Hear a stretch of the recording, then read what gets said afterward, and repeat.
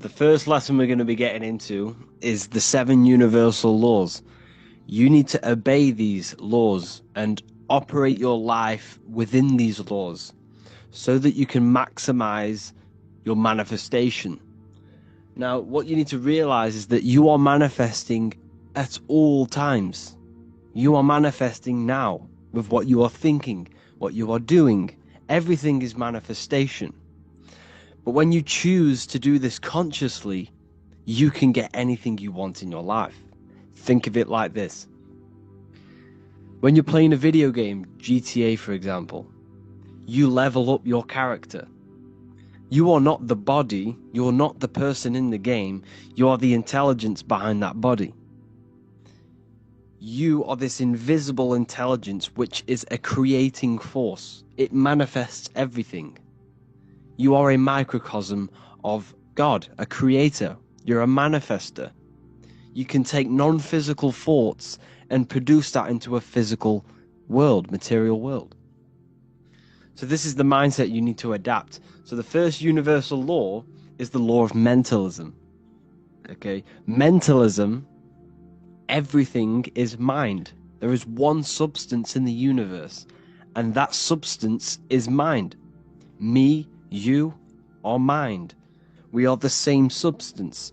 Yes, we are in a different physical form, a different physical body.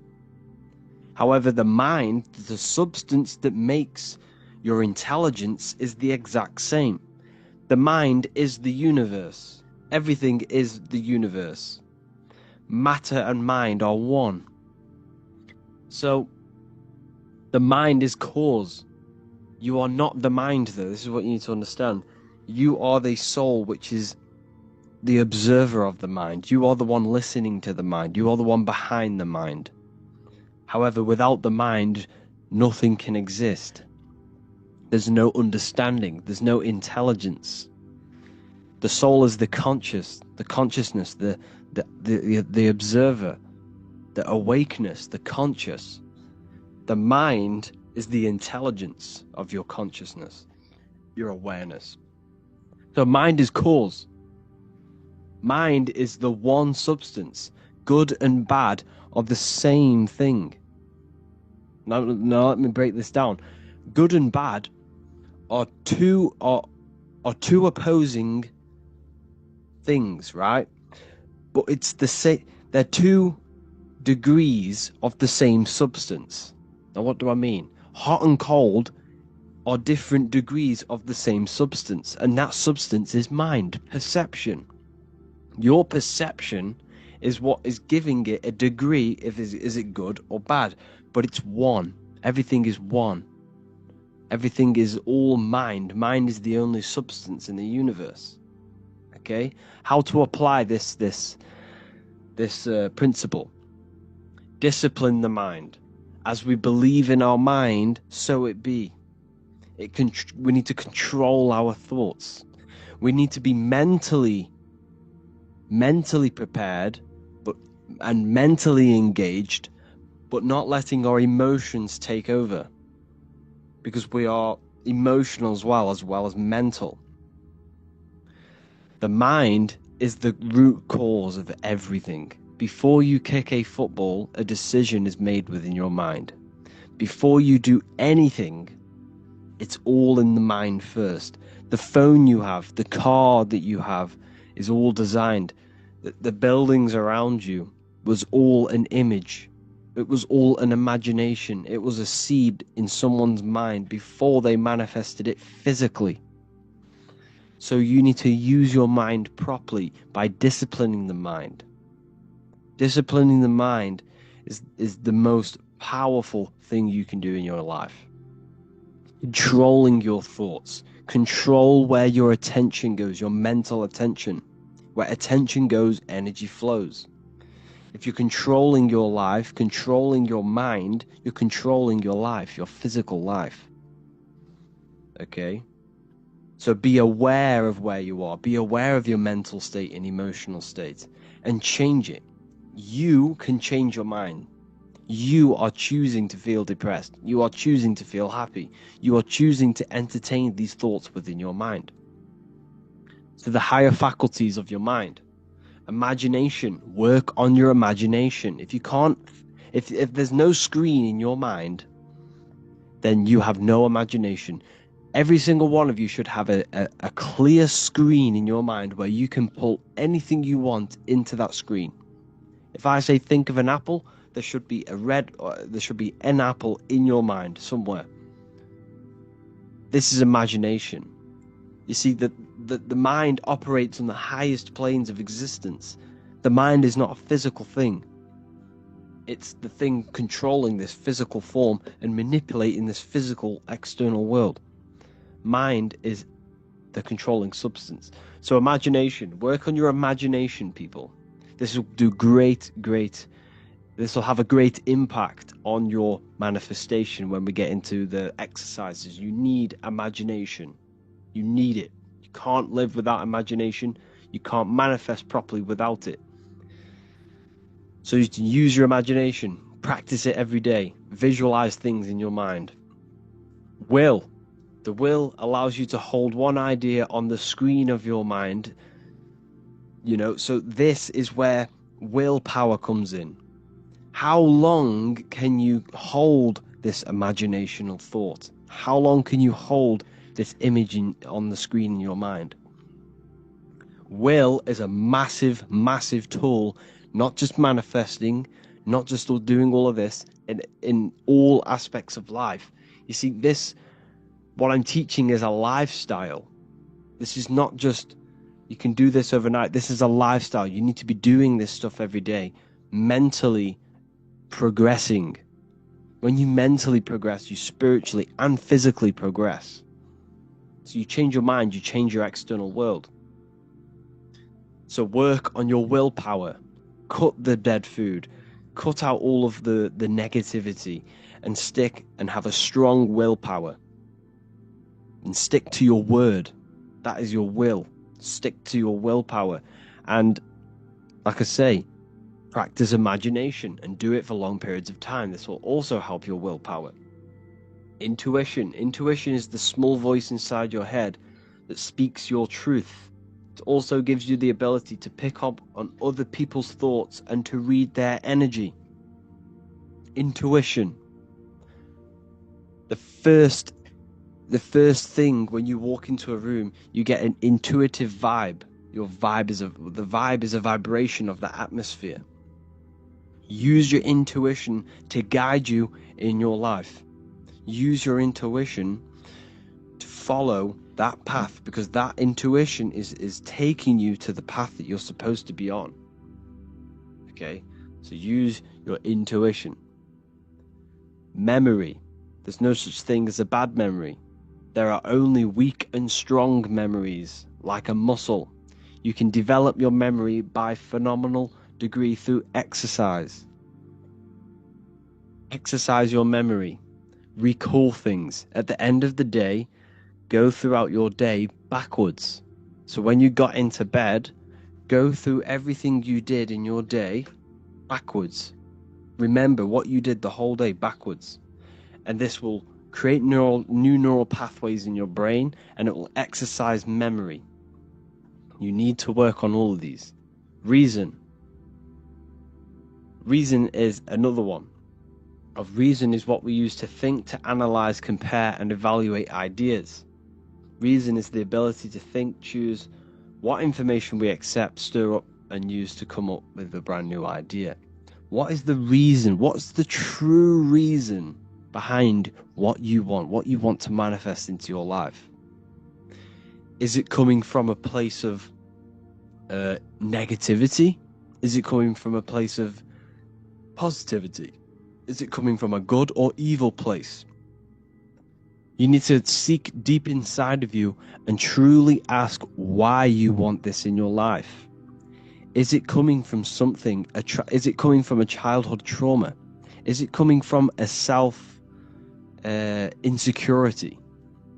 Reason is a big one. You should only be manifesting things that are positive, that will have a positive impact on yourself and the people around you, and the consciousness and the collective consciousness, and to the earth. It should not be a selfish thing. Reason is a good one because it's important. It's important because if you go and manifest something that came from negativity, it will only amplify that negative reason inside of you. Let's say you wanted to do something like you wanted to get rich, but it came from a negative place. Okay, it came from a negative place. The reason why you want it was very negative. You wanted to just flex on people and stuff like that, right? That will amplify. When you become successful, it will amplify that reason, and you will become pretty much an idiot. So make sure the reason's right. Perception. Your perception is your point of view. It controls what you become aware of in your environment and how you choose to see it. Your perception is your reality. You have to be aware that there are people's perceptions are all going to be different. You shouldn't let that affect your internal world. You need to come from a positive perception and a balanced perception. Everything is neutral. Everything is balance. You choose. Your mind chooses whether it's positive or negative. So your perception of things is what you need to change. You need to come from a balanced point. Don't let the external world affect your internal world. Your perception should be neutral. Shouldn't be good or bad. It should be neutral at all times. And try and neutralize and balance your perception on things. Your mind is the decider of your perception, a good or bad perception. The next universal law is the law of correspondence. As above, so below, as within, so without. The outer world is a reflection of your inner world. This is so important, people. This is so important. You cannot go through life without knowing this deeply and understanding this. The friends you have, the car you have, the phone you have, all of the things you possess is a direct manifestation of all of the collective thoughts you've thought in the past. Where you are in life is a direct reflection of the thoughts you have thought in the past. You are here right now because of the thoughts that you thought in the past. The car you have, everything you have is a reflection of what you thought and what you've acted on. You have acted on them thoughts and you are here right now because of that. What is inside of you manifests outside of you. Not just on a macro scale, on a micro scale. So like I always talk about how the body is the image of the stars and we are God made flesh. Everything is us. What is outside of the world is inside of us. We are a microcosm of the macrocosm. But I'm coming from a mental state here. Remember, the first law is mentalism. So you got to keep that in mind in every single one of these laws. The first one is mentalism. What happens in the mind happens outside of you in some way or another. Okay? The thoughts you think become your emotions that you feel. What happens in heaven happens in earth. What happens in the head, the thoughts, happens in the heart, which is earth. Heaven and earth. Whatever you think becomes an emotion, and that emotion influences your behavior, which will influence your action in the physical world. So therefore, if you think and feel that you are happy and rich, that will manifest into your external world. That will manifest into your behavior.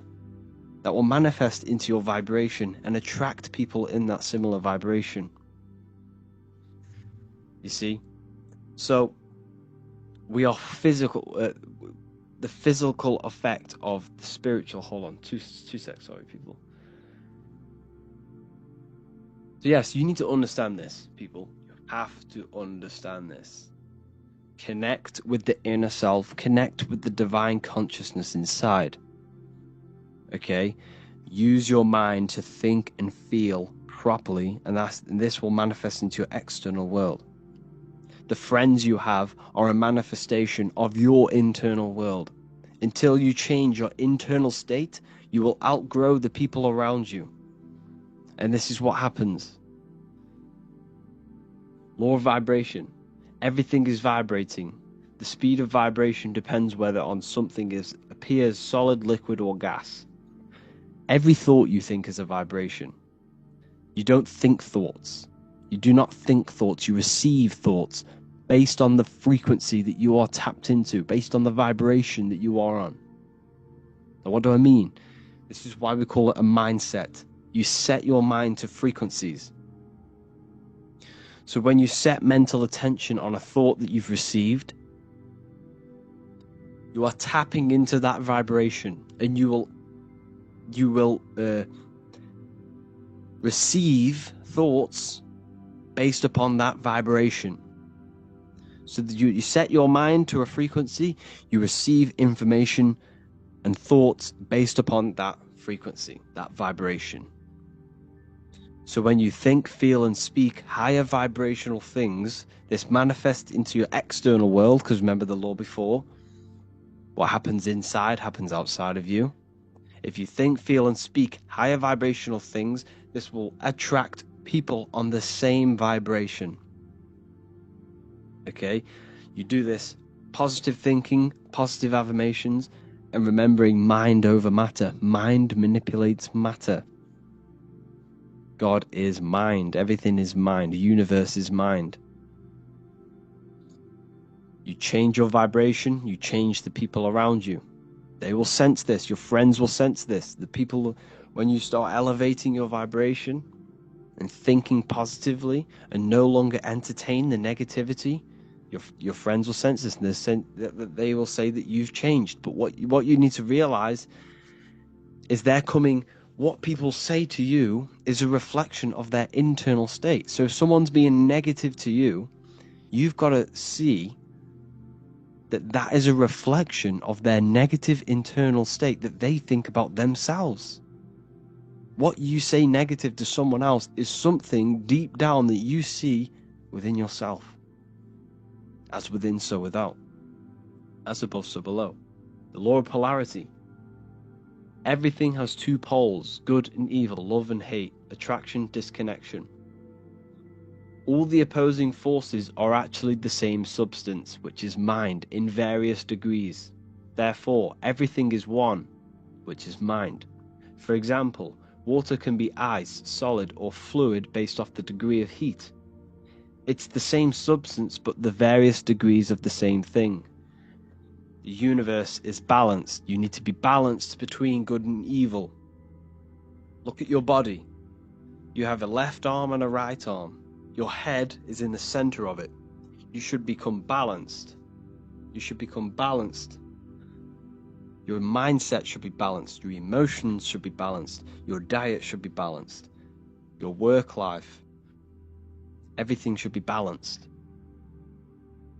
You must first correct your underlying limiting beliefs. If you are unhappy in your job, you focus all of your energy on finding a new job. So think of it this way. There's polarity to everything. You hate where you are in life right now, more than likely. That's why you brought this course. You want to manifest something in your life. Not everyone, but some of you hate your life. Okay? That hatred, you shouldn't hate, because that's going to hurt your body and your cells. But anyways, you can use that energy, the other end of that stick. That energy is draining you. Your hating mental state is draining your energy because you're letting it kill you.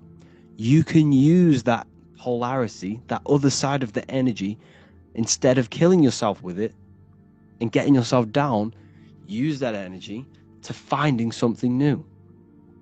There's always two ends to the stick. I hate my job. You can either cry about it or use that energy to go and do something else and figure out what you can do.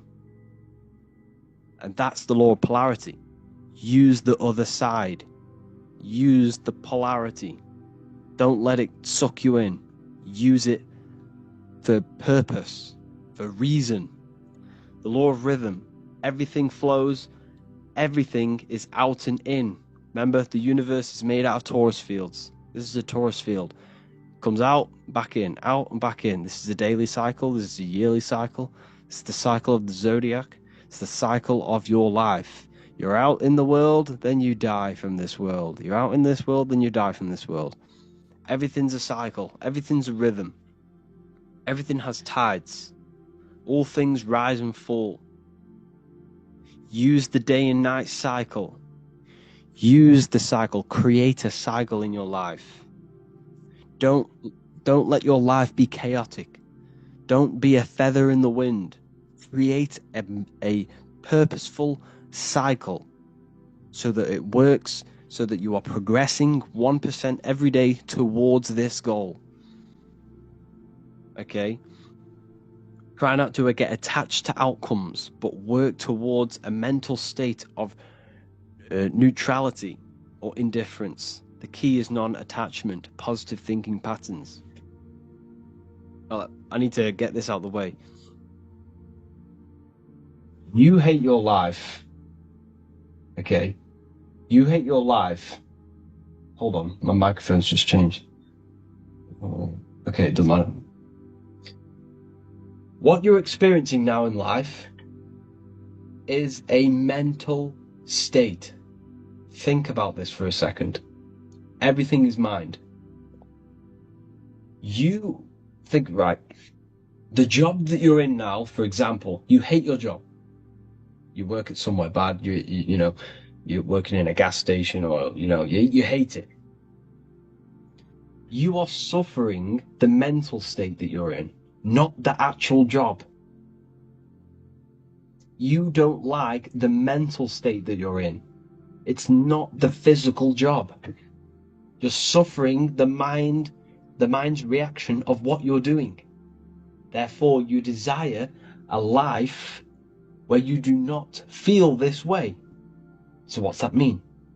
What you really want is a altered mind state where you are not suffering mentally and emotionally.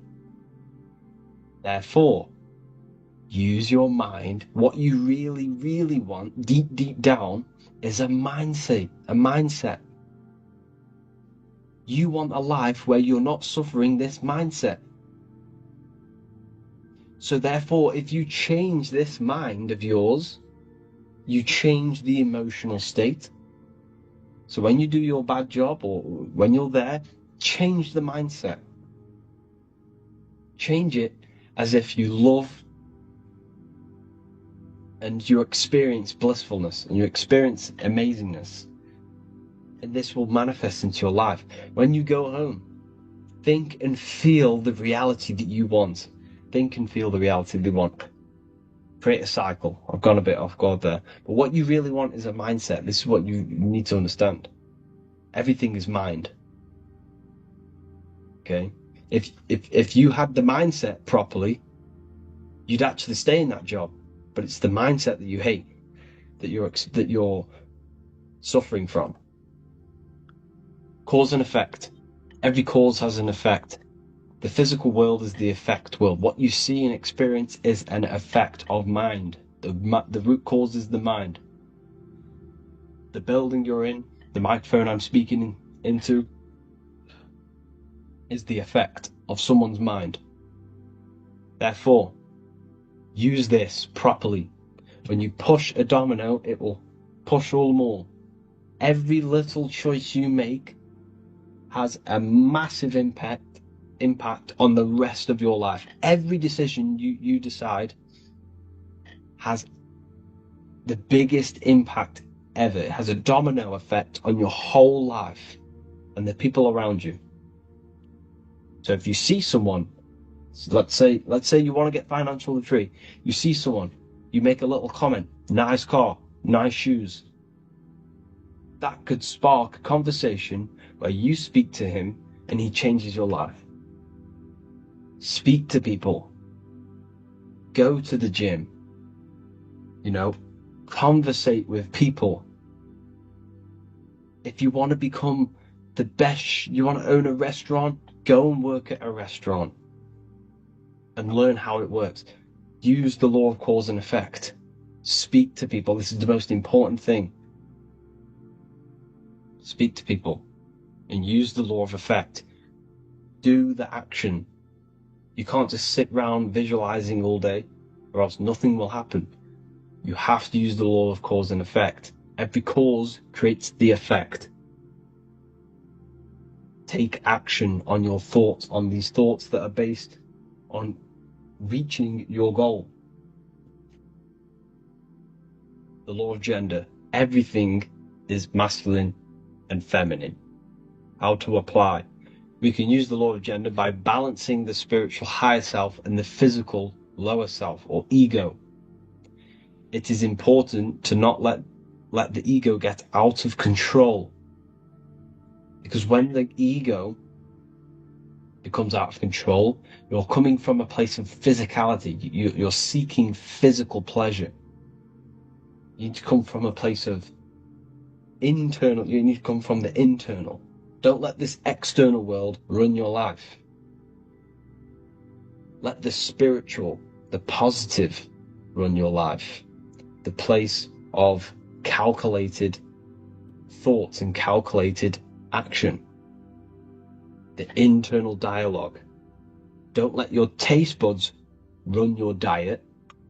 Let the internal calculated mind run the diet, because the calculated mind knows you should be eating healthy things that feed the mind, body, and soul. But the taste buds just want sugar and bad food. So balance the spiritual and the physical self. Meditation. This is that lesson. Hope you enjoyed the next lesson. Well, hope you enjoyed this lesson. Let's go to the next.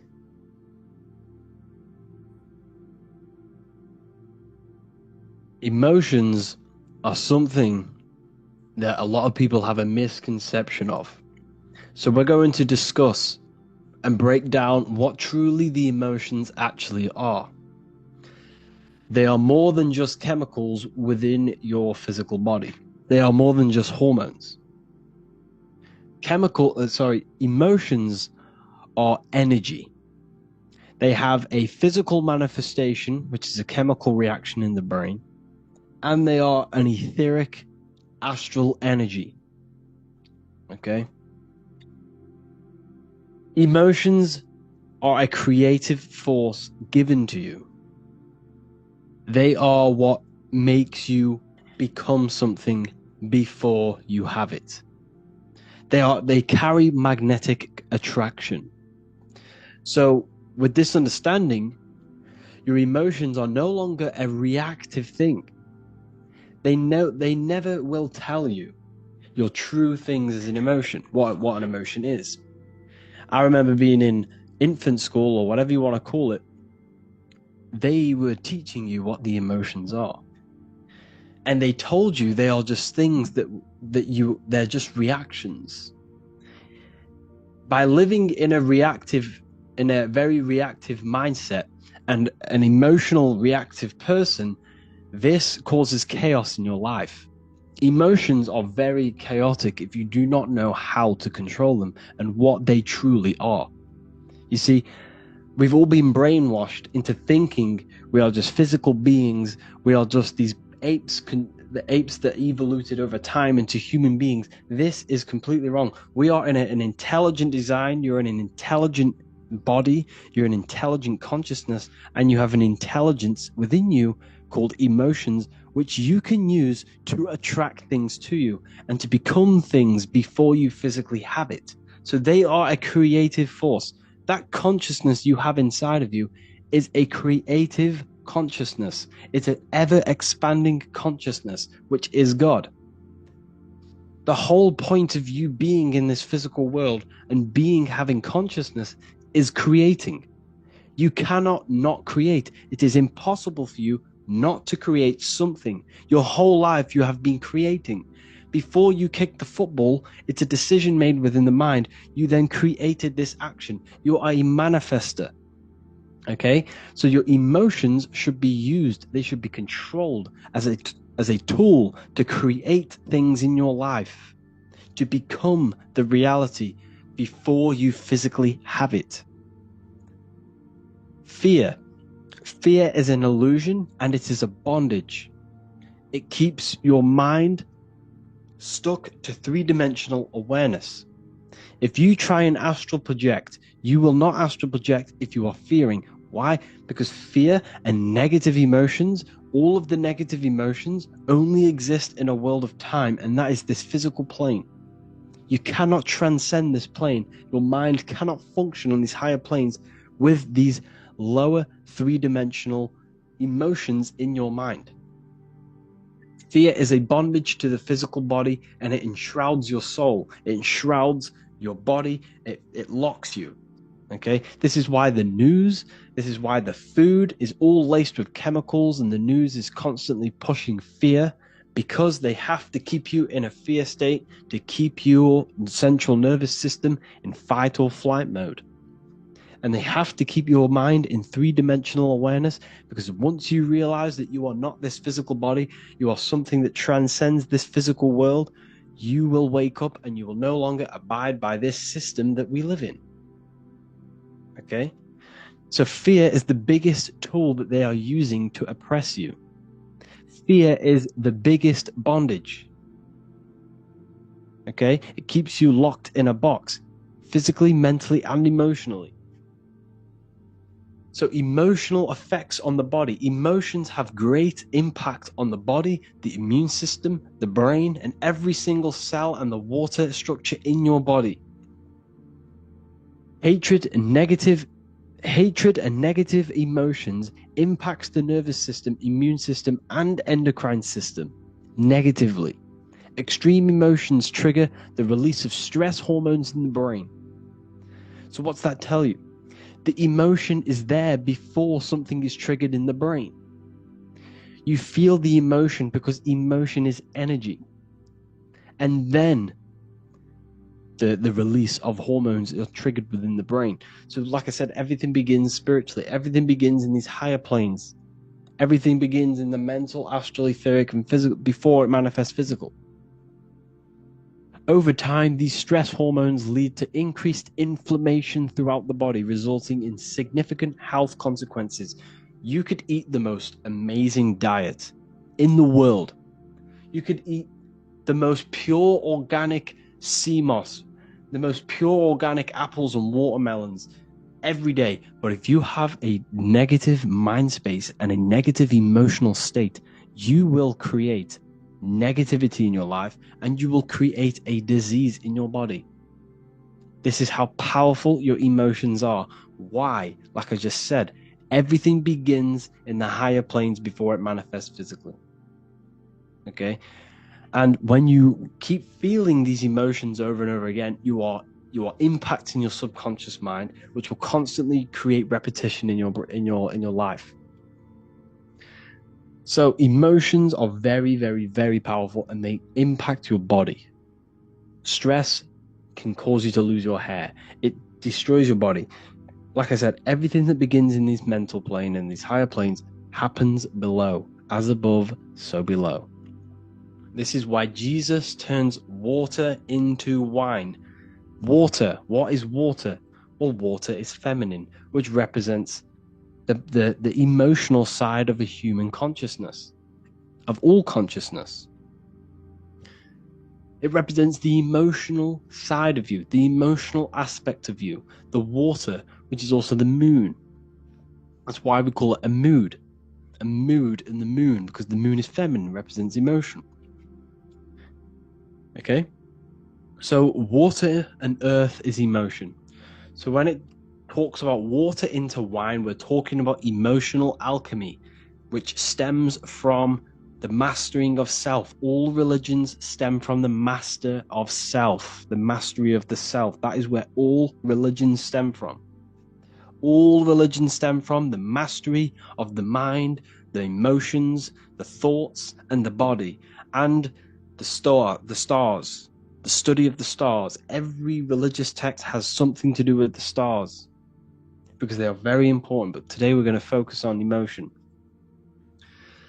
What's the wine? The water into wine. The water is the emotion. The wine is the transmuted emotion. It's emotional alchemy. It's alchemy, this is, people. It's what the Bible is talking about.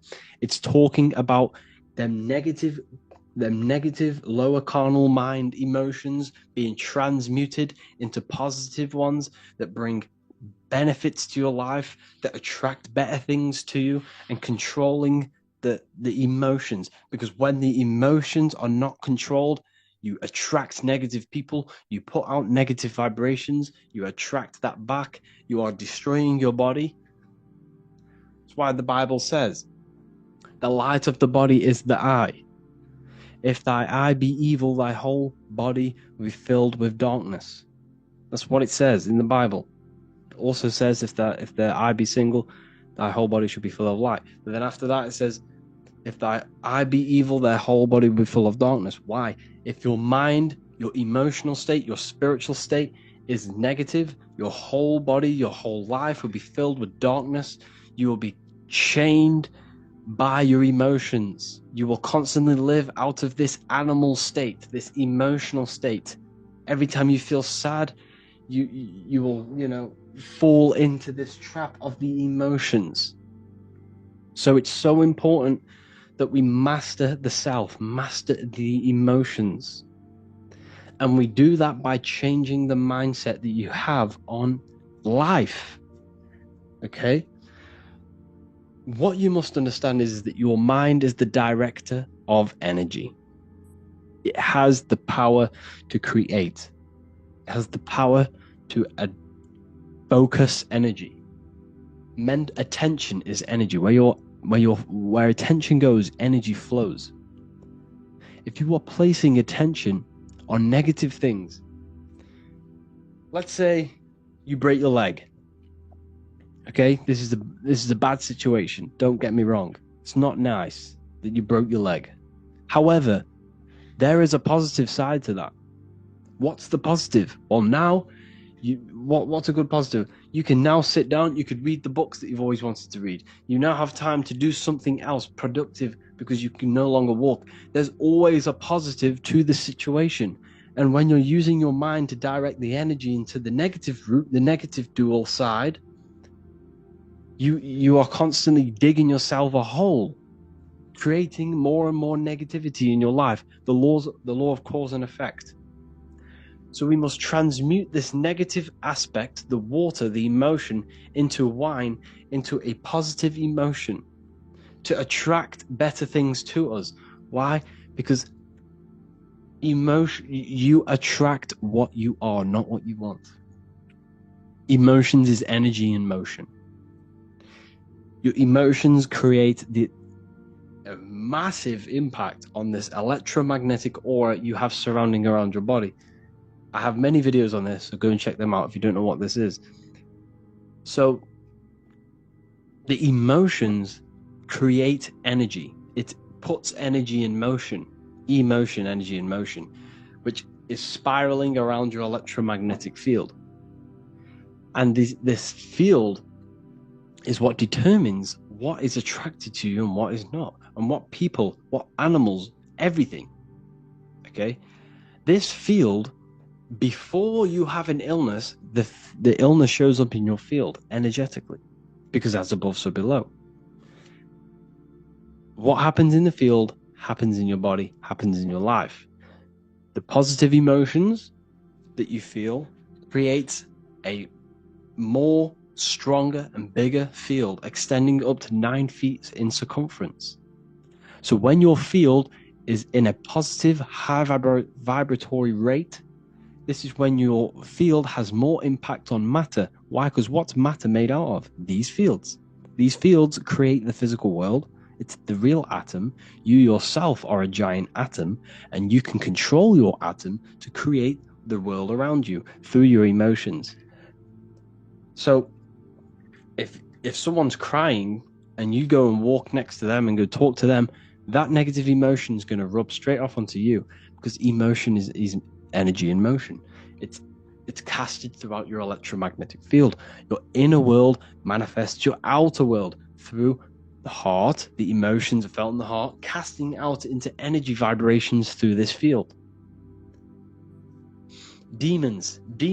It's just another allegory, another myth about emotions, another metaphor about emotions. D meaning negative, mon meaning moon. The negative moon, negative mood, negative emotions. Moon is feminine, represents emotions. Demons are something that possess you. What possesses your mind? Emotions possess you. It's a metaphor. Don't get me wrong, spirits do exist, but a lot of the allegories about demons is all about the emotions and how they possess you. They possess your mind. They take over your mind space. They take over your body, how you feel, how you think. So this is why emotions are very, very, very powerful, and we need to use them and control them, utilize them to create it in our life. Instead of them being reactive, we can use them to pull things to us. Instead of, the emotions that we should be feeling mainly is love and abundance and joy and all of the positive ones, all of the positive emotions that transcend the physical world, because fear, hate only exists in this physical plane. The higher planes of consciousness, these emotions don't exist. That's what sin means. Sin means emotion. Sin. That's what a sin is. It's a negative emotion. It's an emotion that exists in time. That's what a sin is.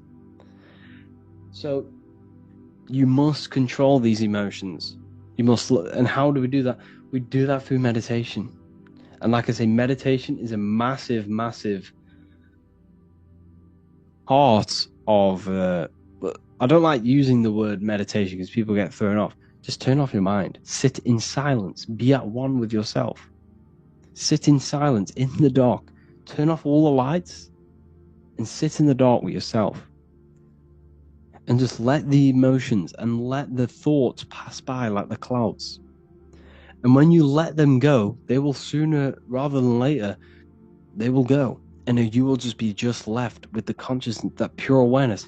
The reason why they told you to be scared of the dark when you're a child and programs that into you through the movies and Hollywood is because they don't want you sitting in the dark. When you sit in the dark, there is a light shining within you, that pure consciousness. You no longer can see your body. You no longer can hear the thoughts and the emotions.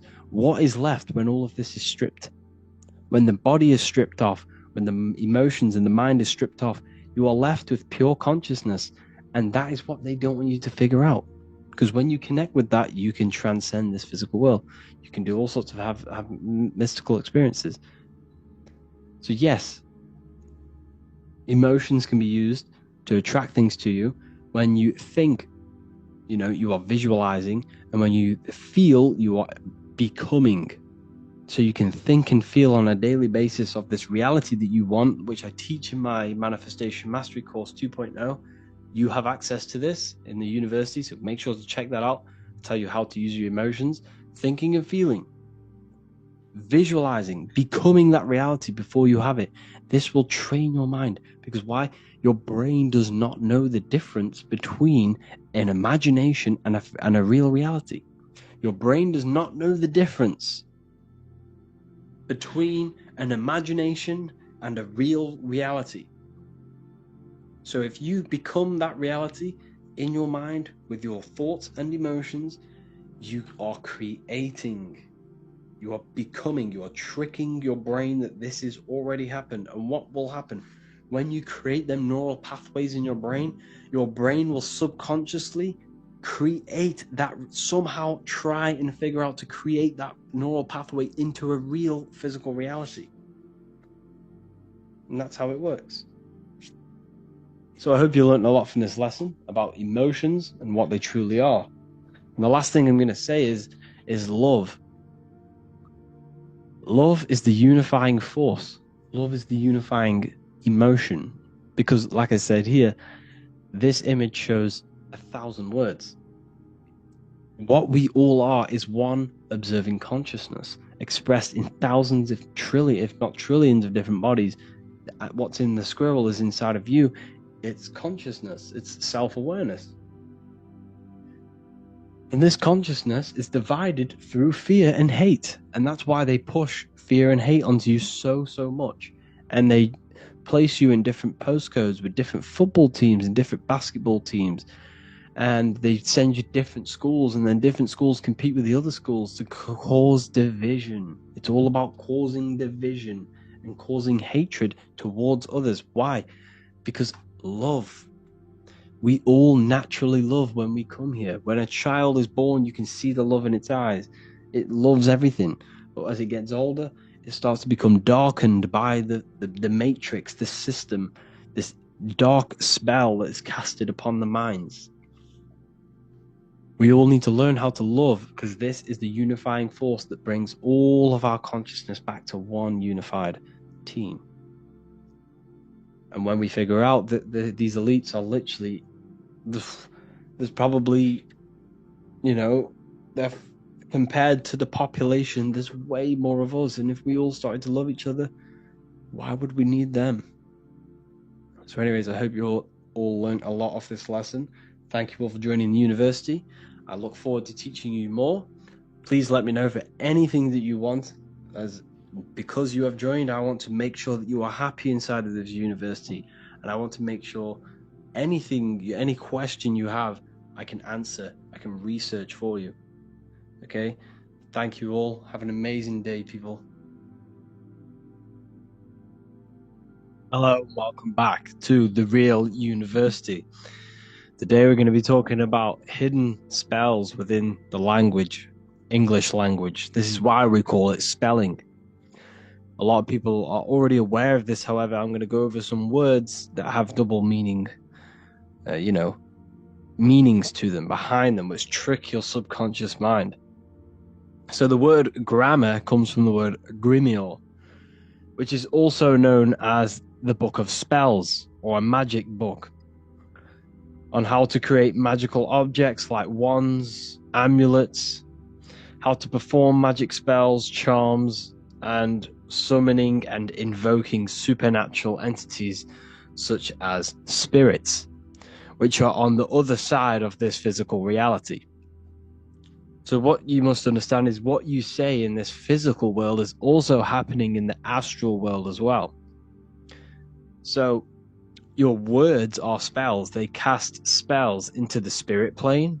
They cast spells into your mind. They cast vibrational frequency into your cells in the water. Water holds a lot of energy, so we're going to be going all over this. The subconscious mind takes everything as truth. Everything you say is truth to your subconscious. And you should know this by watching the Manifestation Mastery 2.0 course. I talk about this. This is so important that you understand this, because everything is truth within the subconscious. It only knows you. Your subconscious mind, if you watch the course, you should know this, it's responsible for 90% of your daily basis behavior. The thoughts that you are thinking on a daily basis, the things that you do, the things that you say, 90% of what you do and say and think you did yesterday, because of the subconscious mind holds all of your programs. What you say is molding your mind. What you state is truth in your mind. It does not know the difference between a joke or it takes everything literal. It is literal.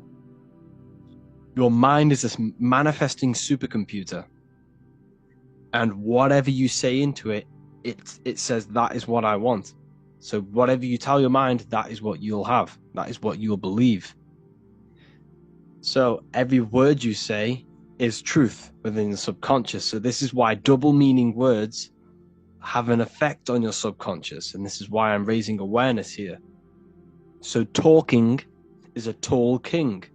You are either a tall king by talking, by using your words wisely, or you're a small king, because you create big, or you destroy yourself with your words. So talking is Phoenician. This is phonetics. So this is etymology. is when you take the root words, but phonetic etymology is when you take the sound of the word. So talk and tor are the same, because when you talk, you're creating sound waves, which is a form of a light wave. And when light waves expand in all directions, it creates a torus field. And everything is torus fields. So if you affect one torus field, it affects every torus field in creation, as above, so below. So what you say is affecting the torus fields around you in your body. You are made out of these torus fields. This is why talking is torusing. You're creating light waves, sound waves, and you are permeating creation. And this is why the Bible tells you the tongue has the power of life and death, and those who love it will eat its fruit. So the tongue is what creates these sound waves that we are producing when we talk or speak. Okay? So this is what we are essentially doing, creating sound waves. And these waves are vibrating and they affect the cells in our body and everything. This is why words are swords. This is why the word word is within sword. They are swords, they cut, they damage, because frequency is the only thing that can penetrate you without your consent. In the very beginning, the Bible, John 1:1, it says, "In the beginning was the Word, and the Word was with God." This is obviously a metaphor. There was no spoken word out of a spoken mouth. It's basically saying God created the world with the use of cymatic frequencies, sound waves. Everything is sound waves, and this is observable. Geometry is the geometric shapes you see in the nature, like petals, how they're all perfect stars or five-pointed stars, or the Fibonacci sequence. This is all an effect of vibrational frequencies. It's all cymatics. Everything is created out of sound. Sound is the creation of the universe. So this is how powerful words are. It's a cymatic frequency. Hello. Hell. When you say hello, you're subconsciously implanting hell into your mind and the people around you's mind. This is why it's casting a spell. Even though you may pick up on it, but your subconscious picks up hell. That is what you're picking up. And that word holds a frequency. The word hell, when you hear the word or see the word, activates thoughts within your subconscious. It activates, it stimulates it. What is everything that resembles hell in your mind? But that goes on within the subconscious without you realizing. Bless. When I bless you, I'm actually saying be less. So you're not blessing someone. You're saying be less. Appreciate. Appreciate. Weekend is when you're weakened. You see, they've casted spells on our cycle of life. The weekend is when you're weekend. You are weakened from the weekdays, when the working days are the weekdays, and the weekend is when you're weakened and you rest. Because in the days, you are in physical or emotional shock, unable to think or react properly. This is the days you're in. You're in a daze in the weekdays. See? Parents are a pair who rents. Because you don't, well, in this we do own our children, but in the system, we technically don't. You're a pair who rents. Slaughter. They want you to think that slaughter is laughter. You see how it's implanting messages in your subconscious to make these things okay? They want you to think slaughtering is okay, so they put the word laughter in slaughter. I'm telling you, people, the people who made this language are satanic. They are witch. These people are wizards. We're getting ran by wizards. Dark occultists and wizards. That is who we're getting run by. And they've been running for thousands of years, and they know exactly what they're doing. They've covered all aspects. They've covered the language, the frequencies, the music, the food, the water. They control everything. In every aspect of your life, they have some part in it. And it's all occult knowledge through magic. It's all magic. It's all a form of magic. Awake.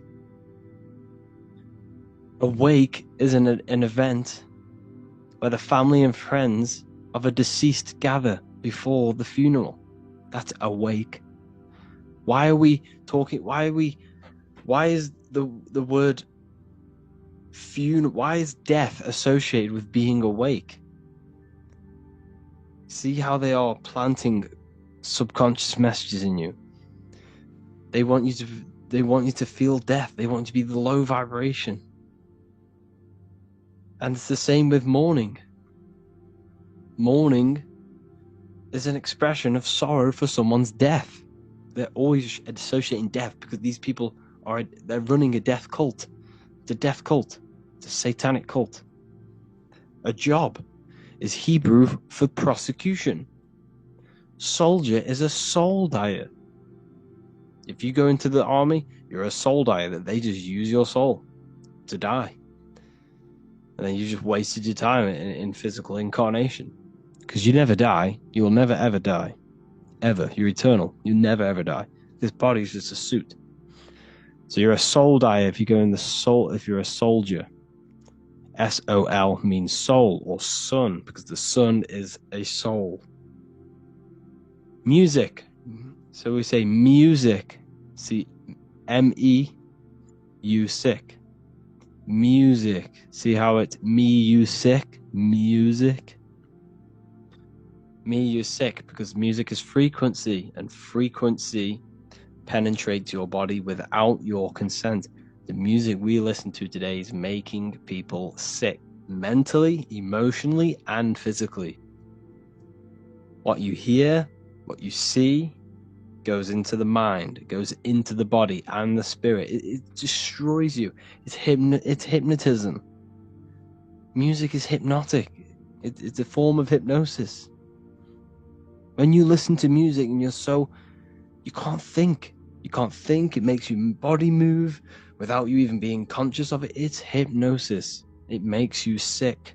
The right music is good, don't get me wrong, but the music they use today is making you, me and you, sick. And that's another one. When we say things are sick, oh, that's really good. So we say sick. It's another spell that you're casting. You're calling yourself sick. Your subconscious mind doesn't know the difference. You're calling yourself sick, ill. Spellcasters will often use the word abracadabra when spellcasting. This is because the word abracadabra in magic means I create when I speak. Every word you say is molding your mind in some form of way. Not only is it molding your mind, you're casting frequency. You're producing frequency, light waves, sound waves into the ether around you. Okay? This is another good one. Look at the 5 vowels. A, E, I, O, U. They tell you to speak it in this order as well. They teach you this order, this exact order. A, E, I, O, U. I, O, U. Subconscious spell on yourself without you even realizing it. It's a subliminal message that you will not realize, but your subconscious will pick up. We are taught to speak them in the specific arrangement because the last 3 letters have a double meaning. You were never taught how the history of money, how it works, and how to obtain it, because your role in this system is to remain a slave. So they teach you this, A-E-I-O-U, and they do that when you are very, very, very young, because since the age of 7, so from 0 to 7, that is when your subconscious mind is wide open. So when a baby, why do you think they pick up on everything you do? If you say one thing, the next day they're saying it. It's because their subconscious is wide open to programs. Why? Because they're trying to learn what this world is. So their subconscious mind is wide open taking in everything that you do, everything you say, your body language, the way you handle yourself, the way you talk to other people. They're taking in every little thing you say and do and making that a program so they can understand this world and the people around them. And at the age of 7, that is when their programs are written for life, and they will basically go off them for the rest of their lives. This is why it's important to look after what you do in front of your children, not just what you say, your body language, the things you eat. They pick up on everything. They're trying to make a sense of the world. From the age of 0 to 7 in school, you learn this. I owe you. It belittles you. You owe nothing. No one has right over you. This should not be real. There should be no government. We should not have. No one should be over you. Everyone is equal. Everyone is the I. Everyone is God manifested. So we don't owe anyone anything, but it's a spell in your subconscious. Signature. Sign your nature. Sig is sigil. A sigil is a magic. Is a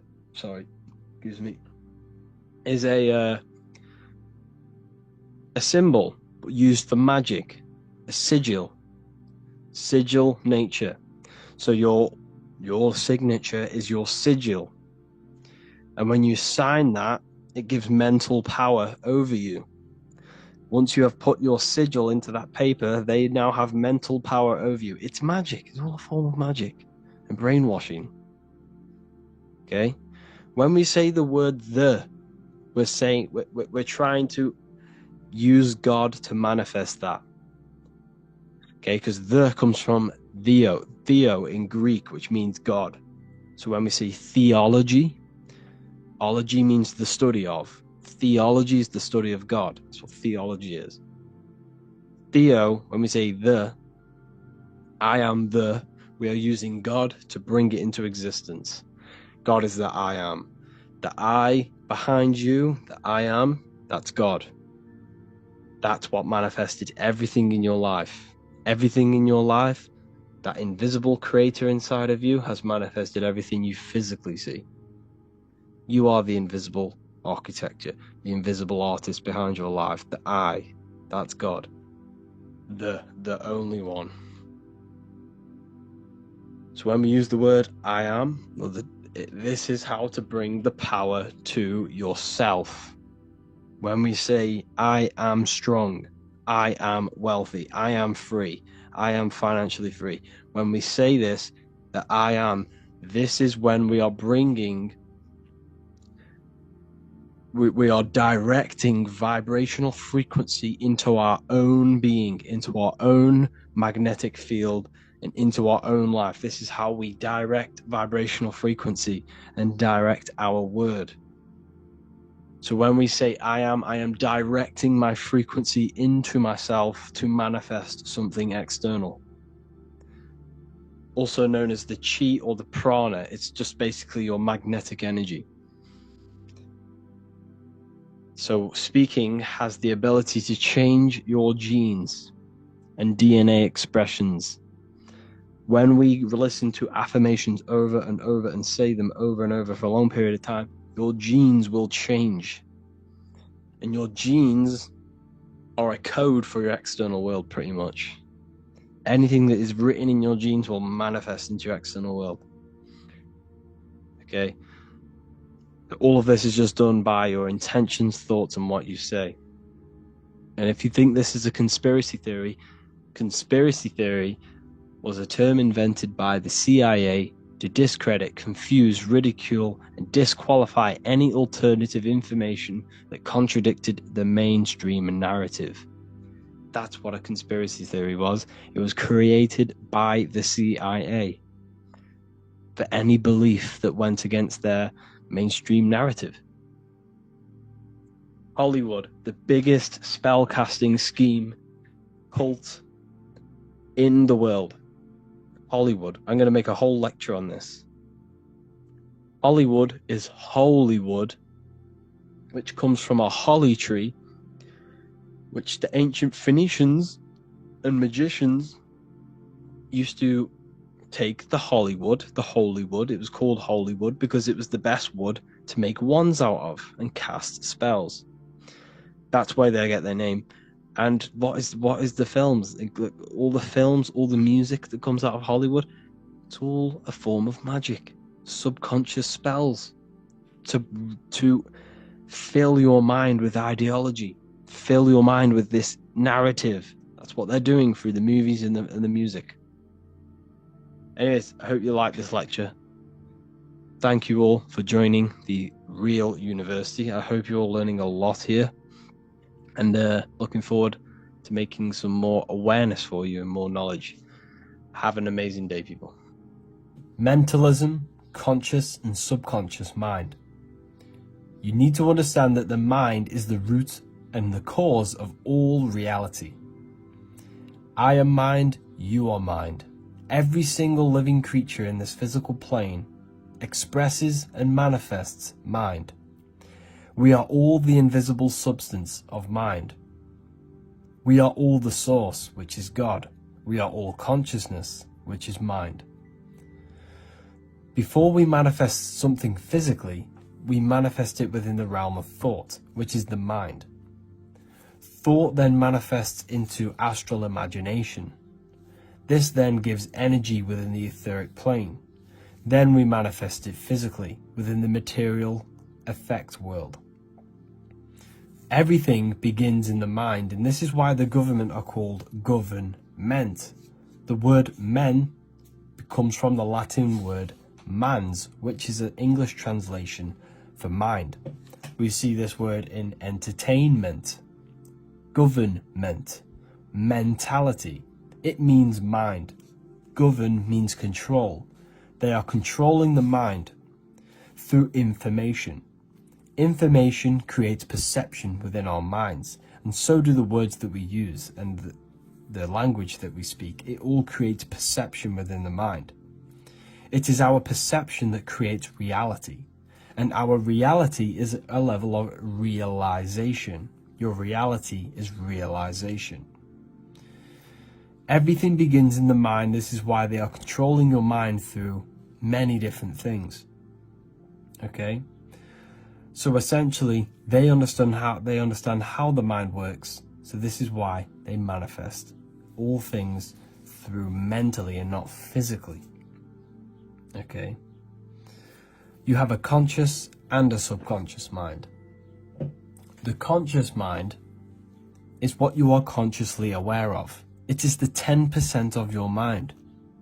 It is the mind that keeps you alert. A part of your conscious mind is for survival. A part of it is your visual field.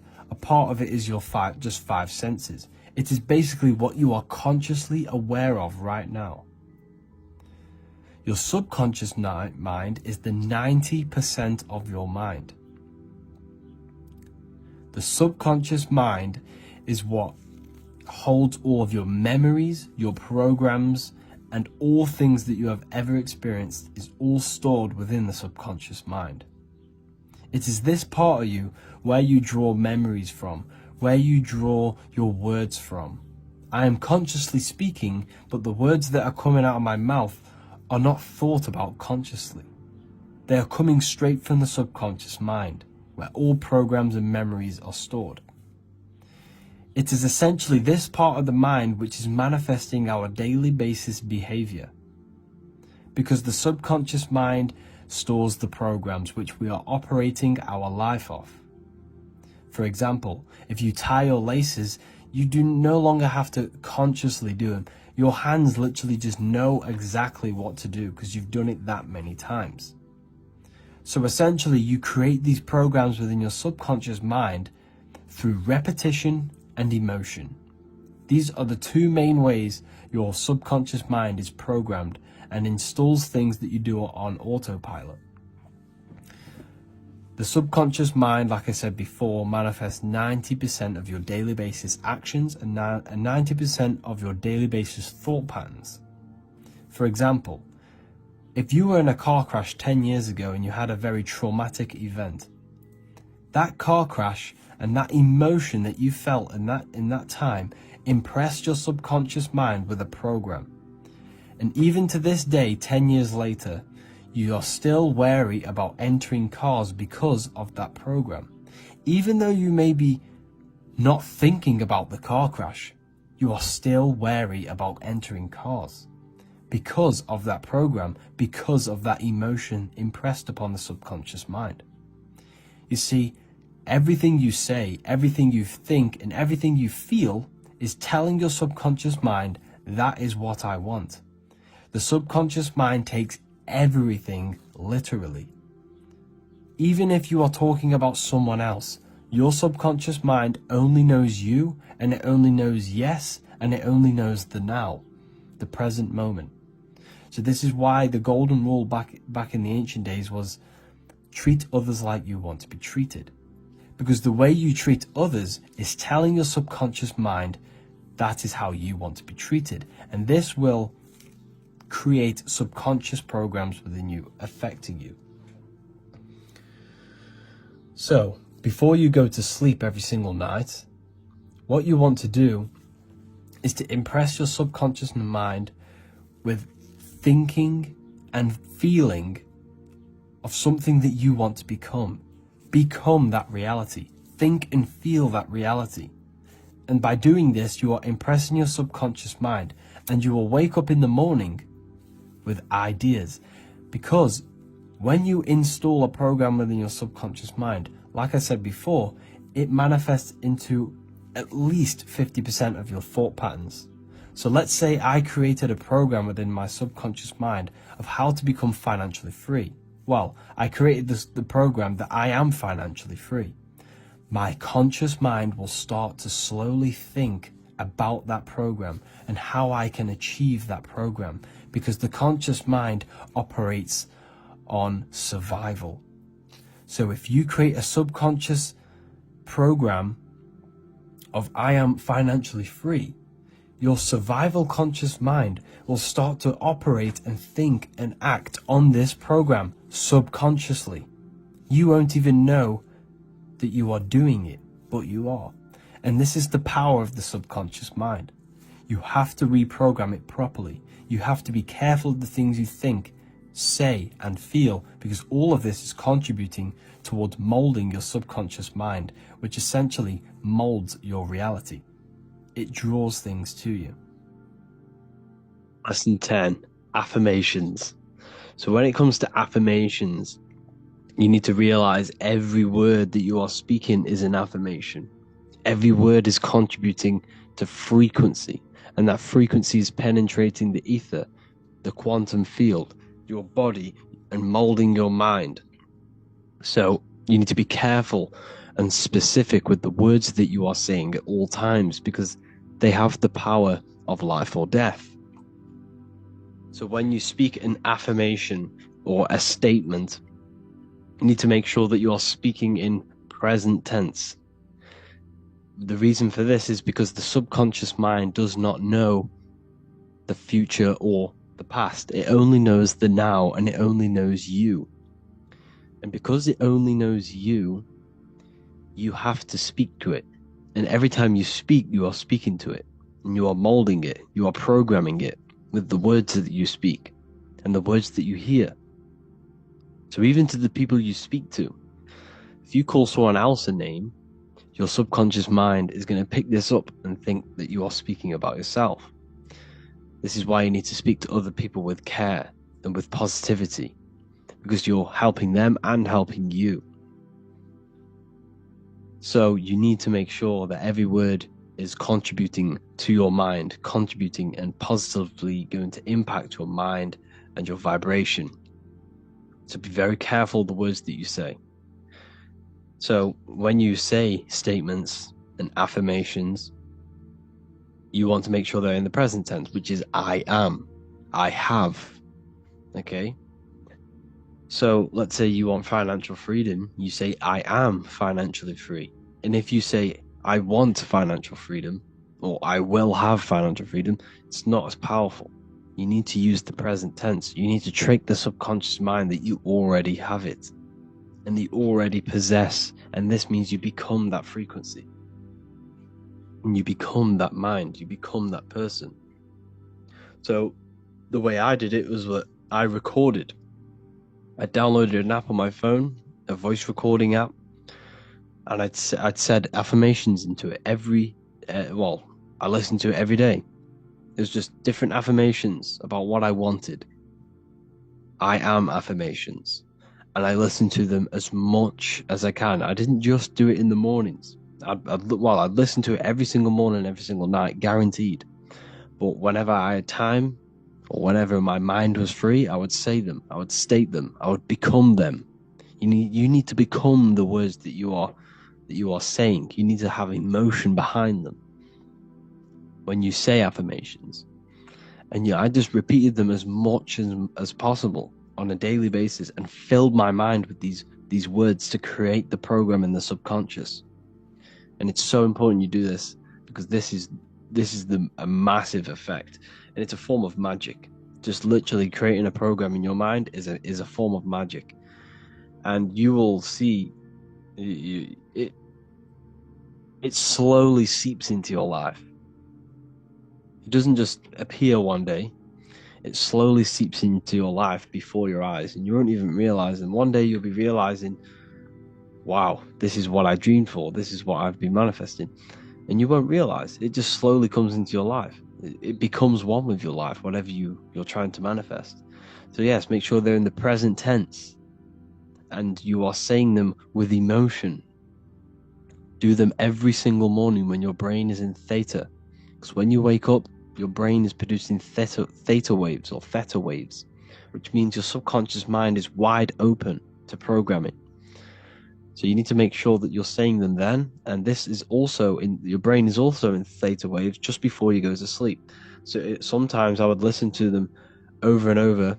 I'd have them on repeat whilst I sleep, and I'd wake up and I'd still listen to them. You need to get these words that ingrained in your mind, and these statements that ingrained in your mind, that it rewires your brain, it rewires your whole DNA in your body, and it will slowly seep into your life. Okay, this is a very powerful technique.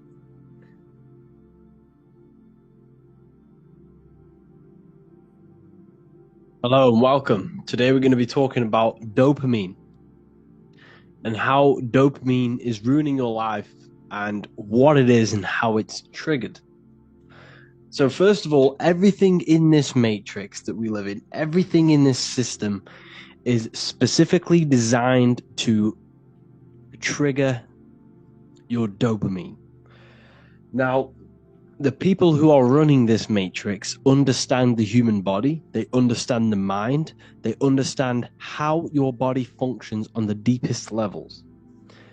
So these phones, these apps, everything you can see in this matrix was designed by very, very, very intelligent, illuminated people who understand how these functions work within the brain, and they are using this against you, okay, to keep you a slave to the system.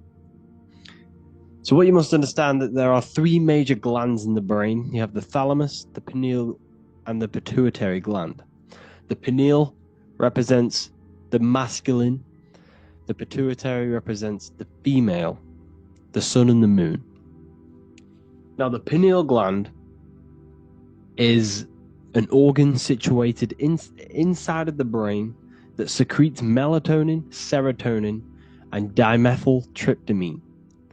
So essentially, and the hypothalamus, or the thalamus, is what releases dopamine. Okay, so dopamine is produced in the brain, and it is basically the body's reward system. And the matrix, or everything you see around you, is designed to trigger and overstimulate your dopamine and trigger your body's reward system. Okay, so dopamine triggers the brain's reward system.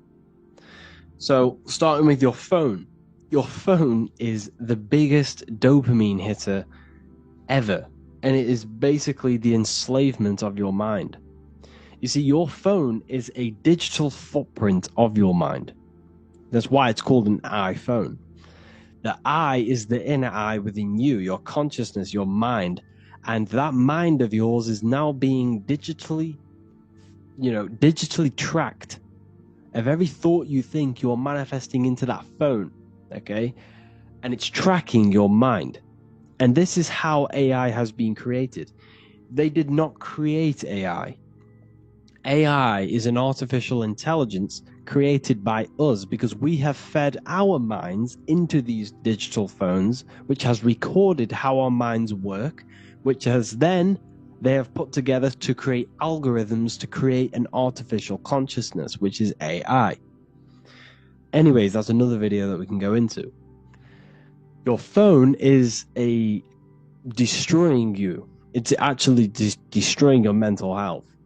So you have notifications, all of the apps, all of the notifications, there's so much going on. There's so many bright colors on the screen. The brightness is very high. There's blue light coming off it. You have thousands of different apps, thousands of different notifications coming through. All of these notifications are making you feel on a subconscious level that you are needed. Okay? And it releases dopamine within your brain. That's why these phones are so addictive, because they are triggering your brain's reward system, and your body thinks that you are doing something good. And this dopamine within you, it makes you feel really good. Okay? Likes on your post, on your Instagram post, every time you get a like, every time you like a post, every time you hear music, is releasing dopamine within your brain. Information, so every reel that you are scrolling is releasing dopamine, and this is why a lot of people are getting depressed. It's because their dopamine is so high that when they get off their phone, they can't enjoy their life, because their phone is giving them rewards of doing nothing. Of sitting there on your phone is giving your brain rewards, and it's tricking your body and mind that you are doing something good. Okay? Talking about your dreams. So let's say you want to become a millionaire, and I go to my friends and go and tell them all, oh, I'm going to do this, I'm going to do that, and I'm doing this and I'm doing that to become a millionaire. That actually releases dopamine in your brain when you're telling people this. This is why you feel so good when you're talking about yourself. Try and always put the focus on other people. That's another social tip, actually. When you are talking to people, the secret to communication is to get them talk about themselves, because it releases dopamine in their brain.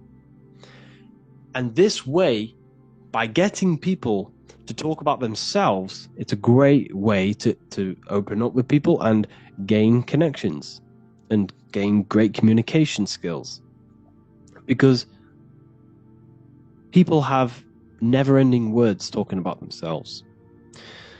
So never talk about your dreams to people. Never talk about what you're going to do or what you want to do, because this will release dopamine in your brain, telling you that you have already achieved this goal when you haven't even got it.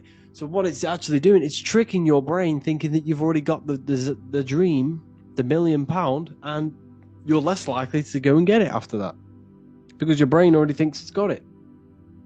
And your subconscious mind takes every word you think, every word you say, literally. It takes everything you say like as truth. Okay? It's very important so that you don't, talk about your dreams to people. Sugar is a drug. Did you know if sugar was illegal, it'd be a Class A drug? It would be a Class A drug. It's so addictive. It activates the brain's reward system, dopamine. That's why it's so addictive. Because every time you eat this poison, it is fruit sugar is not poison. That's very good. It has fructose, and your body runs off the energy of fructose. However, this sugar, this artificial sugar, is destroying you because it's making you feel like you're doing something good, and that's why it feels so amazing. That's why it's so addictive. That's why sweets and chocolate are so addictive, because there's so much sugar in this stuff. It's activating the brain's reward system, making you become addicted. Masturbation is the worst one ever. So look at the matrix from my point of view now. You have sugar in every piece of food. You have free websites for porn to see any woman or male that you want to see. You could see the most stunning girl on there, at the click of your fingers, you can get that for free. Okay? So when something is free, you are the product. You have to understand that. You are the product. What are they gaining out of you if they are giving something for free? First of all, they're gaining your information, your IP address and stuff like that, and they're getting you weak. Because releasing dopamine, orgasms are the best feeling a human can feel, or any living being can feel. An orgasm is the best feel. There's nothing that can top an orgasm unless you're taking synthetic drugs like heroin or something like that. But orgasms are the best natural way to get the most amount of dopamine in your brain, in your body. That's why it feels so good when you orgasm. So if you are doing this on a daily basis, it releases so much dopamine in your brain, like so much. How can you enjoy little things in life? This is why a lot of people are so careless, because they're scrolling their minds away silly on their phone, which is releasing dopamine. Then they go and eat some sugar, which is more dopamine. Then at night time, they're logging onto porn and getting a load of more dopamine. You see, everything is triggering the brain reward system in this matrix, and it's keeping you lazy. It keeps you lazy. When your bodies feel like it's doing something good, but the eating and masturbation, it's destroying your motivation. You can't function in a world. You can't do it. Okay? How can you enjoy life and little things? Like, I don't know, an example. For example, just in nature. If you're walking through a woods, how are you going to enjoy that when at the tip of your fingers you're going to go home and destroy yourself silly on these dirty websites, getting the most amount of dopamine ever? This is why it's so sacred. We should not be releasing. You should never be releasing unless you're creating a baby. And that is that simple. And to anyone who says that is unhealthy, they are wrong. You should not release. That fluid inside of you can create a whole other human being. Think of how powerful that is. That little fluid of that inside of you it carries every single mineral, every single vitamin to create a whole new human being. And you are just going to go waste it. And that's why it feels so good when you get rid of it. But it's actually killing a part of you every time you get rid of it. Because when that fluid is inside of you, instead of wasting it outside of you, that sacred body's fluid is actually vitalizing all of your cells and nourishing your body. Okay? So you have to get into retention. It's the best way you can gain power and gain confidence and gain your life spark again. Because it's killing you people. It is killing you people. Everything, like I said, everything in this matrix is designed for dopamine. It's all triggering the brain's reward system, so it keeps you lazy and on your ass scrolling on your phone. So we have to do dopamine detoxes, a phone detox, caffeine detox. Caffeine releases dopamine in the brain. Another one, everyone drinks caffeine. So they wake up, they drink caffeine, dopamine. Then they have sugar in there, which is more dopamine. Then they scroll on their phone, which is more dopamine. They watch the TV, it's more dopamine. Everything's dopamine. And I mean everything in this matrix.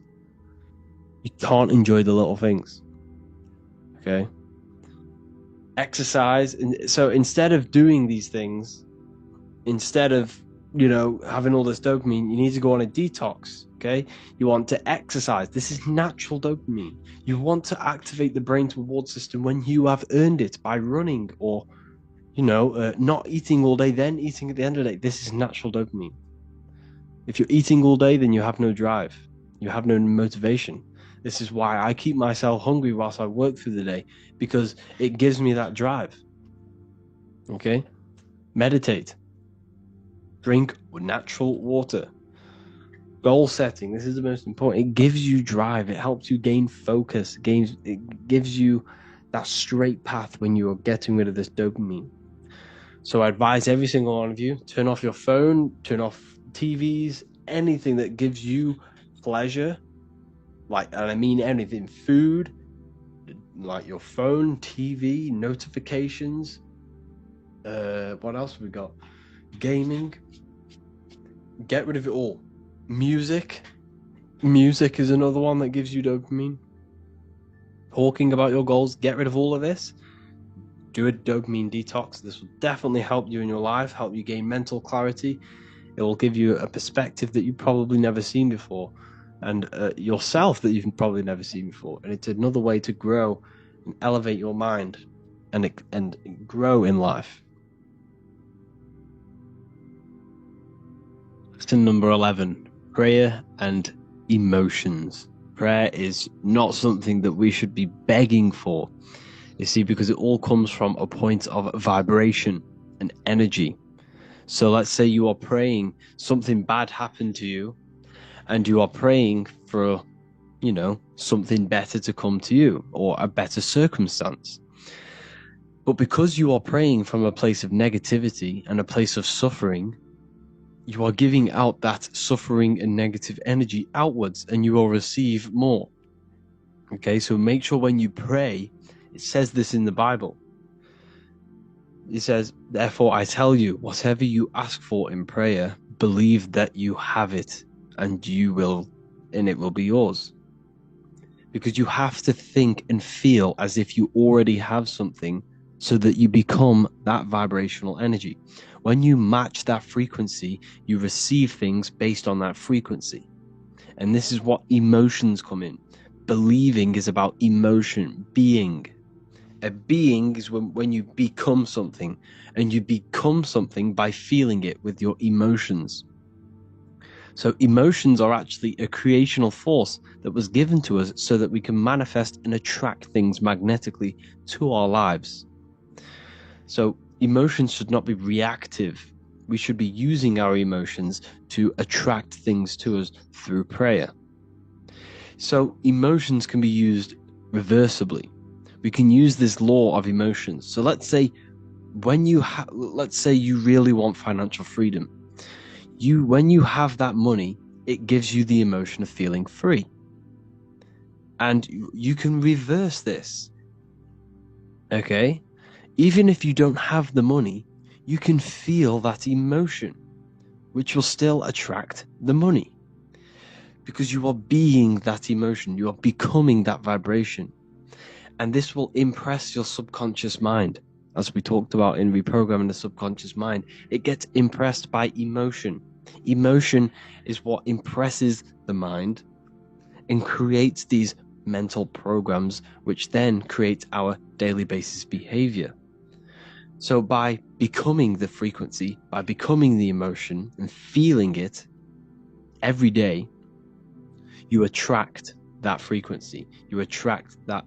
You are becoming it before you even have it physically. See, everything begins in the mind, as always. And this is why when you pray, you want to make sure that you are imagining that you already have it. Okay? Or let's say someone cuts you in traffic. If someone cuts you in traffic, you shouldn't sit there going crazy and calling them names. You should bless that person. You should say, have an amazing day, or whatever. Just say it in your mind. Instead of saying the negative things, give out the positive. Bless the person, and you will receive more back. It's all these little things that have an effect on your mind. All the little things, the little comments, the little thoughts, you need to remove all of these little negative ones and replace them and transmute them into positive. And you will see more and more things take place in your life, which will contribute towards your manifestation. So when you pray, make sure you do it once a day, or once or twice a day, or as much as possible, thinking and feeling that you already have it. Don't ask for something. Believe you have the something with your emotions. Your emotions should be used to attract, to become. Hello, people. We're going to be talking about psychology, the subconscious, and how it's basically trying to ruin your life in some sort of way. Because Your whole life, your subconscious has been programmed. You have programs, and more than likely, if you join this university, you're looking for some sort of advancement in mentally or physically or spiritually, whatever it is. And the subconscious is what is holding you back. Your whole life, you've ingrained your subconscious. You've told your subconscious this is what you want. Your life right now, if you hate your life, your subconscious is manifesting programs where it's basically, it likes this life. Your subconscious likes this life that you live, but your conscious mind does not. But your whole life, you've been programming your subconscious, this is what you want. Every word you say, every action you take, everything you listen to is telling your subconscious this is what you want, because it takes everything as truth, and it accelerates everything. Everything you say, whether that is bad or good. So for example, if you are a loser and you have not much going for you and you want to change your life and you're trying to change your life, but you're finding it so hard to even get out of your room. Let's say you are an introvert, an introvert where you can't really speak to people. Your subconscious mind is manifesting this program. It's telling you not to speak to people. It's telling you to stay in your room. But every time you consciously walk out of that room, your subconscious will walk you back into that room. But you have to keep moving forward. You have to keep going and taking action and slowly reprogramming the subconscious mind. You want to walk out of the room. You want the financial freedom. If you want financial freedom, but you're in a place now where you don't have it, your subconscious is manifesting your reality. Your subconscious wants you broke. And it wants you because this is the program it's operating on. Your whole life has molded your subconscious mind, and this is what is creating your conscious reality, your external reality. So therefore you must change it. It will keep you broke until you change them broke programs. That is what the subconscious will do. It will keep you in safety because your whole life you've been wanting safety. If your whole life you wanted fighting, then your subconscious will manifest fighting. Like I said, it will walk you back into the room every time you walk out, but you just have to keep going and rewire the subconscious and change it. You must change the inner to change the outer. You change your internal state to project an outwards reality. Your reality, everything, like every relationship you have, every personal possession you have, everything you listen to, everything you do, every action you take is all a reflection of your internal mind. It's all an aspect of your mind. Every relationship you have is an aspect of your own mind. And whether you observe that or not, your girlfriend, for example, if you have a girlfriend, if you have a boyfriend, do you truly love this person? Or is it coming from a subconscious place of desire or fulfillment of lust? Is it a fulfillment of sexual desire? Or is it a hole that you are trying to fill of aloneness, of being lonely? Do you truly love this person, or is it a shadow trait manifesting on the surface of your reality? You have to deep dive within your mind and question every single person in your life. Why do I have this person in my life? What is it am I trying to gain from them? What is it that this person is fulfilling in my mind? And if it's for negative reasons, then you need to get rid of this person or transmute into something that is positive in this person. Do you truly want to show love to this person, or is it just a subconscious fulfillment of loneliness? Are you scared, or is it a fear? Is it fear of being alone? Is this why you have people in your life? And you're probably thinking, well, yes, but what if it is? If that is true? Everything in the subconscious comes to reality. It's just a matter of time. The only thing you can control is the time that program will reveal itself. That darkness you have within you will come to light, and you will show it to the person. If you are with that person just for lust and a fulfillment of sexual desire, then it will come to light. For sooner or later, 10 years time, it might take that. It will come to light, and it will create destruction in your life or in their life, which brings you bad karma. It's like a seed. The subconscious is a garden, and every subconscious program is a seed which is slowly growing towards the light. Every thought is a seed which is planting within the subconscious. So you must question every single person in your life. You must question everything you're chasing in your life. Why do you want certain things? Why do you want this person? Why do you want the money? What is it? What is it deep down within you that you want it? Is it for good or is it for bad? And if it's for bad, you need to transmute it or you need to get rid of it. Nothing can fill your holes externally. Now let me tell you this. Nothing external will ever fill that hole you have inside of you. That unfulfillment you have within you. Nothing can fill that other than God. Other than the higher self. Other than pure love and light. Nothing will ever fulfill your needs physically.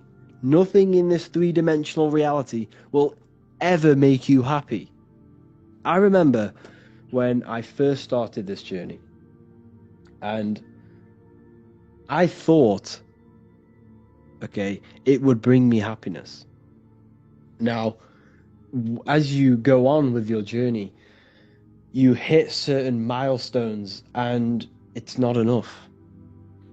No, and then you come to you sooner rather than later, you come to a realization where nothing tangible will ever fulfill that inner hole you have within you.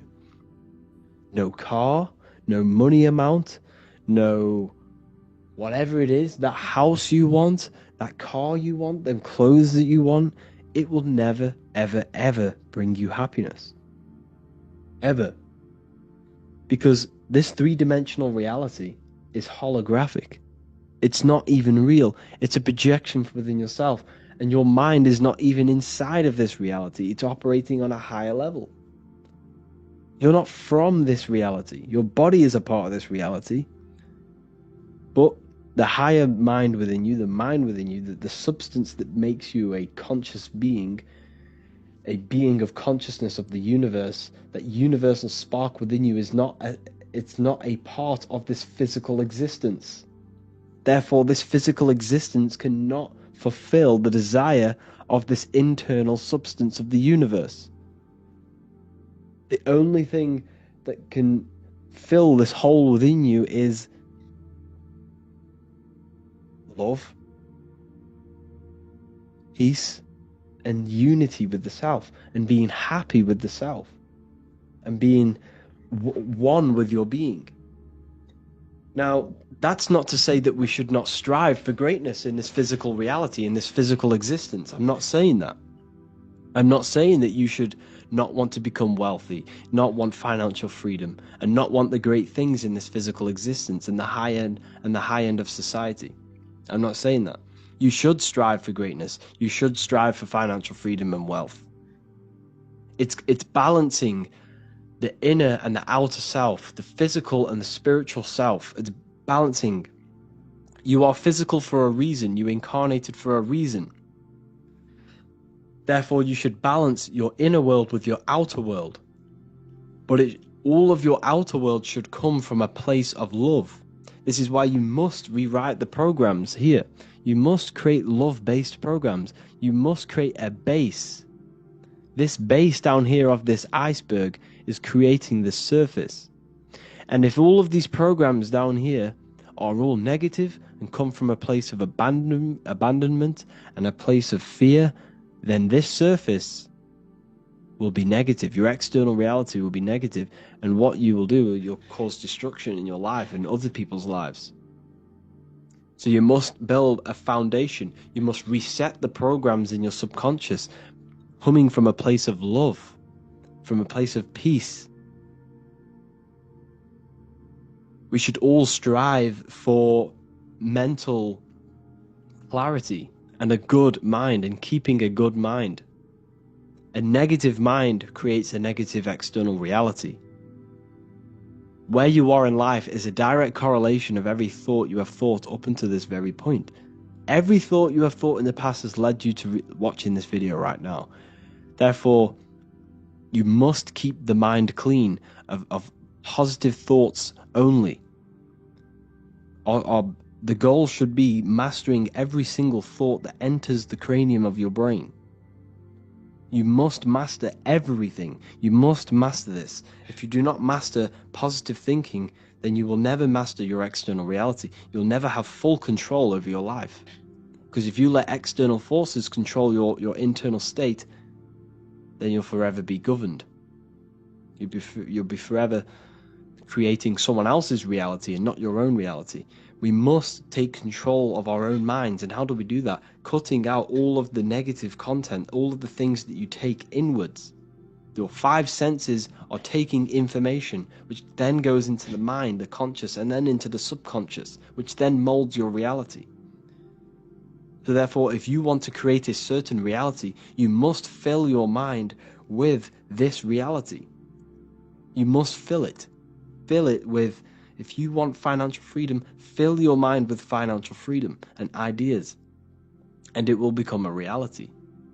You see, your brain is producing this reality. What you're experiencing right now is the brain's simulation. It's a simulation of the body. The body is a piece of electrical computer decoding and creating this reality that you see in the screen of your mind. Therefore, what does that tell you? Your mind is altering this reality.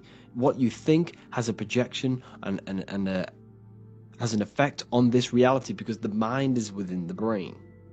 The brain produces the reality, and the reality is a direct correlation of every thought in your mind. Every person you have in your mind, every person you have in your life is a reflection of your own mind. Whether you know that or not, whether it's subconscious or conscious, there is a reason, there is an aspect of your mind that has this person in your life. So we must go deep within ourselves and figure out what is the true cause of having certain things in your life. Are they for good reasons? Are they subconscious? Identify whether you truly love this person in your life, or is it coming from a place of fear, anxiety, loneliness? Are you keeping them there just because you are scared of fear? Scared of loneliness, sorry? Or is it, do you truly love this person? You must identify this. We all have an anima.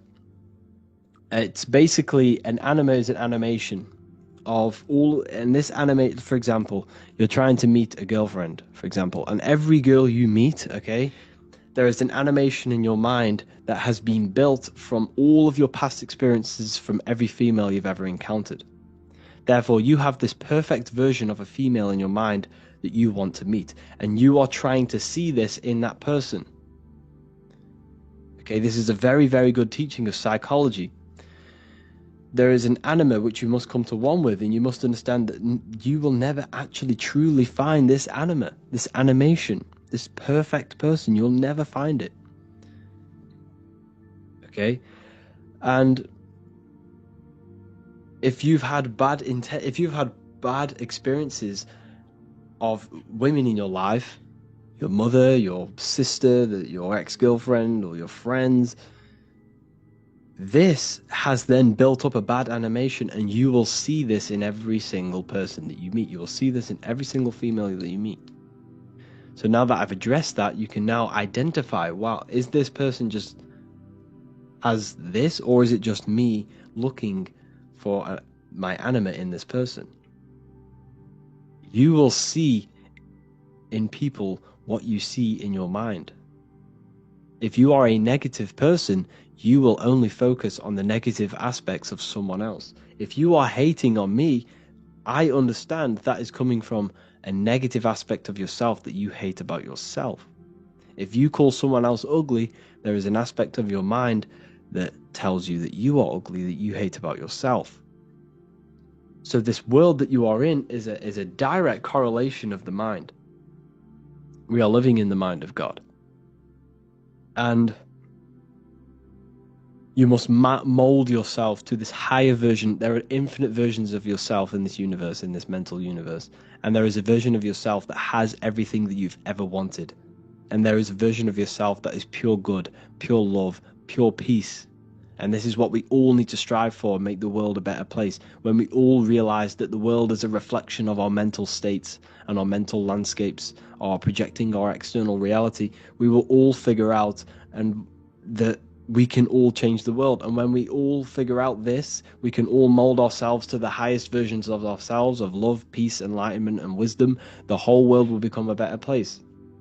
But because we have a government, which means govern your mind, govern your ment, they are placing their own information in your mind, which is creating their reality.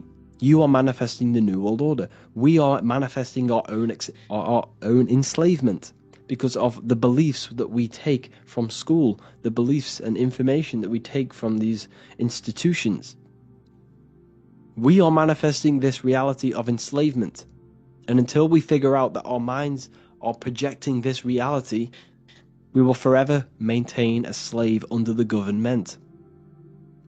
We project our own realities, and we all need to mold to the higher selves and come from a place of love and peace. And that is when the world becomes heaven. Heaven on earth. That is heaven on earth. When we all figure out the divine power within us and we no longer use it for negative. You can't fix the hole you have inside of you. If you feel like you have something lost within inside of you, nothing external will ever fix that. The only thing will fix that is reaching that higher self and reaching the God within you and finding the peace within yourself. I hope this video had a very positive impact on you and you gained some insights. Watch this over and over again if you truly want to gain the true message. But just remember, analyze your life. Analyze whether, do I truly love this person? What are your true subconscious desires behind everything in your life? Is it coming from a place of fear, grief? Is it coming from a place of negativity, or is it coming from a place of love? And if it's coming from a place of negativity, that you have inner healing to do, and you must heal yourself and reprogram the subconscious mind. Have an amazing day, people. Hello, people. Today we're going to be talking about the secrets of the human heart. Everything they told you about the heart is a complete lie. There are secrets behind it, and you're going to find out why. And it's very important that you understand that the heart is not a pump. It's not a pump. They lied about this. The lungs is a pump. The lungs is what pumps the blood around the body. It's the oxygen. Oxygen is reacting on the blood. Now, what do you use to use a pump? You use air to pump things up. That's what your lungs are. They use air, oxygen. Now, oxygen carries magnetism. If you pour liquid oxygen between two magnetic magnets, you find an attraction, as you can see here. So this attraction proves that there is magnetic principles within oxygen, liquid oxygen. So when we breathe, we are essentially breathing in magnetism. Magnetism is the force driving this world. So your heart is a chestahedron. It's a seven-sided shape in geometry, and each side is pretty much equal. It's a chestahedron. Look at the word chestahedron, chest, where your heart is. And it looks very, very similar. So this is the sacred geometry of the heart. And when a chestahedron is placed in an angle, when it's placed in a box, a cube, it sits at an angle of 36 degrees off center. This is the same angle which the heart sits within the chest. That's why it's called a chestahedron, because that's what the heart is. It's a chestahedron. And when you place a chestahedron into water, it causes a spiral. It causes a vortex motion, because your heart is essentially a vortex generator. So the heart is not a pump, it is a valve. This is where blood goes into. And when the blood goes into the heart, this is what causes it to vortex, because the heart is in a shape of a vortex. Look at the tissues, everything's wrapped around, everything's spiraled. See this here? This is the spiral of magnetism.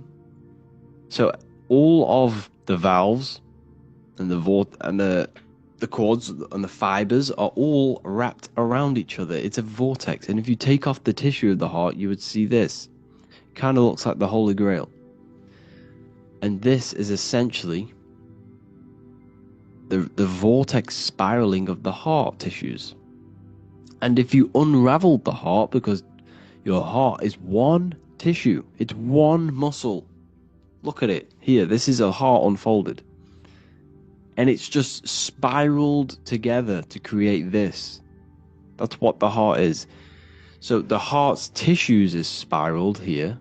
And the heart itself is all wrapped around each other in a vortex, in a spiral.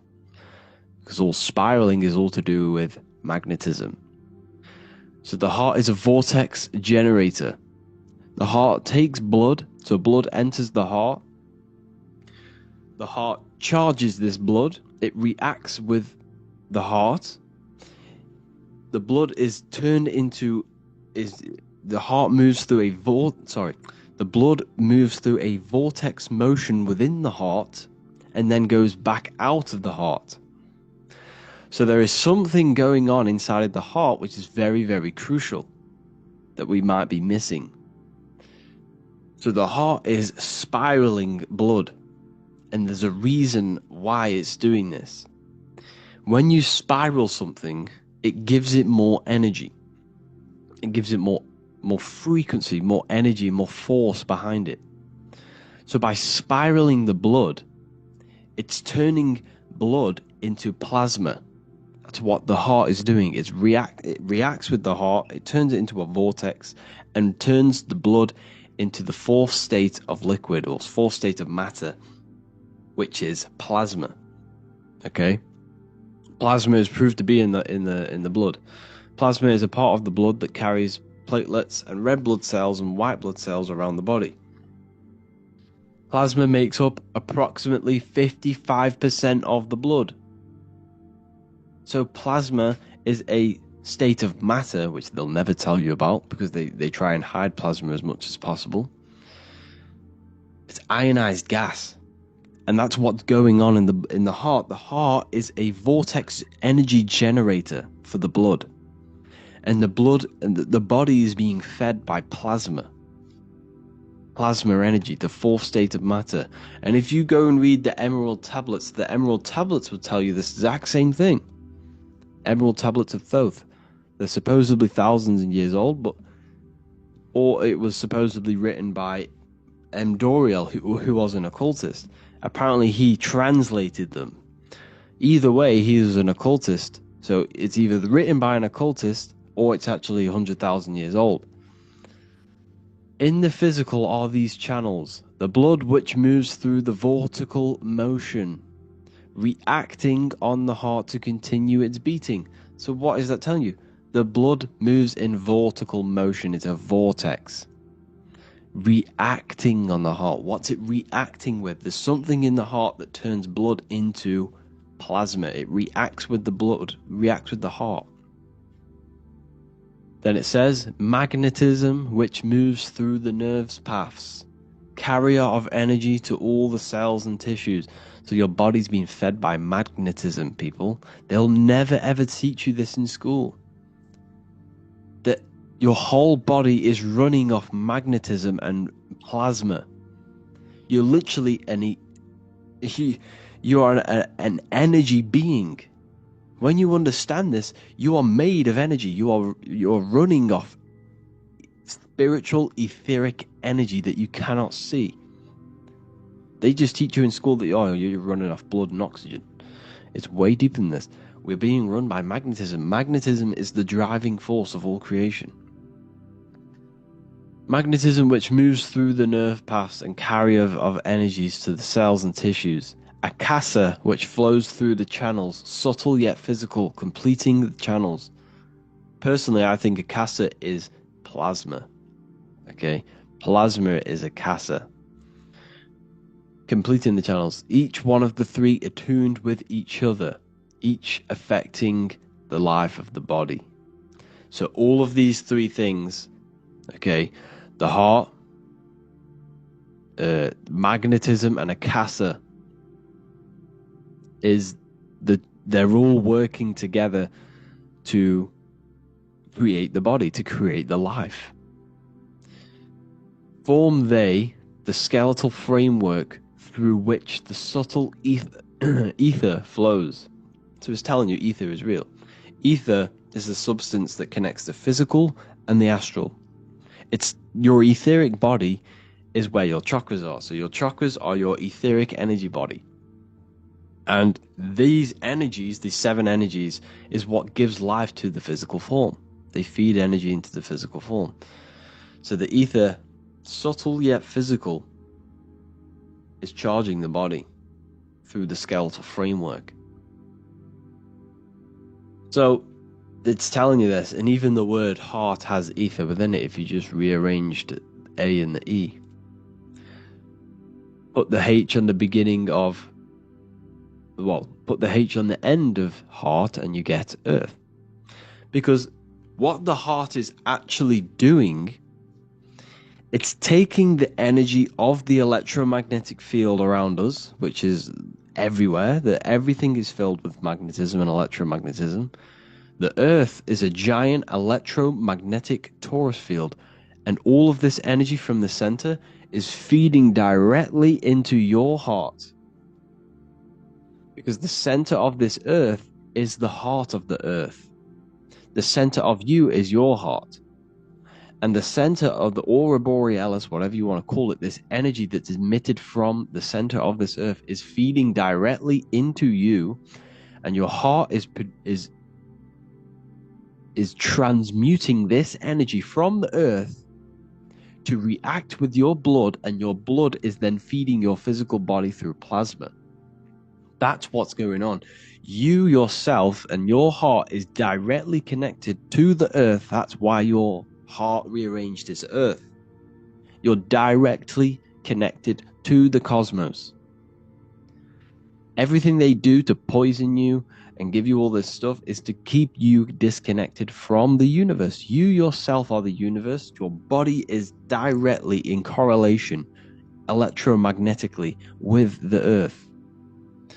So the heart is the balance. That's how you connect with things, through the heart. Okay. You see Jesus with the Sacred Heart, always pointing at the heart.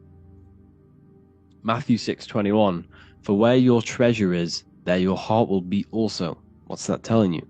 What's your treasure, your goal, what you're doing in life? There your heart will be also, because your heart is a guide through this lifetime. Your heart has an intelligence. Every single organ in your body has consciousness, and you think with it. You can think with these different organs. You can think with the brain, you can think with the heart, you can think with, the reproductive area. That's why, everyone always says you're thinking with your penis. For if you're a man, you know about this. People say that. That's just a saying, but it's true. You think with these body parts, people. And your heart is a guide. It knows everything that's right. It knows the things that you need to do. So that's why your heart is called a chest. Because your treasure chest is in the chest. Sorry, your treasure is in the chest. And what's the treasure? Your heart. All of the wisdom, all of the understanding, all of the guidance is inside of that heart. And you need to follow your heart. That's why we say follow your heart. To find your treasure in this life. Find your purpose. That's what your treasure is. Your purpose in this life. So the heart is also producing your electromagnetic field around your body. And the heart is all to do with emotions. So thought happens in the mind, which is not the brain. Then the thought in the mind produces brain activity, electrical signals, and then these electrical signals are sent to the heart, which produces an emotion. So essentially, the brain and the heart are directly connected. You need to sync them. You need to sync the brain and the heart. Why? Because you need to be thinking with emotion behind it. If you think with lack of the heart thinking also, if you think without the heart, you are only thinking for yourself and not for the empathy of others. You have to think before you take action of the emotion of others and have thought of people's feelings behind. So you must sync the heart and the brain. The actions you must take must be in line with your heart. Your heart tells you everything. Before you do something, you can feel whether it's right or wrong. You can feel it deep down within you. When you quieten your mind, you can feel it.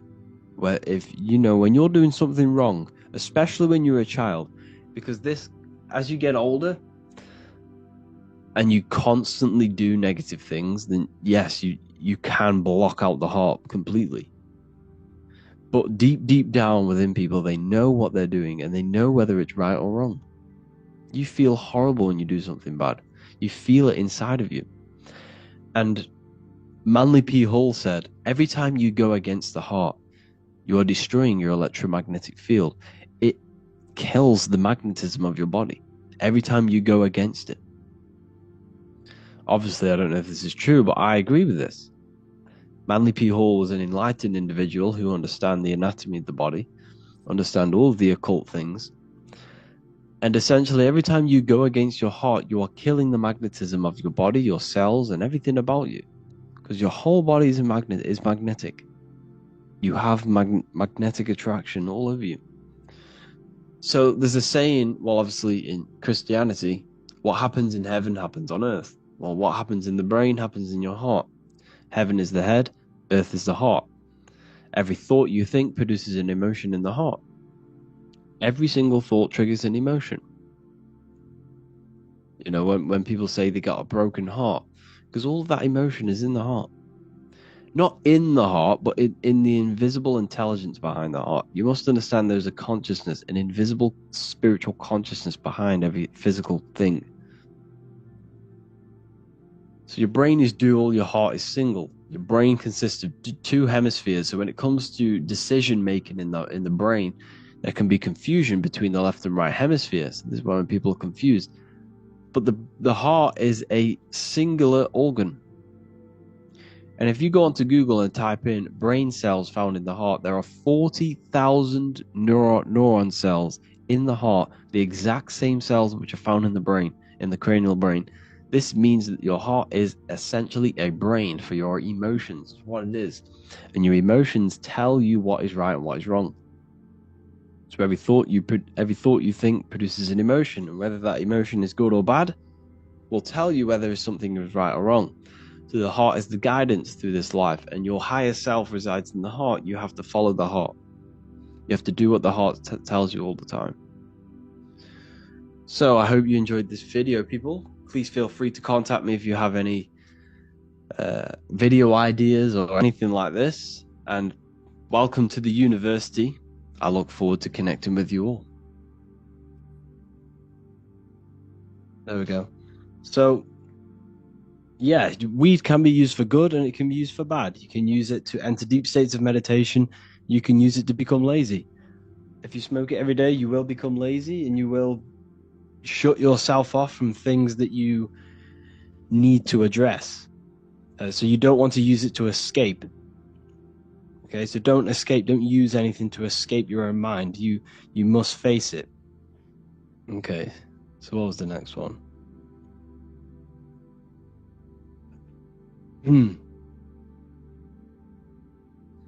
What age did you start talking about this stuff, learning about this stuff? It was quite young, to be honest. I started learning deeply into the occult and esoteric about 2 years ago, 3 years ago. But before that, I've been always into like conspiracies and stuff like that. So that's mainly what it was. Mainly. That's how I kind of got into it, by looking into conspiracies. What do you think about manifesting? You're always manifesting. Your thoughts are always being brought into physical existence. That's basically what it is. You're using thought energy into physical reality, and that's how everything is manifested. The phone you are holding, the laptop that you're using, the book you're reading, where did these things all begin? They began in the invisible realms of mind. Everything stems from mind. The world you see around you is in the mind of God. We live in a mental universe. Everything is mental. So this is why you need to be careful of what you hear, what you see, what you smell, because everything you take in is molding your mind. The words you say mold your mind. And whatever you mold your mind to, you mold your circumstances to, your life. So your life is basically a result of every thought you thought in the past. So you change your thoughts, and further enough down the line, you'll change your external reality. Your life is a mirror of your mind. It's your mind pushed outwards.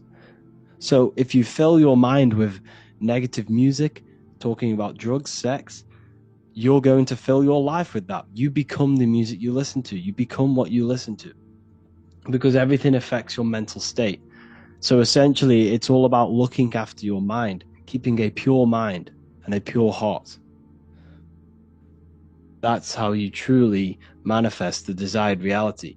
But people aren't manifesting properly because they're wasting their mental energy. They're wasting their life force energy on low-level pleasures like food, lust, like chasing after low-level pleasures.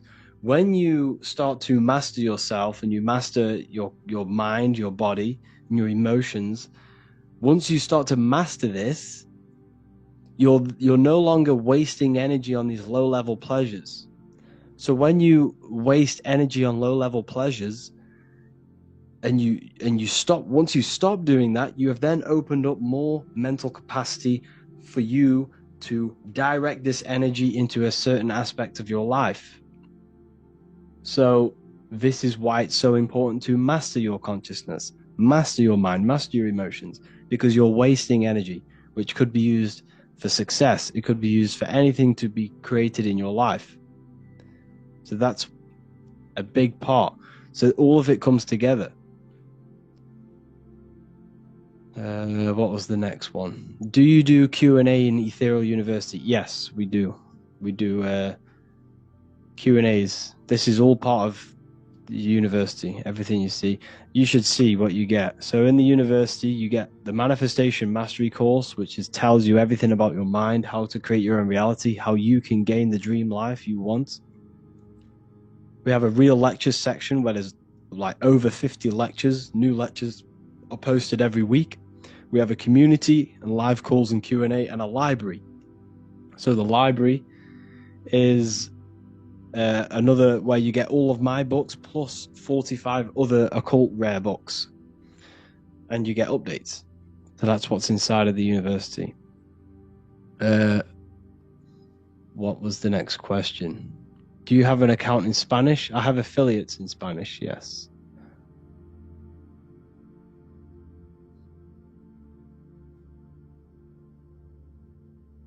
What's your thoughts on white people not being natural to this planet? We don't live on a planet. We live in, well, you live inside of your body. Your body is a piece of organic technology. Your body produces this reality that you're experiencing. Now, what do I mean? Without your brain, you can't be in this reality. So your body is producing this world. Your body is the earth. Your body is the universe. You are God. You are consciousness. The body is the earth, simulating this reality to your consciousness. So when it comes to your body, it does not matter where you are from. You are the same consciousness. The same consciousness in me is the same consciousness in the rabbit, in the dog, or the so-called melanated person. We are all the exact same consciousness. And once you understand this, once you start to realize that you are not this body is literally just a piece of technology. It's a character you're playing. It's not you. You are the I am. Every single one of us refers to ourselves as I, because I is the all-seeing I, the all-seeing eye of consciousness. This is where we all come from. So you have divine consciousness, then above us is the stars, then you have man. Now, man is very important because man is made in the image of God. We have the ability to expand our consciousness. We have the ability to move above our instinctual survival mode. Now, what do I mean? Animals are stuck in survival. They use their creative ability, because we all have the ability to bring thought into physical reality. Animals only use this creative power of mind to survive. But humans can surpass this. And this is everything I teach is about getting out of the lower self, getting out of the animal self. And once you conquer this animal self, this lower mind that wants the food, the money, the fame, the power, and sex, once you destroy this lower self, you then have the ability to expand your consciousness to understand very complex things. So humans possess the ability to know God and know the secrets of the universe. This is why humans are so important. This is why humans are made in the image of God. We can expand our minds into infinite fields of knowledge. Now, the mind cannot be filled. It is not a physical thing. It exists beyond time and space and matter. The mind isn't made out of atoms. Thoughts are not made out of atoms. So the mind can infinitely expand into new fields of knowledge, new fields of thought, far beyond the current field of thought that you are in now. But the universe is completely mental. And once you completely understand that, you'll see what I'm saying.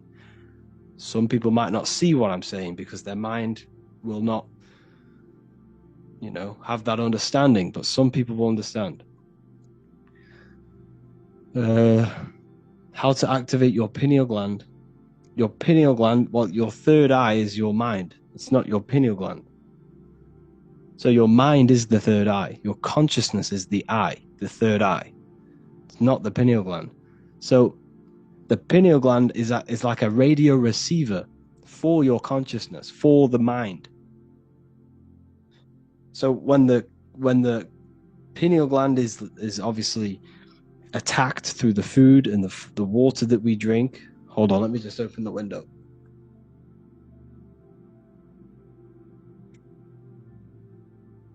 So when it's attacked, it becomes weaker and weaker. And this kind of interrupts with the connection. It's an antenna, it has crystals on it. So your radio, your phone, all uses crystals to pick up frequencies. It's like a radio receiver for your consciousness, because your consciousness is already outside of the body. You're already outside of the body. Your body is a state of consciousness. It's a body of consciousness. The mind is a body of consciousness. Emotions is a body of consciousness. But there is pure consciousness, which is above thought, above emotion, above the body, above all these things, is the pure source. So to activate it, first of all, you need to go on a detox. Go on a detox of a fruit detox. Make sure it's organic fruit. If you're struggling to get your minerals in, take sea moss as well. So just go on a fruit and sea moss diet for a couple of weeks, and you won't lose weight, you'll lose impurities. You'll flush out everything out of your body for a couple of weeks. Drink freshly squeezed juices to get the lymphatic system moving and the blood moving again, circulating. And once everything's out, you'll start to feel a bit better, and you can have an easier experience activating your pineal gland.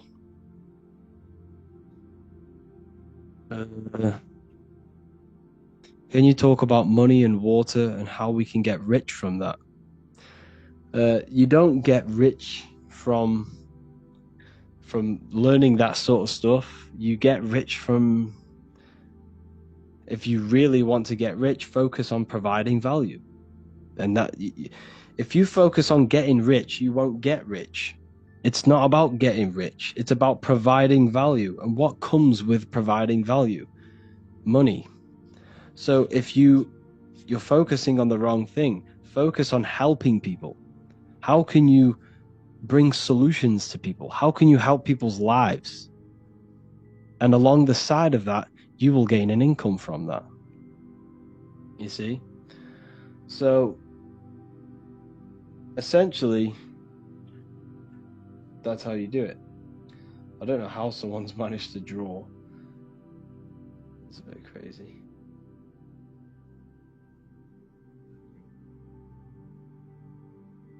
How do I get rid of that? I don't even know. Never mind. So, essentially, yeah, you're focusing on the wrong thing.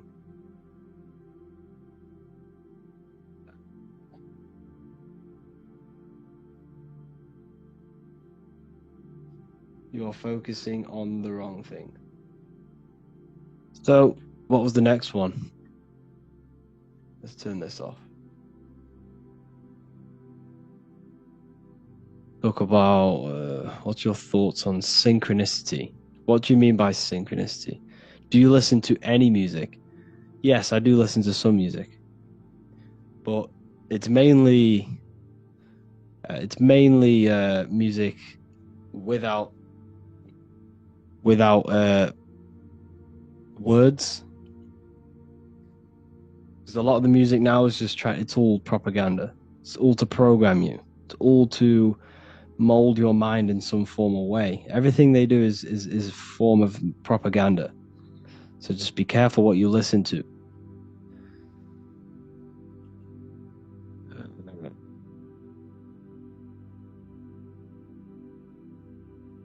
Let's go to the bottom. Let's see what we got at the bottom. Demon retention. Very powerful. This is where all your energy's in. This is the astral liquid of your body.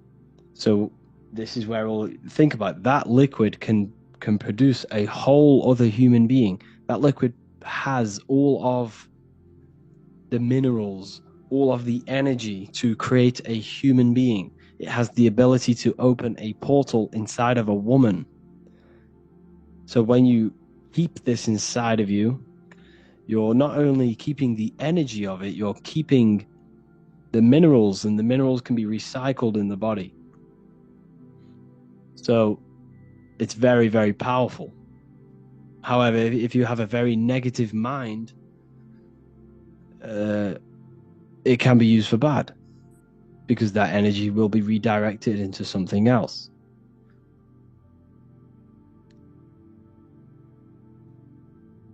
What was that? How can I heal from weed damage? Just heal yourself. Fruits, vegetables, just go on the fruit-only diet. Take sea moss, take cayenne pepper. What else? Burdock root. Things very high in iron. Just stick to a natural diet and you'll heal from anything. But if you were smoking weed a lot and smoking in general, mullein leaf is very good for the lungs. Grapes, seeded grapes are very good for the lungs. Now look at the fruit that you're eating. Grapes are in the form of lungs.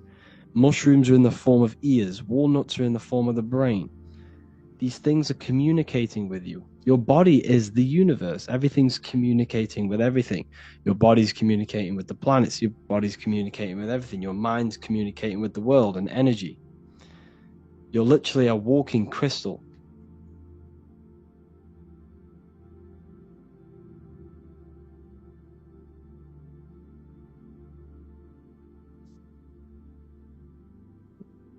What do you think about ginger and lemon shots? Instead of ginger, use wait, what was that? Sorry. Instead of lemon, use key limes.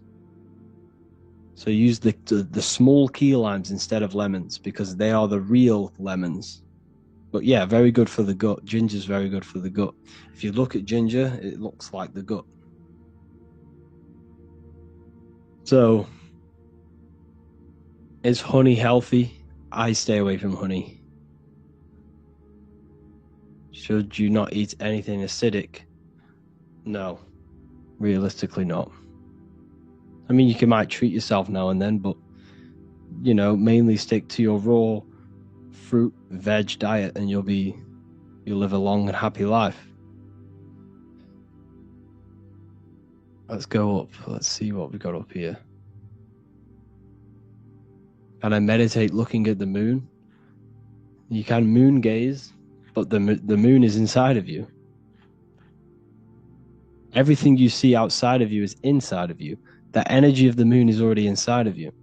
So it's a full moon, it's already happening inside of you.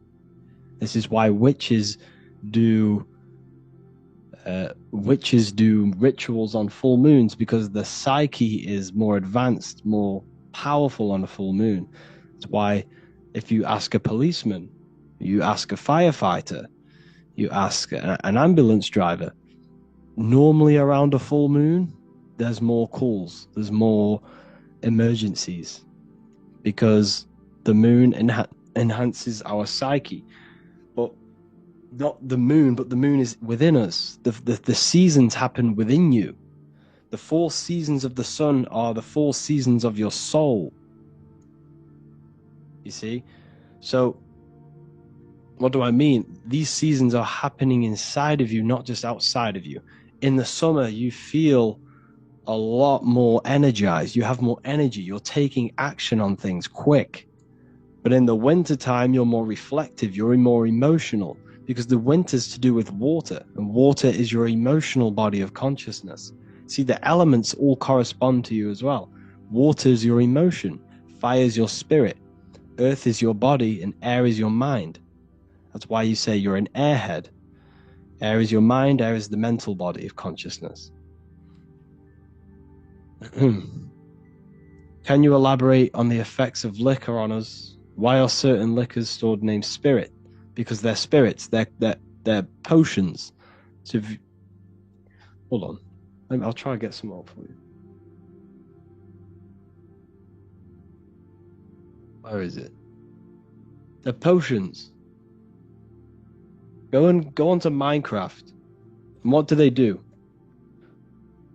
What do potions do? They alter you. They make you quicker. They make you, like ancient magic potions that that you hear myths about.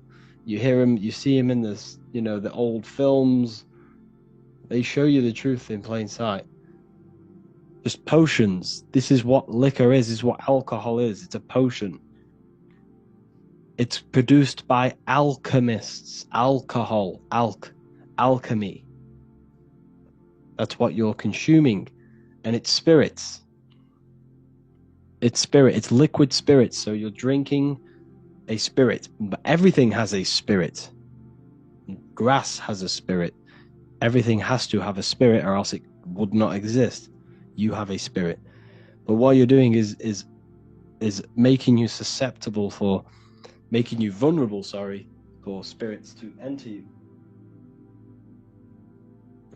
So that's why it's called a jinn. A jinn is a form of an astral entity. A jinn, or what else? A spirit, a jinn. All of these things are to do with astral entities and spiritual entities. And it contains ethanol. Ethanol, look at the beginning of ethanol. It's ETH. ETH, which is ethanol. Okay? So, ethanol is ethanol, and the ether is the barrier between physical and astral. What else? What do I think about tap water? Don't drink tap water. Don't get tap water. Is it bad to get wisdom teeth out? I mean, if you've already done it, it is what it is. But if you haven't done it, don't do it, because everything's connected in your body. Everything in your body is connected. So your teeth, each tooth is connected to organs. Your lips, that's your heart. Okay? Your lips, so you can see people's, for example, this is a gem. You can see people's mental state on their face. And what do I mean? If their eyebrows are very pointy, you can see that they're not 100%. I'm just saying they may be either very sharp person, they do things quick, or they're a very negative person. Now, you speak from the heart. Everything you do comes from the heart. Every action you take is from the heart. Everything you say is from the heart. So you can tell someone's heart by reading their words and what they say. And if they're very negative, they have a very dark heart. So you must purify your heart. So everything, your face is a reflection of your mental and emotional state. So you can read people like that. But your ears are a womb, yes. Your ears are a womb because everything you say, everything you hear is a seed. And every seed enters the mind and the subconscious. And the subconscious is like a garden, which everything springs from. For example, you had a very traumatic childhood. You got beaten up as a kid. This seed in your mind will grow for years and decades, and it will turn into a fruit. Now, what do I mean? This will come into your actions. You might do what happened to you, do the complete opposite. This is how you get murderers and, rapists and stuff like that, because they've had very negative things implanted into their subconscious, which has grown over years, which they may have not realized where all of this anger truly comes from. It's trauma in the subconscious, yeah. It is. So the subconscious is very, very powerful. 90% of your daily basis behavior comes from the subconscious. What you did yesterday is what you do today because of the programs in your subconscious. And essentially who you think you are is just programs in your subconscious. Most people don't know who they are. They think, well, I've got a job. My name is Harry. I work for Revival. I do Revival of Wisdom. That's not me. This body's not me. My job is not me. My money's not me. My name is not me. You are above all of that. You are above all of this, and you must connect with your true self. Now, how do you connect with your true self? By detaching from your name, your body, your name, your body, your family, your issues, your worries. Once you turn off the thought, once you turn off emotion, and once you detach from all of these things during meditation, you're left with pure consciousness. And that's essentially who you truly are, is pure consciousness. But your consciousness is latched onto this character that you're playing. So who you think you are is essentially a bunch of programs in your subconscious that you've gained over the years of being human. It's not you. You must learn how to detach from all of that. And this is why a lot of people cannot expand their consciousness and expand their mind during astral projection, because their minds are so latched onto this character, but it's not truly you. Your mind can't detach from this body. If your mind can't do that unless it's you gain that ability to detach from the character you're playing. But you're not the character. The true you is the I am. The I am is is God. The I within you. When you say I, there's nothing higher than that in your being. There's nothing higher inside of you than the I. That's why the Roman numerals, I is the number 1.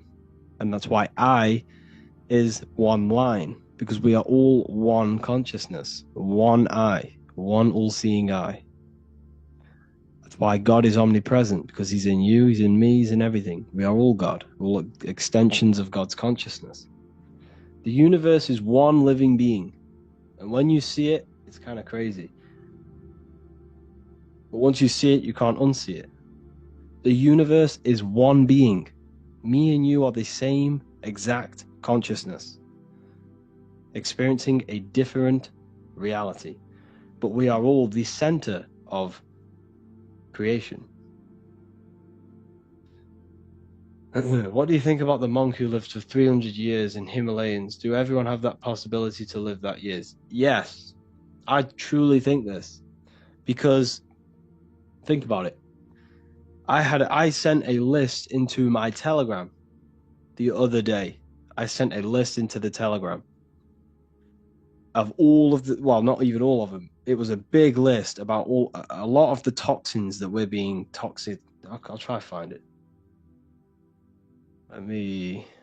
Where's it gonna load? Okay, here it is. Where is it?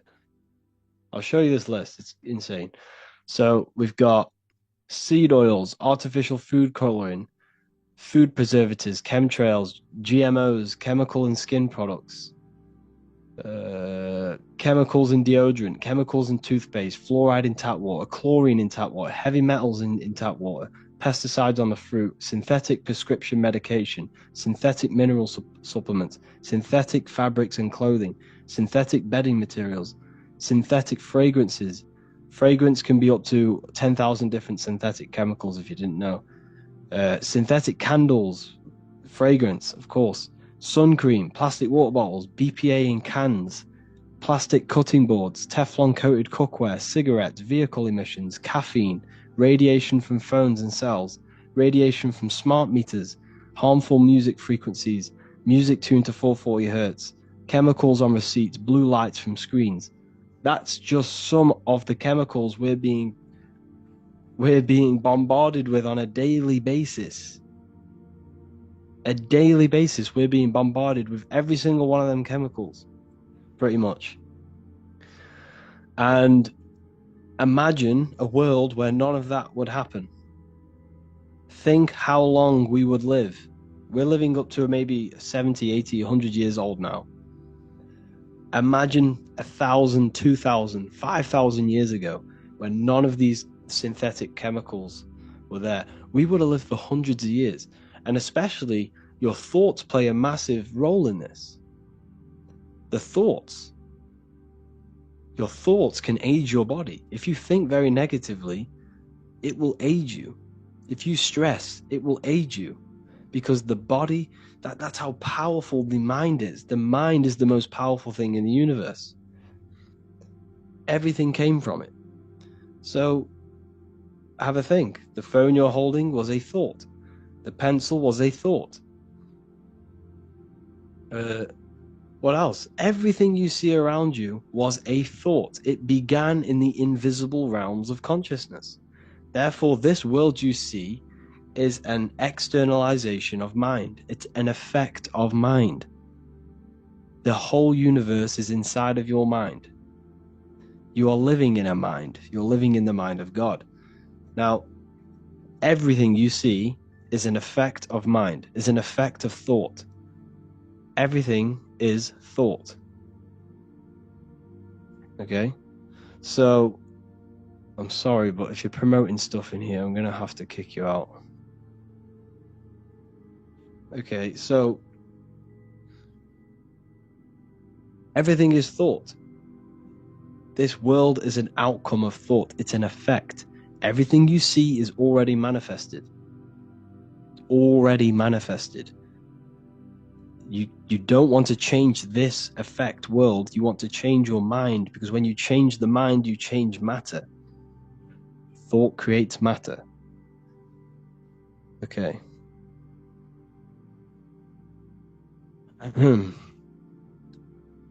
We become mind and God after we die.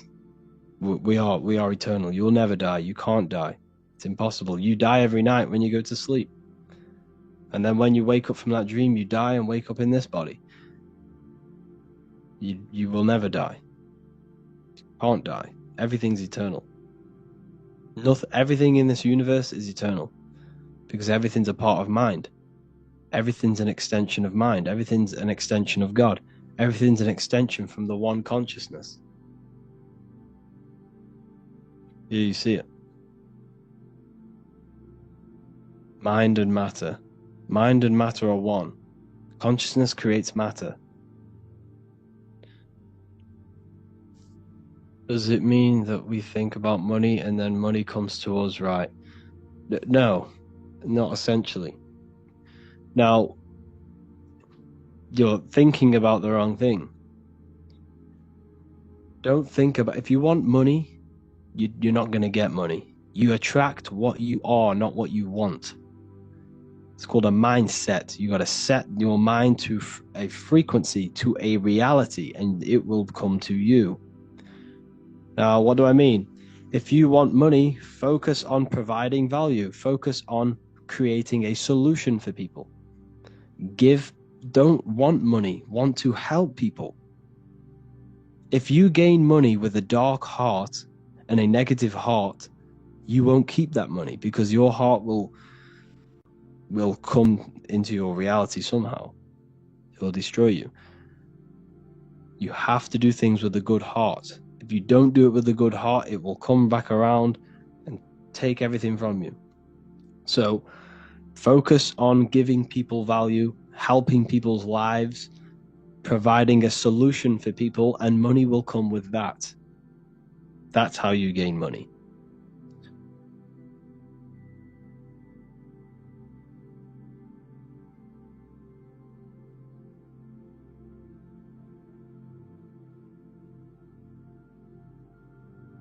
Okay, please, can we stop spamming the same comments, the same questions?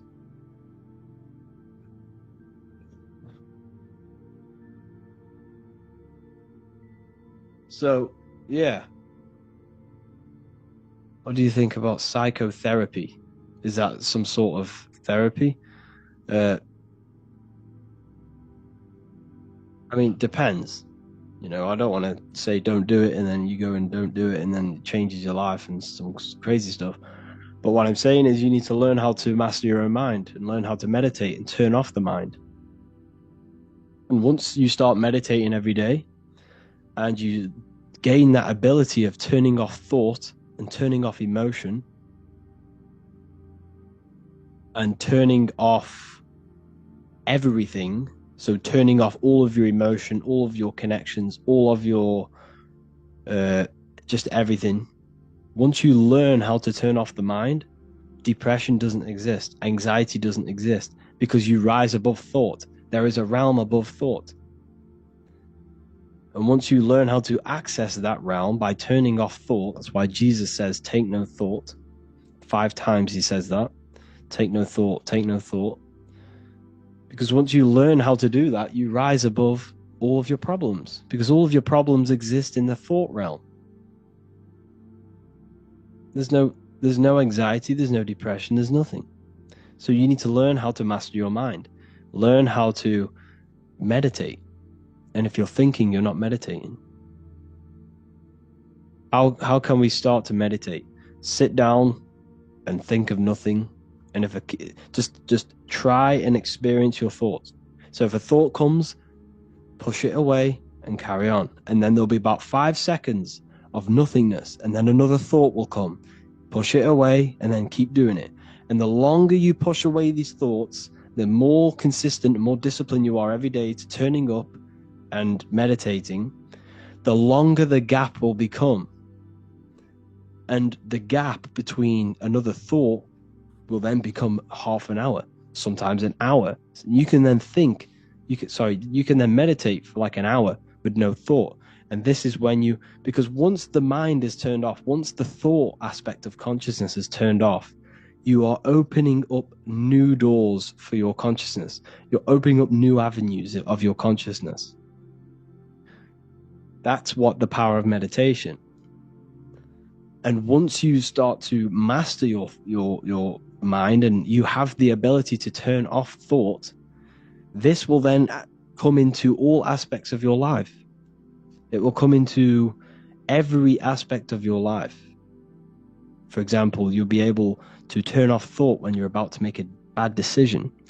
Your decision making will be good. Your anxiety will go out of the window because you won't no longer have it. You'll always remain in the present moment. So it's basically organizing and disciplining the mind. It's meditation. That's why it's so powerful. You have to learn how to do it.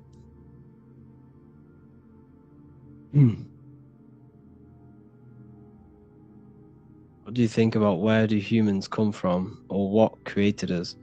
Well, we are all extensions of God. We are all God's mind manifested in physical form. We are all extensions of God. Not you, not the character you're playing.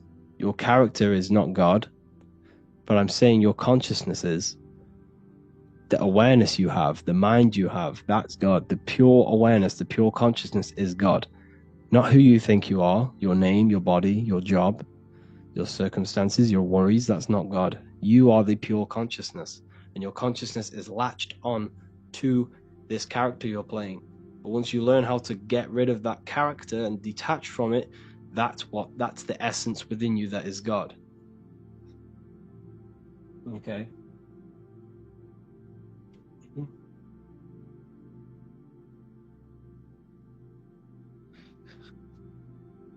What else have we got? Did sugar turn off the thought broadcasting ability? I really don't know what you mean by that question, sorry. What is consciousness? Awareness? Creativity? So, consciousness is... Right. So, yes, it's observation. On the highest level of consciousness, it's pure observation and pure cause. Now, on the lower, so you have observation. So there's different bodies of consciousness. You have observation, that's the eye, this eye you see here. Then you have mind, which is the thinking aspect of consciousness. So thoughts are not physical. Thoughts are not a part of your brain. This is an aspect of your consciousness. Then you have, under thought, you have emotional body of consciousness. You have thoughts, emotions, observation, and then you have imagination. Imagination is an aspect of your consciousness. And then they are mainly the four things inside of your consciousness. Because imagine, you can't split open the brain and see someone imagining something. You can't split open a brain and see a thought. You can't split open the brain and see an emotion, because these things exist metaphysically. They don't exist physically. They're in consciousness. And that's what everything stems from. Now, and if you really want to connect with this, you must detach. You must sit down and detach from everything. Now, what do I mean? Sit down, detach from your name, detach from your body. Say, I'm not the body, I'm not the thoughts, I'm not my name, I'm not my worries, I'm not my money issues, I'm not the car, I'm not the clothes. And once you detach from every worry and every little aspect you identify yourself with, you're left with the mind. You're left with thought. And then once you're left with the mind is then attached to a language. That little voice in your head is using a language. You need to detach from that language. And once the mind is detached from that language, you're left with a pure consciousness, pure awareness, pure cause. It's a cause. It's a cause. Like everything comes from that cause. What's your opinion on Rosicrucians' secret society? I know that the symbol of the Rosicrucians is the cross with the rose in the middle, which represents the cross is your body, the Jesus cross is your body, and the rose is your heart, because all of your action comes from the heart. So there's a lot of secret teachings of the heart in Rosicrucianism. If we are all God, are we the devil also? Yes. You have the ability to bring in a non-physical thought into a physical reality. You have this creative power of bringing thought into physical matter. You can use this for your gain. You can use this for darkness, which is the devil. Do evil is the devil. Or you can do this for good, which is God. You have a higher mind, which is the mind that wants love and wisdom and knowledge and growth. Or you have this lower aspect of your mind, which is your body's sort of mind, which wants power, fame, hate, desire, food, survival. This is Satan. It's an aspect of your mind. It's psychology. It's a psychological allegory of the human mind. That's what the Bible is. It's all allegory for the human mind and the functions of your mind, body, and spirit. It's basically what the Bible is. It's allegorical about you and about your mind and how it works and about your emotions. Thoughts on spiritual attacks and how to protect yourself. You're not being attacked spiritually, it's yourself. It's an aspect of your own mind. You're attacking yourself. No one's attacking you. There's no spirits attacking you. You're not possessed. It's your own mind blocking yourself. So you need to focus and need to look within yourself on what is attacking you. There's a subconscious seed which has grown, which is attacking you. Learn about the subconscious. The subconscious will tell you everything about yourself. Do secret societies control everything? Yeah, pretty much. I'd say so. Yeah. But don't focus on that, Don't lose yourself in conspiracies. Don't lose yourself in any darkness. Don't fill your mind with that stuff. You don't want to fill your mind with that. You don't want to fill your mind with all these negative 9/11, occult rituals, magic, Hollywood. There's no point. It's just going to darken you. It's going to darken your mind. It's going to infect your heart. So focus on the light always. I fell into that trap of looking into all these conspiracies, but it doesn't get you anywhere. It just makes you more dark because everything you take in is affecting your mental state. And you'll just walk around worried. So focus on lifting yourself up. Focus on, don't get lost into these secret societies. Just focus on, this is the issue. Yes, the world is kind of waking up in a way, but we're waking up to the wrong things. We're waking up to conspiracies. Yes, these things are true. We're all being manipulated. Don't get me wrong, we are. By a very dark, advanced, occult, secret clubs who know all of this stuff and crazy stuff. But what I'm saying is, don't look into it. Once you know it, and then focus on the light. You see, if the collective consciousness wakes up to all of the negative things, then we're just going to stay in this negative ball of consciousness, this negative earth. Because the earth is a reflection of our consciousness. What happens in our minds is happening in our external reality. So if we all start focusing on this negative and how we're being manipulated, chaos is just going to break out. We're all going to start fighting each other. So we all need to focus on light and bringing ourselves up. That's how we get out of this issue. Okay? Do you know the 33 money blocks that all people have in their field and how to vanish them? No one has these 33 blocks on them. If you believe you have a block on you, then you have a block on you. Because your mind, everything is mental and psychological. If you believe black magic worked on you, then it works. That's how black magic works. If you don't believe it worked, then it has no power. It's the same with the government. The government have no true power. It's your belief. Like, if you believe so all of us as a collective consciousness believe the government exists. We believe money has value when it doesn't. It's a piece of paper.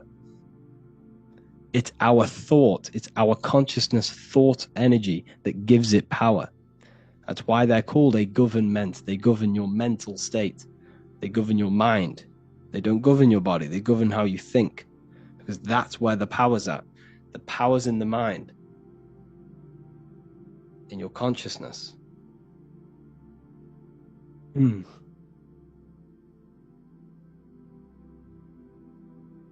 Yeah, so yeah.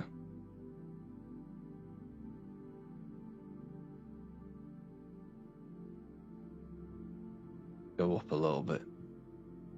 Just focus on the goodness, people, and you'll have an amazing life.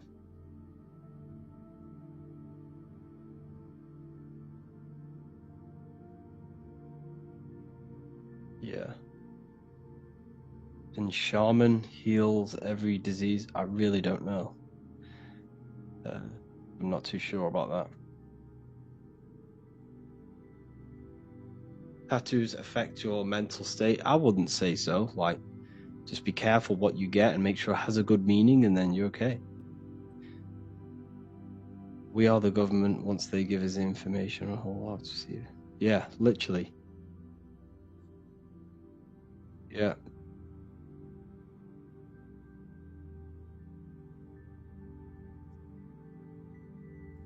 Extraterrestrials, aliens live among us, controlling secret sites, Illuminati, high-class people. No. That's what I used to think, but it's not. We're not being bombarded by aliens, reptilians. This is all humans.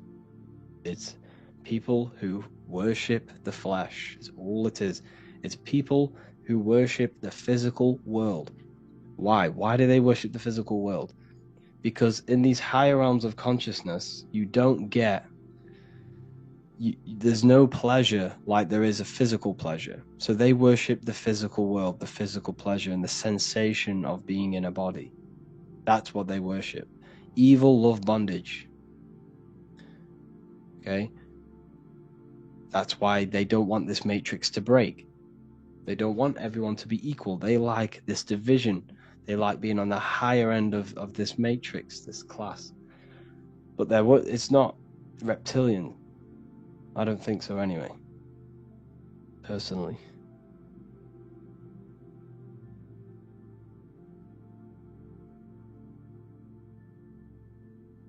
Yes, we have a brain, we have a reptilian brain, but this is our natural instinct brain. We have a lower animal self and we have a divine self. So if you see the screen here, we as humans exist in the middle between matter and spirit. We have the opportunity to expand our consciousness upwards to God. We can expand our consciousness to know God and know the secrets of the universe, or we can stay in our lower animal nature just for survival, basic needs. This is why humans are made in the image of God. We are Anu. We are Anu, spirit, and Ki, earth, matter. We are Anunnaki. We are spirit and matter together. Okay. What do you think about music and fashion? Directly correlated. Well, you know, music and fashion are directly correlated. You know, when the Beatles came out, everyone started to wear hippie stuff. You know, look at UK drill music started to come out. People started to wear tracksuits more, and it's directly correlated, but it's a psychological warfare. You must understand that music is psychological. It's all to mold you in a certain way, to make you think a certain way. Yeah, as you said, the Rosicrucians talk about the heart, and the heart is playing a big role on our energy and field. Yes, that is true. So everything you do is from the heart. Every action, every word you say is from the heart. You speak and you act from the heart. So this is why you know people by their actions, because if they're doing things that are stupid and not good, they have a dark heart. So that's why the earth is an anagram for heart. If you rearrange the word earth, it's heart, because everything we do is from the heart. Everything we manifest is from the heart.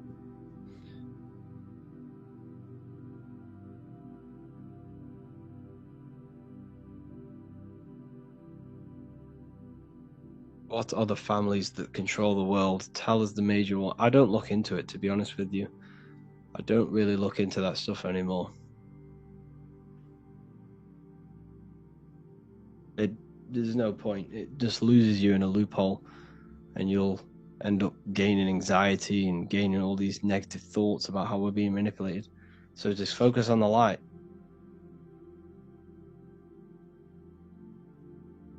Just stay away from the conspiracies and keep your mind focused on the light. Yeah.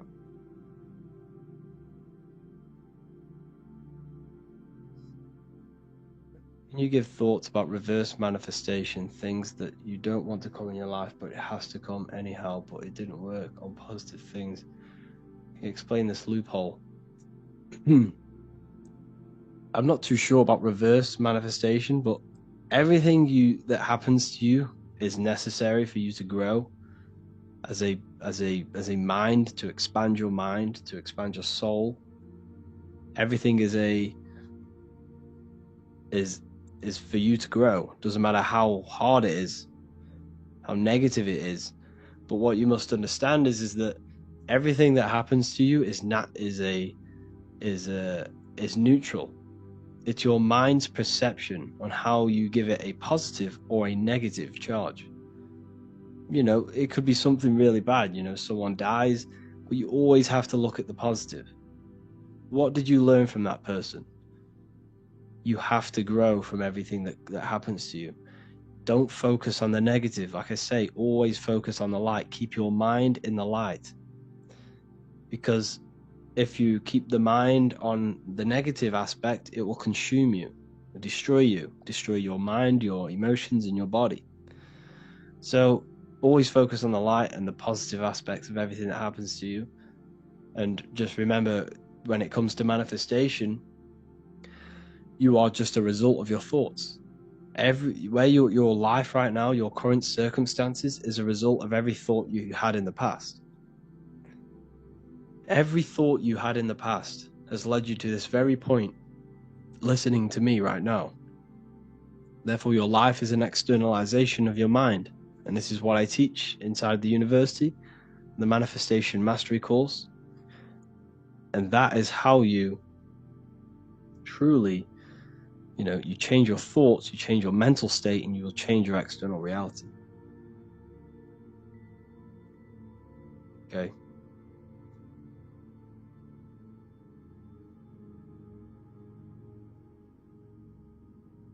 Can you explain the proof the earth is flat?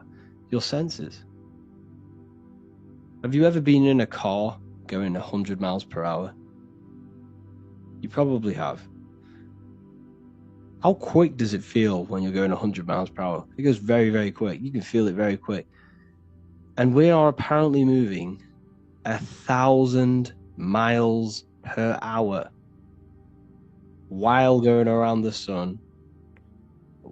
It's complete lunacy. If you believe that you live on a spinning rock, hurtling through space, and we haven't hit something in trillions of years, which is obviously a lie. If you believe that, then they have tricked you to not believe your own senses. They've tricked you to not believe them senses that you have. That's the power. It's subconscious. It's a psychological warfare. If you believe you live on a rock, then you are more susceptible to believing that the universe is only physical. The reason why Isaac Newton came in with all this new science and destroyed all of the old science of the Egypts and the ancient occult teachings of as above, so below, the reason Isaac Newton came in with this was to separate you from the universe. Because the ancients knew, and I know now, and this is what I teach, is that you are the universe. But all of these new scientists came in to make you feel separate from the universe and to make you think that you are not special. And another one, if you believe that you're from, everything they teach you is to keep your mind trapped in physicality. Your mind isn't a physical thing. Your consciousness is not a physical thing. So everything they've told you is to keep you in a three-dimensional way of thinking, in a physical reality. Everything seen comes from the unseen. Everything seen is an effect of the mind. Everything you see around you began in the invisible realms of mind. Yeah, the body is physical, it's a meat suit, it's an avatar, it's a character. You're playing a character, it's not you. You are the I am. You must connect with that I am through meditation. So, I heard that sugar and artificial sugar block our thought and manifesting ability. Yeah, well, your diet plays a massive role because it's all interconnected. Your consciousness is interconnected with your body, your physical body. So if your body's not well, your mind's not going to be well. So you must, find balance between mind and body, spirit and matter. I don't understand the flat earth. Every atom and all things inside of me are spheres. Why would the earth be flat? The atom they told you is wrong. The atoms are electromagnetic torus fields. Okay? So, torus fields is what creates everything. Everything has magnetic presence. But don't focus on the flat earth. Your body is the earth. The brain the brain is simulating a reality. You're not experiencing the external world. The external world is created with your body. Your body is a piece of technology creating this world. You don't see into the world. What you see is created in the brain. What you touch, you taste, you smell, you see with the brain. Your five senses are created by the brain. Your whole experience is created by the brain. The universe is mental. So don't focus on the flat earth. Focus on your body as a piece of organic technology, which is running a simulation of this reality. Now, once you understand that changes everything. You probably never thought about that. You probably now realize that your body is the universe. Your body is the earth. And when you leave the body, you're leaving earth. Okay? So, that's a very important one. How can we take advantage of the planets, the sun, and the moon within us? Their energies. So, Saturn. So, the reason why you see Saturn symbology everywhere, like walkers and all these companies, you see Saturn symbolized. It's because Saturn is to do with order. He's the order aspect of your consciousness. He's the conditioning. So, for example, if Saturn is ruling your life, which is an aspect of your consciousness,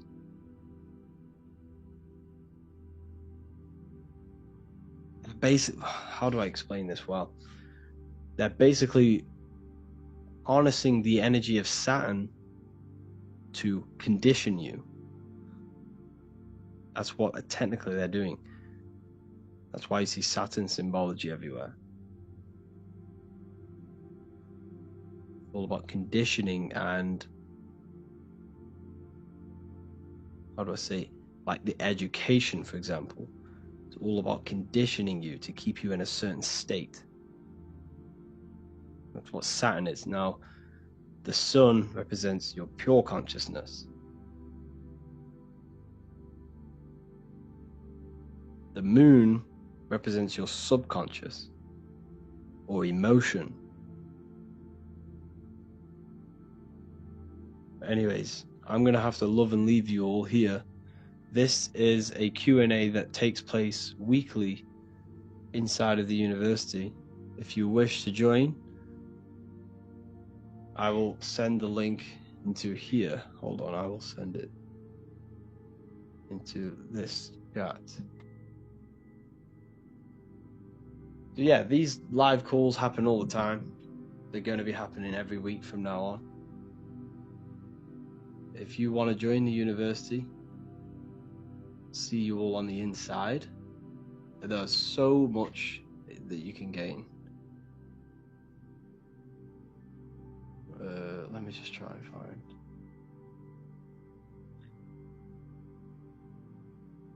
Okay, here it is.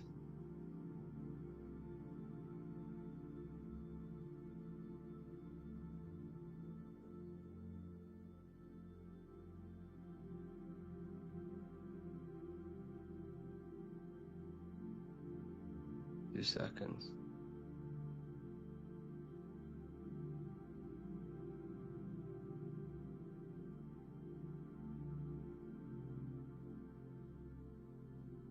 Where did that go?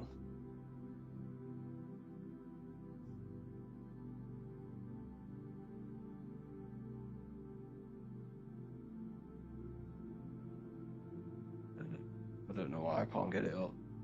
But if you're in the Telegram,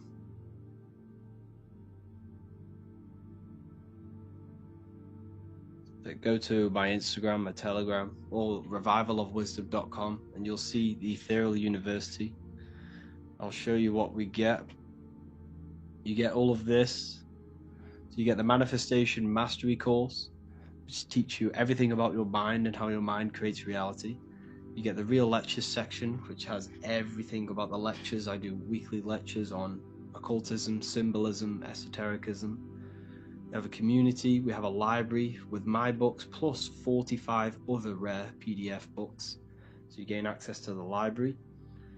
We obviously do these live Q&As, and you can literally speak to me directly on these live calls. So yeah, your life will change once you understand this stuff. You're going to feel so much better. Like once you understand how reality works and your place in the universe, you'll feel absolutely amazing, because you no longer feel like an evolved monkey on a monkey ball, on a spinning globe. So invest in yourselves, invest in your mental state. It's not about your spirit, it's about your mind, controlling your consciousness, controlling your body. That's where the power is. That's when you gain power, when you stop engaging in your animal self and you move to the higher self and you retain all of that lost energy from being an animal self. Okay, so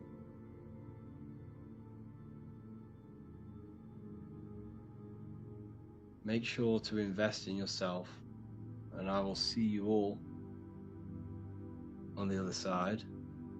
Here's the...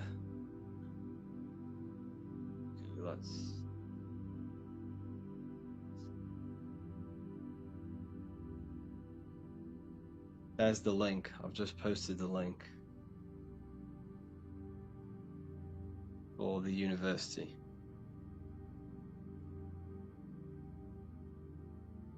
If you wish to join, I'll see you all on the other side. Thank you all. Can we pay for a couple months of the university? Yeah, if you really want to pay like a couple months up front, give me a message on Instagram, Revival of Wisdom, and put the first message as university, all capital letters, and I'll respond to you and we can sort something out. I could maybe do a deal for the people who want to buy a couple months, like, I don't know, 6 months or something like that. I could do a nice deal. Hope you all enjoyed this. I'll see you all inside the university, and have an amazing day.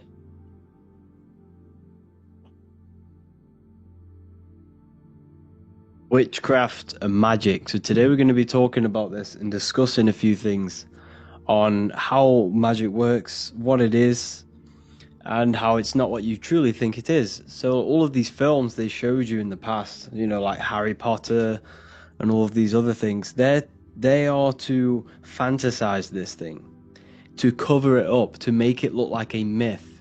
That's why it's called Hollywood. So all of these films are mainly produced in Hollywood, which is from the holly wood, the holly tree, which is the holy tree. Because the ancient druids used to take this wood and make magic wands out of this wood, and cast spells with this wood. Because each wood has specific virtues and specific things energetically.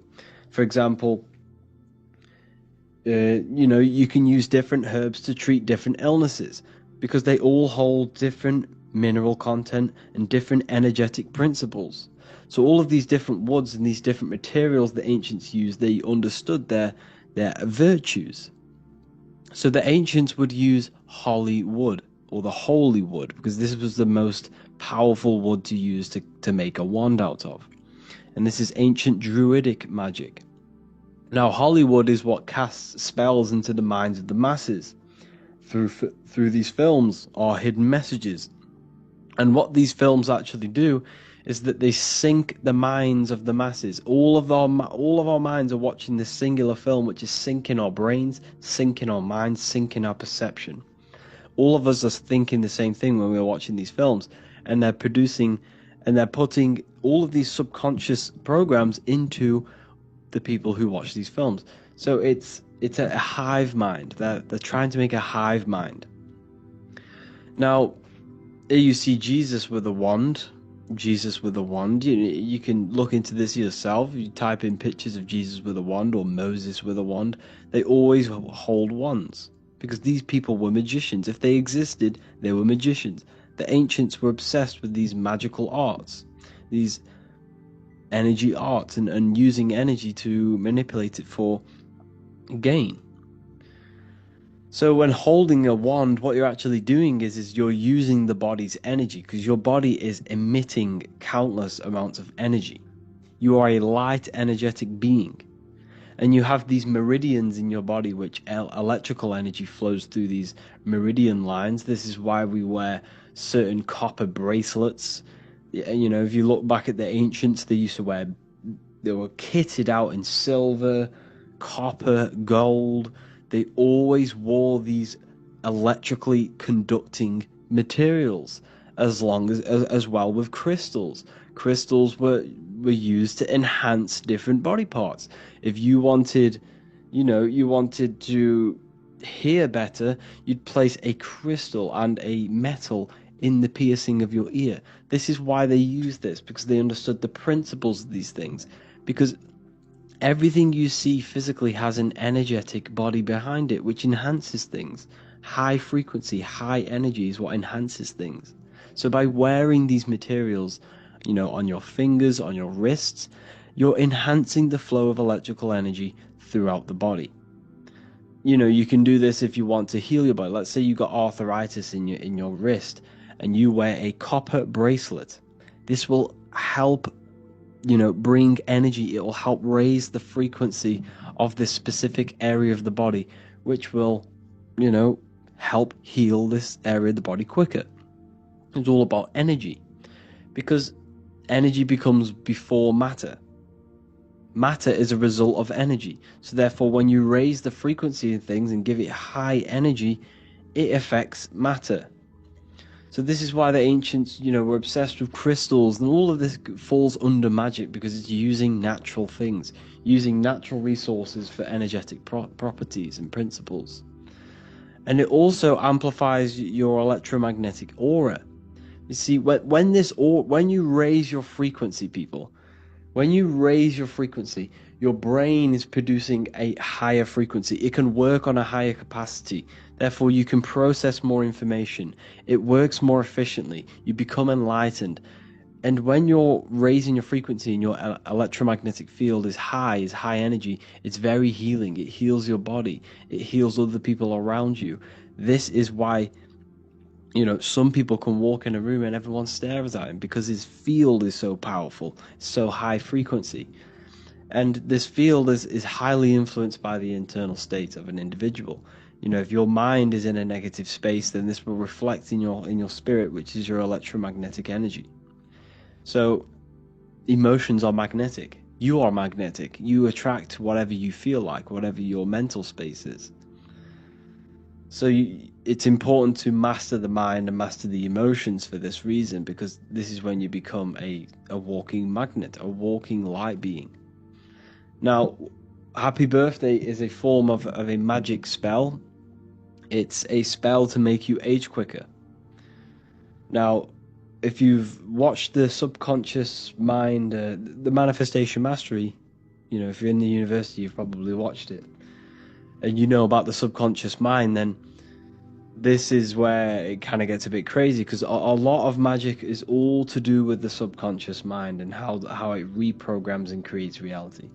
Because essentially everything begins in the subconscious before it actually materializes into a real reality. Now, what you do on your birthday is, what are you doing? You're doing magic. You're doing witchcraft.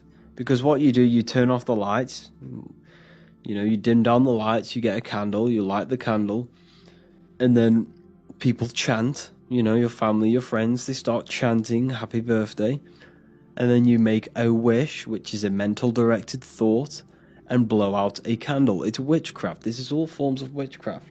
Now, I'm not saying this is evil, because witchcraft can be used for good and bad, not just for the bad. People always think that witchcraft is purely bad because they've been indoctrinated by the church.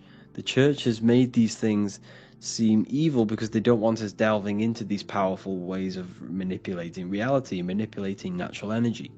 So when you are wishing, that is a form of mental directed energy, which is magic. All of this is magic. You've been doing magic your whole life. Now, when you make the wish, you don't tell anyone, which is another occult virtue. You shouldn't be telling people things that you want to create into manifestation, into reality, because people can direct negative mental energy towards this and slow this manifestation down. Because also, when you release, right, when you release what you want to do, when you talk about your goals to others, this releases dopamine in your brain. And your brain is now thinking that you've already achieved it just because you've talked about it, which is then keeping you less motivated to actually achieve this goal. So this is why you feel so good when you talk about, you know, your goals to people, because it releases dopamine in your brain.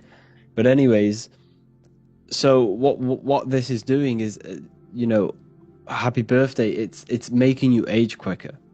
You see, the body follows the mind. The mind is the powerful tool. The mind is Jesus and his 12 disciples, the 12 cranial nerves in your brain. There's always the one around the 12. So the mind controls the body, and every thought you see, your thoughts are present in your body. Your body is a reflection of your thoughts. If you are very unhealthy, this means you have thoughts of eating junk food, and it is now reflecting in your body. You see, you can tell the way you can kind of get a glimpse of someone's inner world by looking at them, because they are a reflection of their own internal state. If someone is very strong, muscular, ripped, you can see this person. You can see this person's mental energy manifested in his muscles. You see the discipline. So your body's a reflection of the mind. Now, the English language is riddled with hidden spells. This is why we say, how old are you? Now, when we say, how old are you? This is subconsciously, you know, going into your subconscious. You might not consciously think, oh, I'm not old. But subconsciously, the subconscious mind picks this up and says, I am old. I am old. Because it manifests anything that you put into it. It takes everything as truth. So when we say, how old are you? We are saying we are old, which is then, you know, not having a dramatic effect, but it will make you age quicker. These little things all add up. You see, the subconscious is like a garden, and every thought and word and emotion is a seed which grows in the mind of the subconscious, which will then blossom into a material reality, into a fruit. You shall know them by their fruits. It says that in the Bible. So when we say how old are you, we should be saying how young are you, because this is another, English has been manipulated in ways to trick your own subconscious into these spells. This is what spelling is. Your words are spells. They cast three-dimensional sound waves. Every word you say is casting a three-dimensional sound wave or an electromagnetic torus field. Every single word you say. And what is reality created of? And that is electromagnetic fields. You are creating atoms. Your body is an anatomy, because your body is a giant atom, an electromagnetic field. So the next one is these planes. We must all understand these planes, is how the physical plane is a result of these higher planes of consciousness. You have the Buddhic, which is nothingness. You have the mental, which is the mind and thoughts. Then you have the astral, which is imagination of the thoughts. And the etheric is the energy of the imagination. And the physical is the physical plane you see around you. So everything you see down here is a reflection of these higher planes of consciousness of thought. So everything down here is manifested through thought. That's why it's called a government. They govern your mentality, your mind, because they understand the mind is the root cause of reality. So everything the government tells you is essentially manifesting your own reality. This is why you go to school and learn their indoctrinations, their information, because their information is going into your mind, which is then manifesting your reality. So they are not manifesting the New World Order. You and the collective consciousness is manifesting the New World Order through believing their indoctrinations, through believing that there is going to be climate change. There will be climate change because we are all believing it. The whole world around you is a result of mind. The mind interacts with the quantum field around you. Your consciousness interacts with the quantum field. Everything is a reflection of yourself. Now, humanity as a whole has a giant, and I mean humongous, spell put upon us. I can't tell you how big this spell is. So, let's say you have a limiting belief that you are not strong, for example. This will affect you. Go to the gym, and if you go to the gym, grab the heaviest weight that you can do without injuring yourself. Do it. Try do a set of them while saying, I am not strong mentally. Say it over and over, and I'm guaranteed you won't do many reps. And then go grab the same weight and then repeatedly say in your mind, I am very strong, I am very strong, I have lifted the weight, and I guaranteed you will do more reps. It's because the mind has power over the physical plane. It's all mental. This whole world you see around you is manifested from thought. This mic I'm speaking to, the computer or the phone you're holding, was all a thought in the mind. So therefore, everything is an emanation from the mind, the invisible realms of consciousness. And that's what the occult means. Occult just means hidden. And thoughts are hidden. Knowledge is hidden. You can't see knowledge. You have to gain knowledge. You can't see the knowledge behind someone. You can't split their brain open and see the imagination. You can't split their brain open and see the knowledge they know. It's because it's hidden within an invisible plane of mind and astral and etheric. The physical plane is nothing but a shadow of these higher dimensions. Now, it's by manipulating these planes is how you create your reality. This is what magic is. It's by as above, so below. You change above, you change below. Now, this is where, mental directed energy comes in. I kind of went a bit off track. I was going to go to the huge spell that's being placed on us. The spell that's being placed on us is limiting beliefs. The whole world has gone to school, and this school teaches, the Rockefeller, the Rockefellers, they own the school system, and everything they've taught you is to give you a perception of the world. Now, what did I just tell you? This whole world is a result of thought. It's belief. If the whole world believed we had superpowers, we would have superpowers. Now that sounds crazy to you, because the limiting beliefs, that's what I mean. All of us have been indoctrinated with limiting beliefs of gravity, of limiting things like, I don't know, the globe model. We've all been implemented with these things which limit our mind and our body. If we did not go to school and every single person in the world believed that we could fly and we could do something that is completely out of your mind right now, it would happen. It's because this world is a complete correlation and a direct manifestation of thought. Now, the collective consciousness all has a doubting belief system. We are all limited. We are all very well, not all, but if you're in this university, you have an open mind. Well done. I take my hat off to you joining the university and having an open mind. You know, you are one in millions. So congratulations to you for having an open mind. So, but for example, for the rest of the world, like, they are all limiting, which is affecting our consciousness, your consciousness, and my consciousness, because we are all connected on a mental level. We are all connected on the mental plane. This is the plane where everything is one.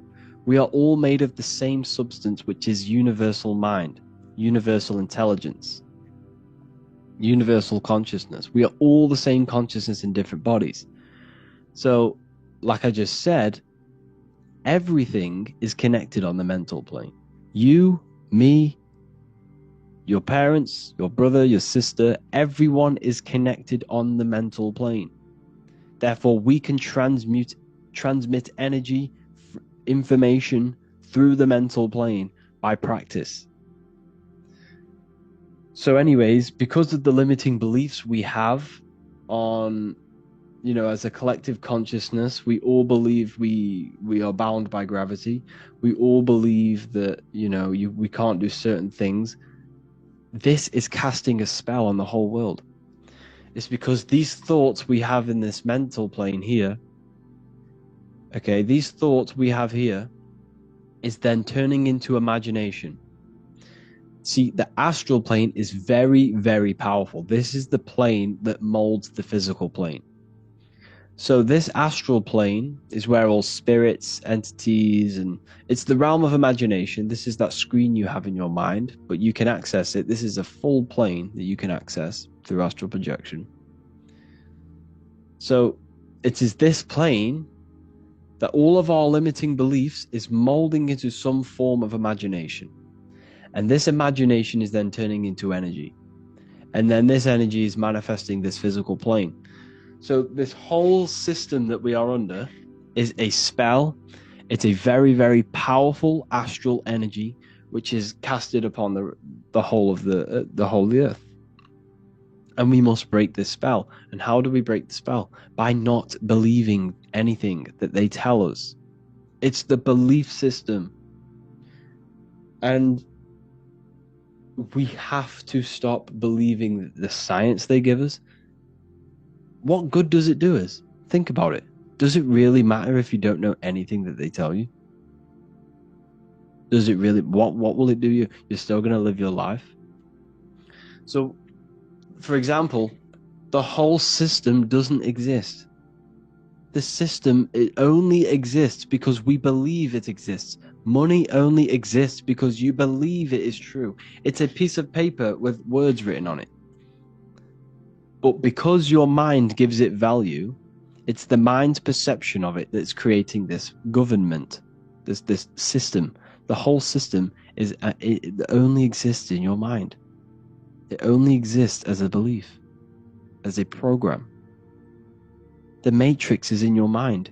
There is no matrix if you don't believe it. Now, this is the spell that's being put on us, and it is limiting us. Knocking on wood, when we say knocking on wood, this is witchcraft. This is magic. Everything has a spirit.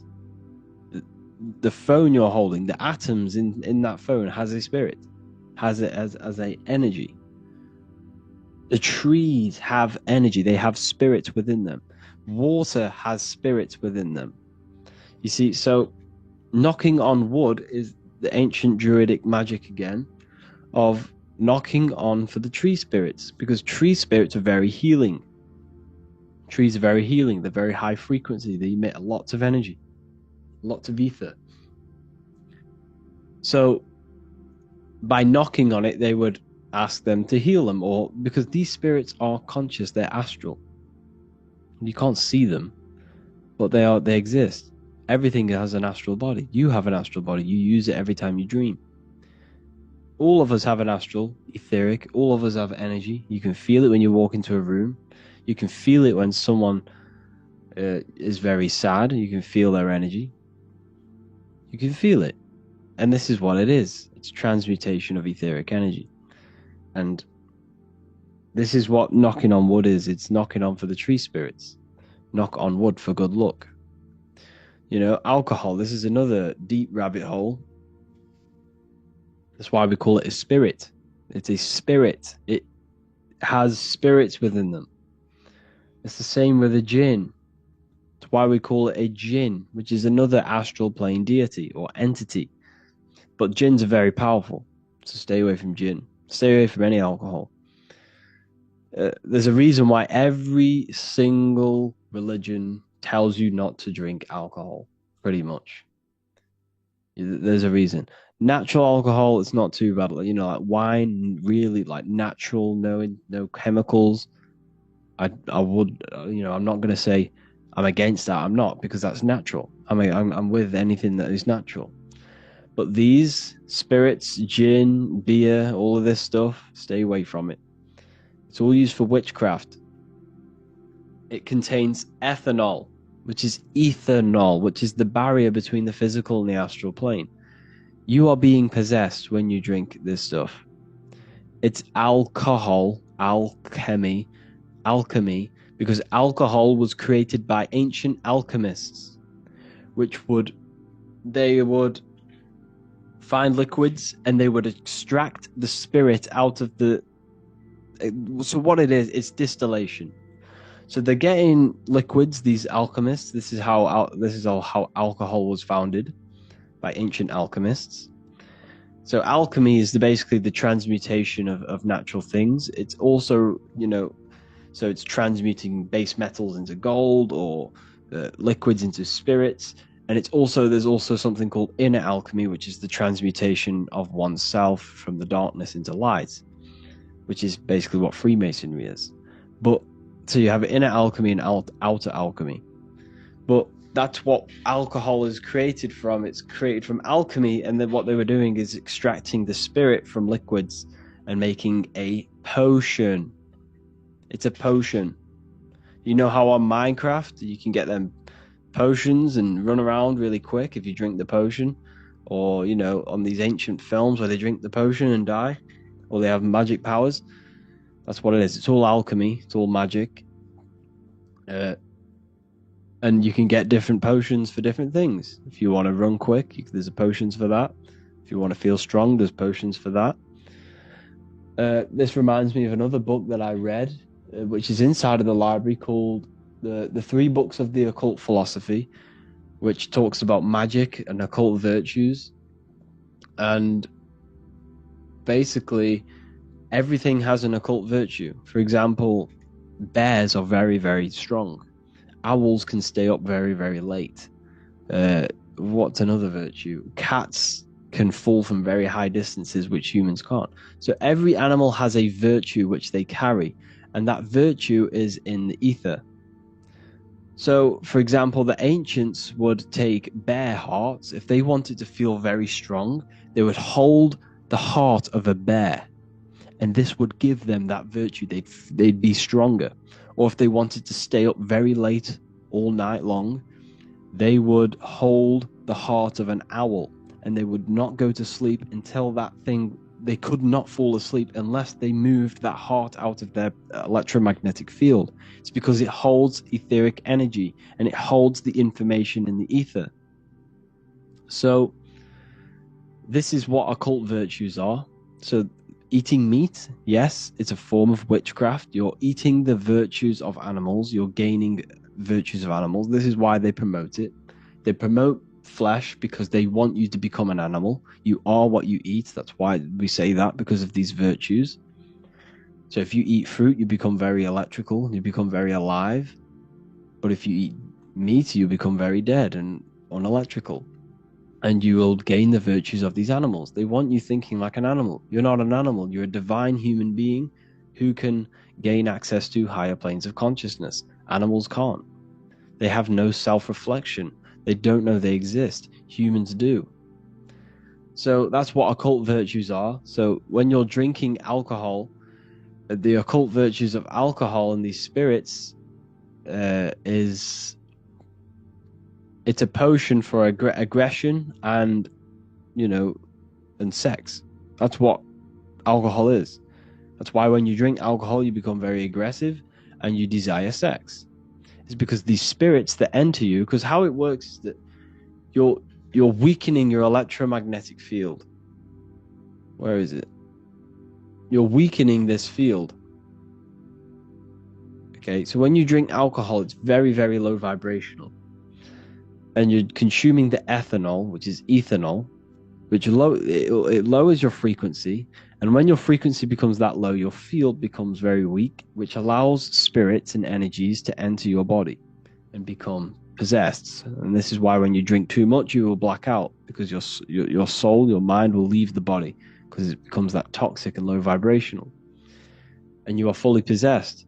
That's why you do such dark things and weird things when you're drunk, because you're not in full control of your body. You're possessed by an entity.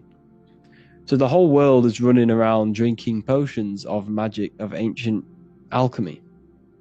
That's what's going on. That's why the world's so messed up. It's because everyone's drinking potions. Everyone's drinking these potions, which, with the virtues of sex and anger. And look at the world. What's the problem with it? Sex, anger, and religion. That's the main three problems of this world. So there's a pub on every corner. You can get alcohol in every shop. Because this is what spiritually attacks you. It keeps you low vibrational. It keeps us divided and conquered. It keeps us against each other. This is another spell that's been put on us. Drinking potions. We're drinking potions. That's what it is. It's insane when you see it like that. You see, like I said at the beginning of this video, witchcraft never disappeared. It never went. It was just veiled in myths and veiled in stories and movies from Hollywood. They made you think it was a fantasy. You've been doing it your whole life. You've been doing witchcraft your whole life. Every one of us has taken part in, if you go to concerts, you'll go into rituals, you'll go into energy harvesting rituals. If you go and watch The Weeknd, he's always doing rituals on the stage.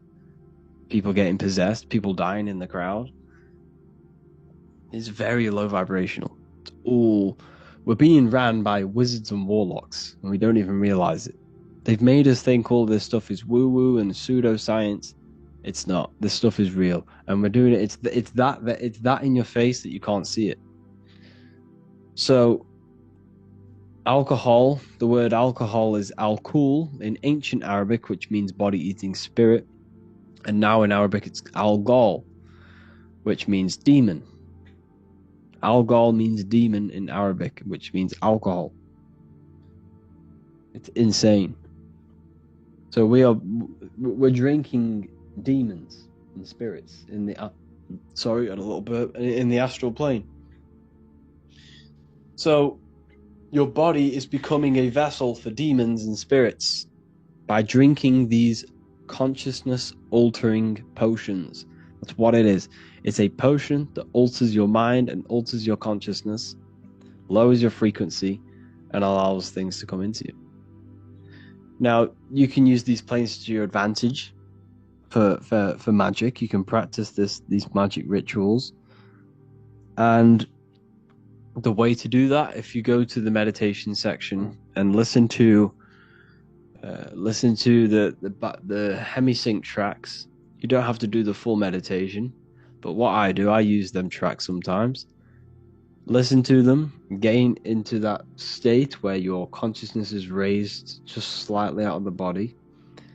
Okay, so you want to do the meditation until you feel you are the pure consciousness and you no longer right. So if you've done the meditations, your body, you can't feel your body because your body is that still and that relaxed. You can't feel your body. You're just pure consciousness. And when you are in that state, this is when you are in, more than likely, you're in the astral or the mental plane. Okay, this is when you're pretty much inside of the subconscious mind. You're no longer in the conscious, you're in the subconscious. And when you're in this state, this is where the power is. This is where you can start to imagine things. Now, this is very, very important that you be very careful about what you want to imagine. When you are in them realms of the subconscious and you're in a lifted state of consciousness, you no longer feel your body. This is very, very important, because whatever if you're trying to manifest someone into your life, for example, and you go and think about this and you imagine them and you picture them in your life in this state, this can have a very, very bad effect on you. You're programming your subconscious. Now, you got to be very, very careful. You got to make sure that your intent is a good intent. If you have a bad intent, do not do this, or else you'll program your subconscious with a bad intent, and it will come back and bite you. So be very careful about what you're going to imagine. Be very careful what you're going to direct mental energy towards. Now, this takes focus, discipline, and imagination. There are 3 parts of the higher faculties of your mind. You have to work on these: focus, discipline, and imagination. If you truly want to become an occultist, you must understand this. Focus, because you have to hold an image and hold an image of the imagination. So imagination and focus comes in hand. So let's say you want someone to come back into your life, you miss them. You picture them. You have to picture them very vividly, as much as you can. You have to use your focus, your discipline, and imagination to focus and imagination. When you're in that uplifted state, remember, when you no longer feel your body, focus, vision their face, and then whisper into their ear what you want them to do. Whisper into their ear what they want them to do, and then after about 5 minutes of that, keep repeating it, vision it, and saying it into their ear. Don't tell them what you want to do. Tell them the outcome. You will this, you will that. And then once you've done that, you want to then imagine them doing this thing that you've told them to do for 5 to 10 minutes. The longer, the better. The better your focus is, the better your imagination is, the better discipline you have, the more power you're sending to this person. Because remember, we're all connected on a mental level. We're all connected in this mental plane through thought. And thought is non-physical. It's metaphysical. It's not made of atoms. A thought's not made of atoms. It's completely metaphysical. You can't locate it. It's in a higher plane of consciousness. So we're all connected on a mental level. So what you are actually doing, you're directing mental energy towards this person. And if this person is not aware of occult things, this can influence them. The more you do it, but like I say, people, don't do this for bad reasons. Don't do this for bad, because this can turn around and bite you. This can end up really bad if you do this, if you do something, that you shouldn't be doing. But I'm here to spread the light. I'm here to spread knowledge. I do this for good things. I don't do it for personal people, but I do it for my life and what I want. You can do this to manifest things. But this is how. Have you ever been in a situation where you thought of someone and they called you, or you thought of them and they called you? Well, this is how it is. It's because we're all connected on a mental level. And the more connected you are to that person emotionally, the more power this will have, because you have a connection on the astral. For example, if you've had sex with someone, you are connected with them on an astral level. emotionally. You're entangled emotionally. So you got to be careful who you have sex with, because sex is a form of magic. If you have sex with random people, they're running around with a piece of you, and they're putting that piece of you into other people, which is messing you up. We're all connected on these planes, these higher planes of consciousness. You got to be careful. You know, handshakes. Why do we do handshakes? Well, we're transmitting energy. So don't handshake people who you don't want to handshake. You're transmuting energy and electrical energy and information. You know, so this is all, it's all mental, it's all astral. All of this stuff is. You could, like I say, you can use this mental directed energy for manifestation as well. If you want things in your life, picture them. Well, first get into that state where you can no longer feel your body, where you're that still, and then picture them. Picture the reality you want, and then use your emotions as well. Your emotions are very powerful. Feel it. Feel the reality you want. Now, this works better on a full moon. Now, the full moon is very powerful, very, very powerful. They don't want you to know about the full moon. They don't want to know about the moon. All they tell you about is the sun. They tell you the moon's just a piece of rock. The moon is very, very powerful. The moon has an effect on your psyche. So when it's a full moon, things sound louder. When it's a full moon, people are way more emotional. People are more reactive. People are more crazy. If you ever notice, there's always things going on. There's always bad things, and crime go up on a full moon. It's actually recorded. There's more police calls and 9/11 calls, or 9/9. You know, there's more of these calls happening on a full moon. This is actually recorded. This is a true thing. It's because the moon enhances your mental state. If you are very an emotional person, an impulsive person, a full moon comes around, you're going to be even more impulsive. Probably going to start pulling your own hair out. It's because it's very powerful. So when you do these, that exercise I just told you of mental directed energy, which is a form of magic, you can do this on a full moon to manifest quicker, to have it more power. That's why you always see witches. You always see these witches on a full moon. It's because it's very, very, very powerful. And witches always with cats. It's because cats transmute negative energy, and they can heal you. The Egyptians were obsessed with cats. They had cats around them all the time. And that's why you see cats have 9 lives. Why do cats have 9 lives? Because supposedly there are 9 dimensions, and they see all 9 of them.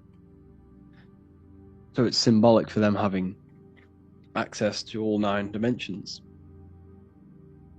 So cats are very powerful. If you have a cat, when they purr, that's very healing. The frequency they produce when they purr, they do that to cleanse your energy.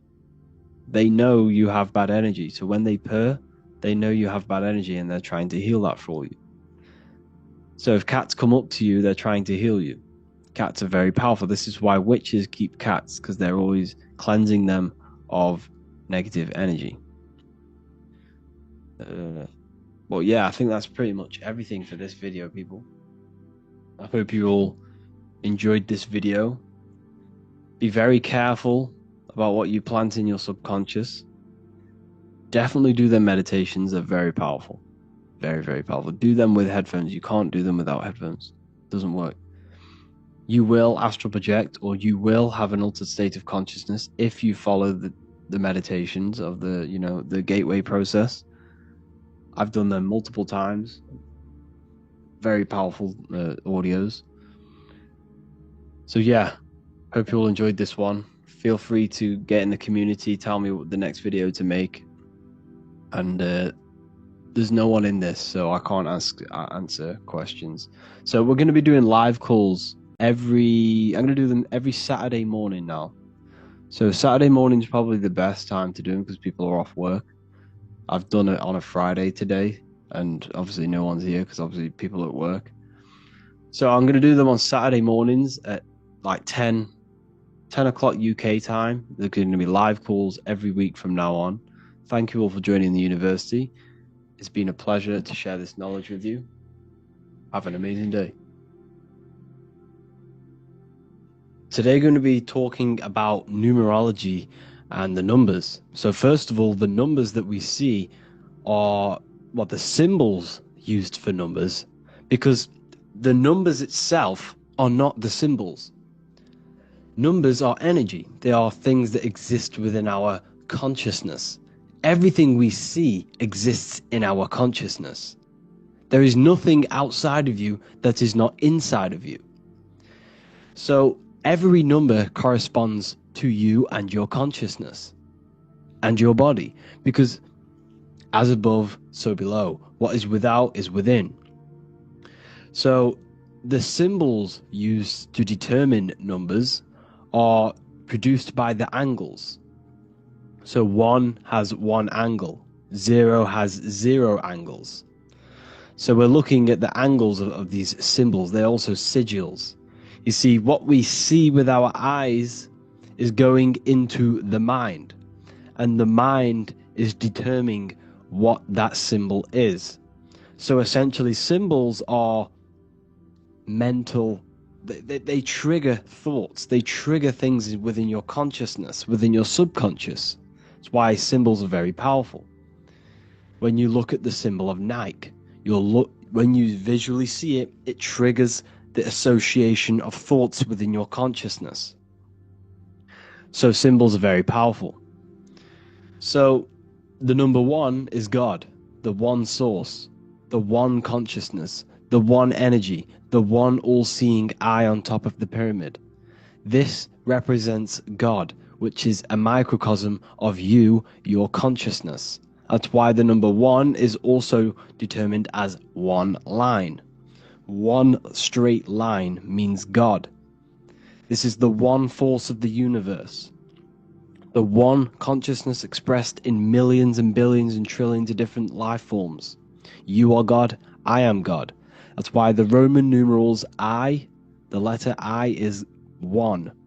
Because there is one God, one I am within all of us. Every single one of us refers to ourselves as I. I is the highest aspect of your being. You can't say anything above I. There's nothing above I. Well, there's no thing, nothing. There's nothing above your I am, which is the void. But it's the consciousness within yourself that is God. It's the I am, where all things spring from. Everything springs from this consciousness within you, from this mind. So masculine is masculine, which is one line, because the number 1 is a masculine force.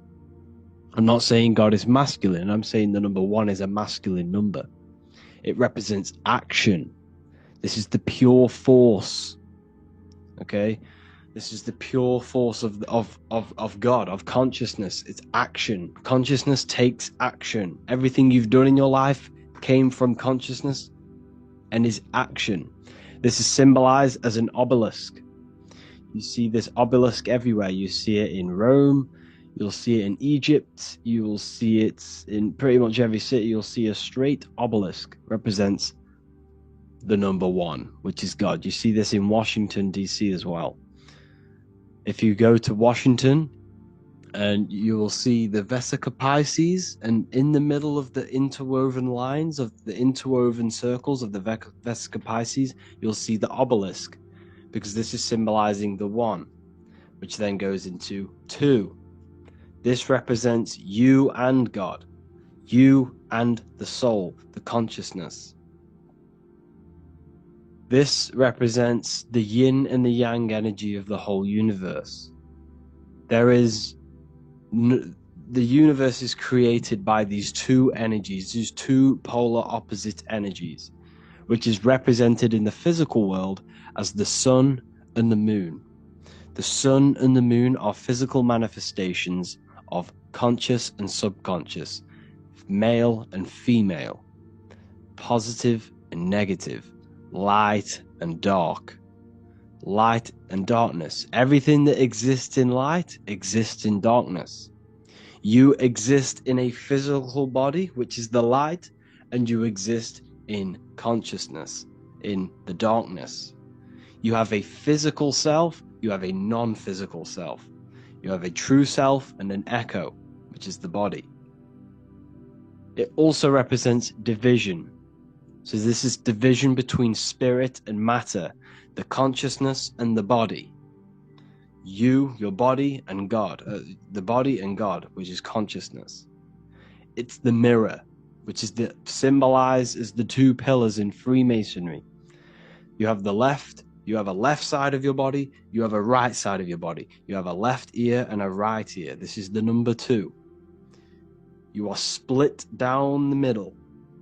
Your body is split straight down the middle, and you have 2 sides of everything. And in between the 2 sides of everything, you have one consciousness in the middle of the brain, which is the number 1. And this is 2. So 2 represents the division, spirit and matter. Now, it also represents as above, so below. Your life is a reflection of your consciousness.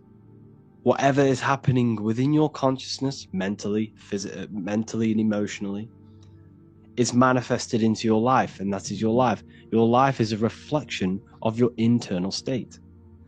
Every thought has led you to this very point in your life. Every action has led you to this very point in your life. And them actions started within mind or consciousness. So it represents as above, so below. Everything within your being is manifested from these 2 male and female energies, the left and the right hemispheres of your brain. Everything you do is created by these 2 energies. Okay. So you have the conscious, which is the light, the subconscious, which is the darkness. The conscious mind brings into light out of the darkness. So now what do I mean?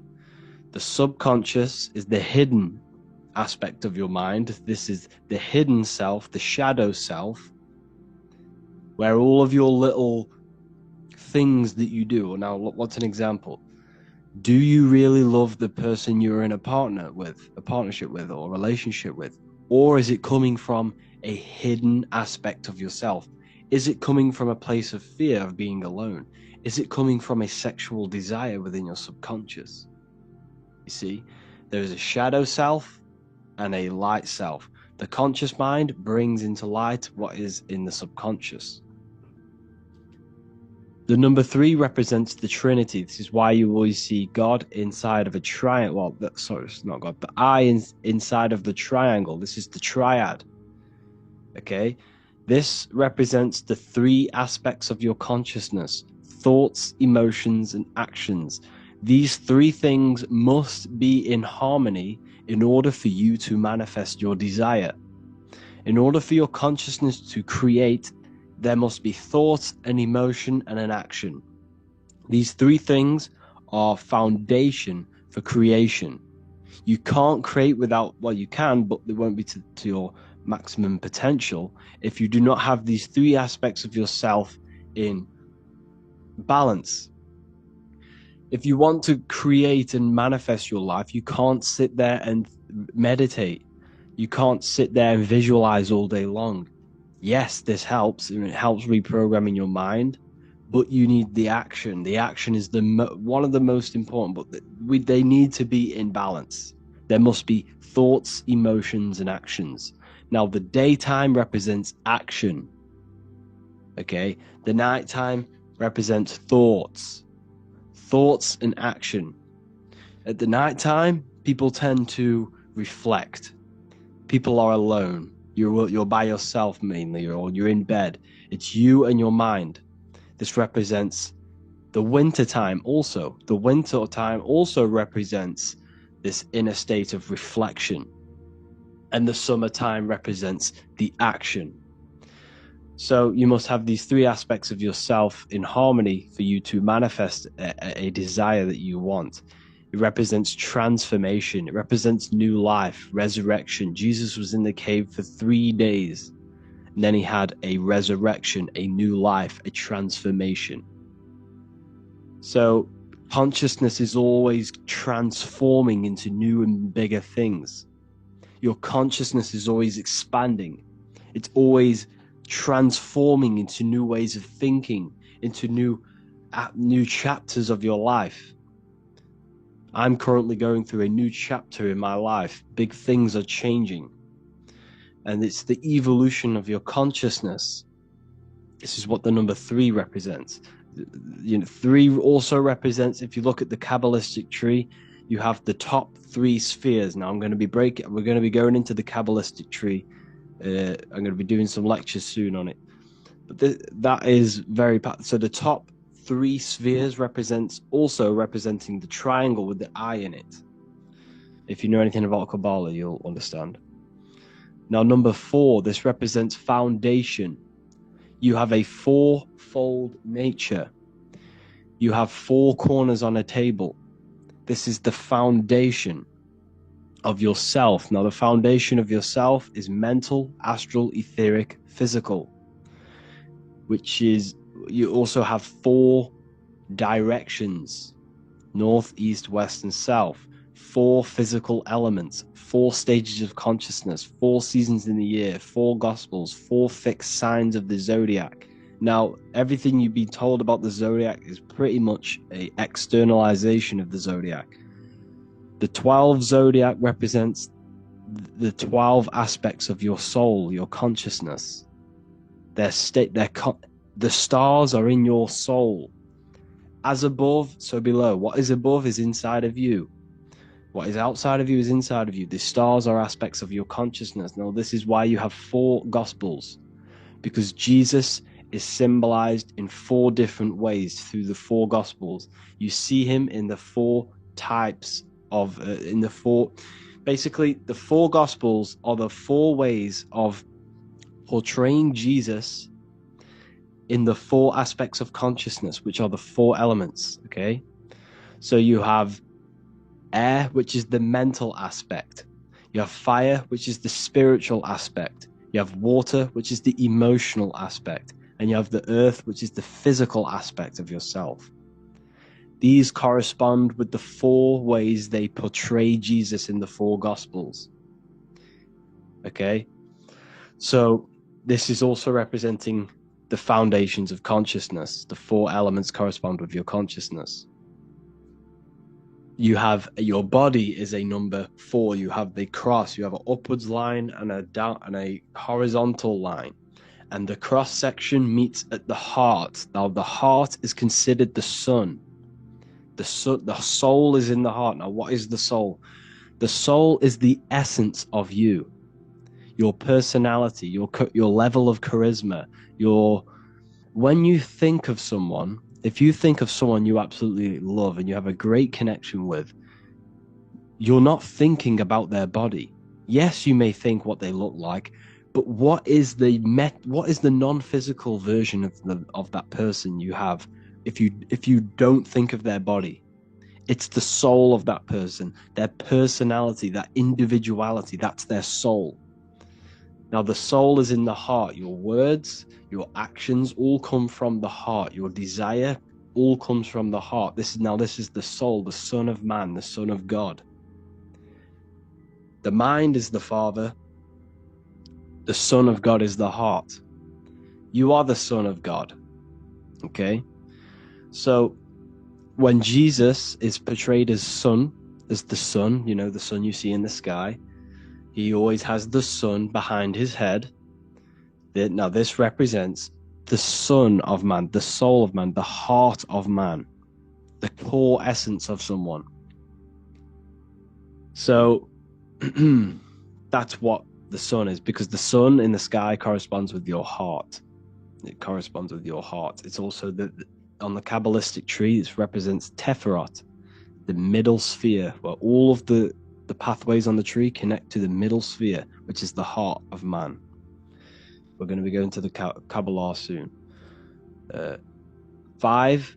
So yeah, 4 represents the foundations of your consciousness. In your external world, this represents the foundation of manifestation. In order for you to build an empire, you must have 4 corners. You must have foundation.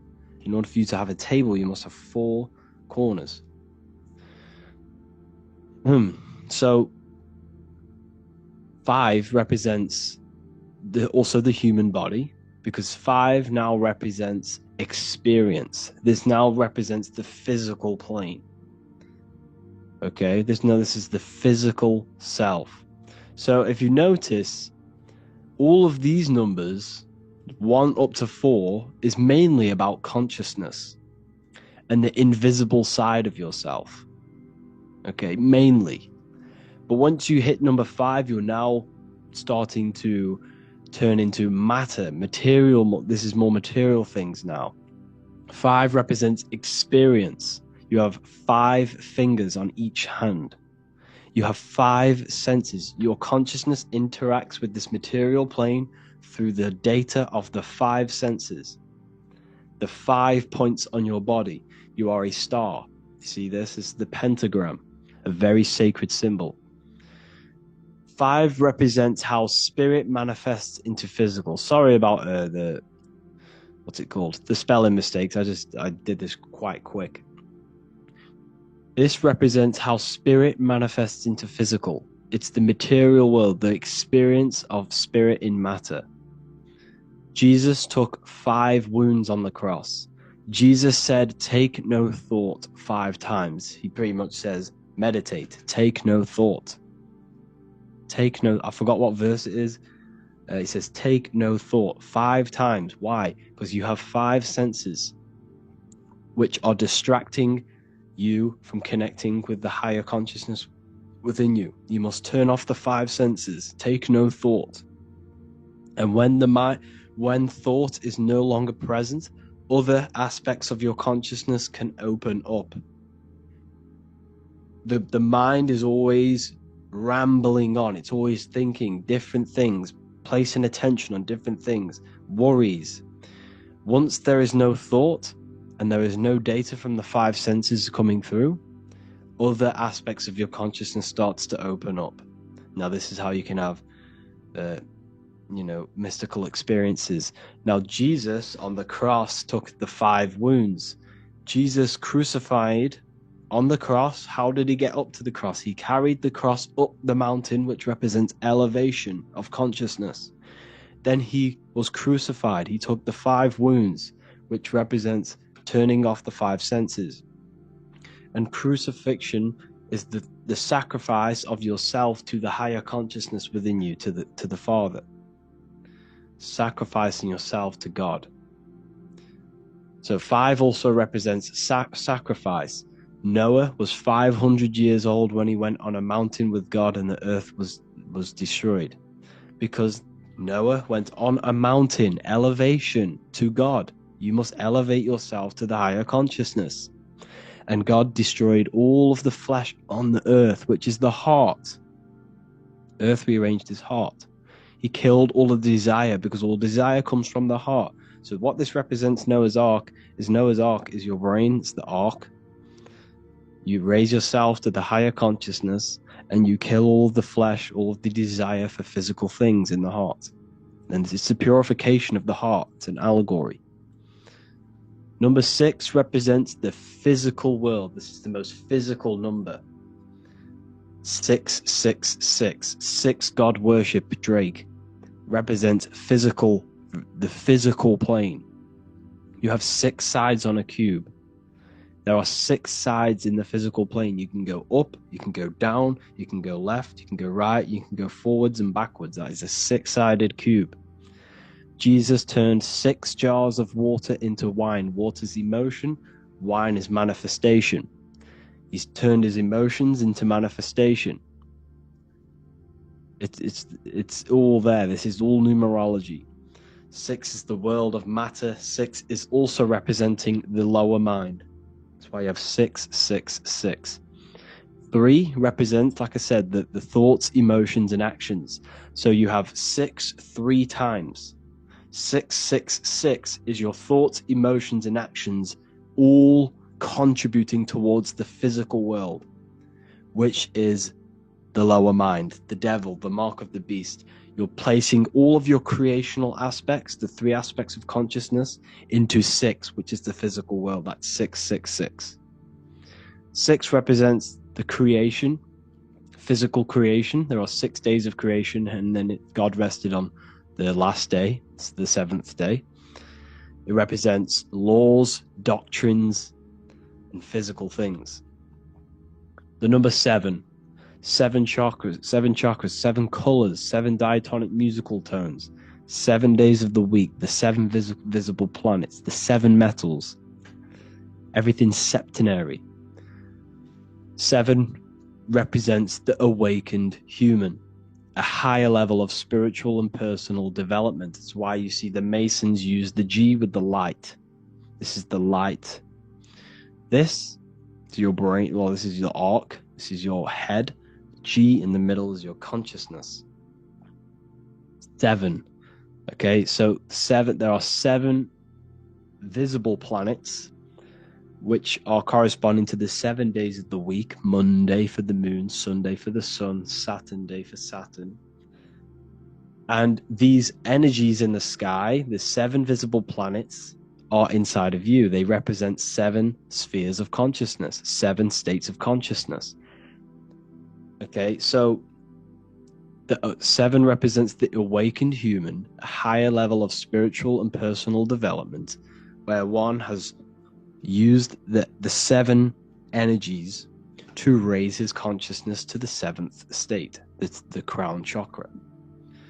Most people are stuck in their surface level of their consciousness and operating on the surface level of their consciousness, and they need to move up.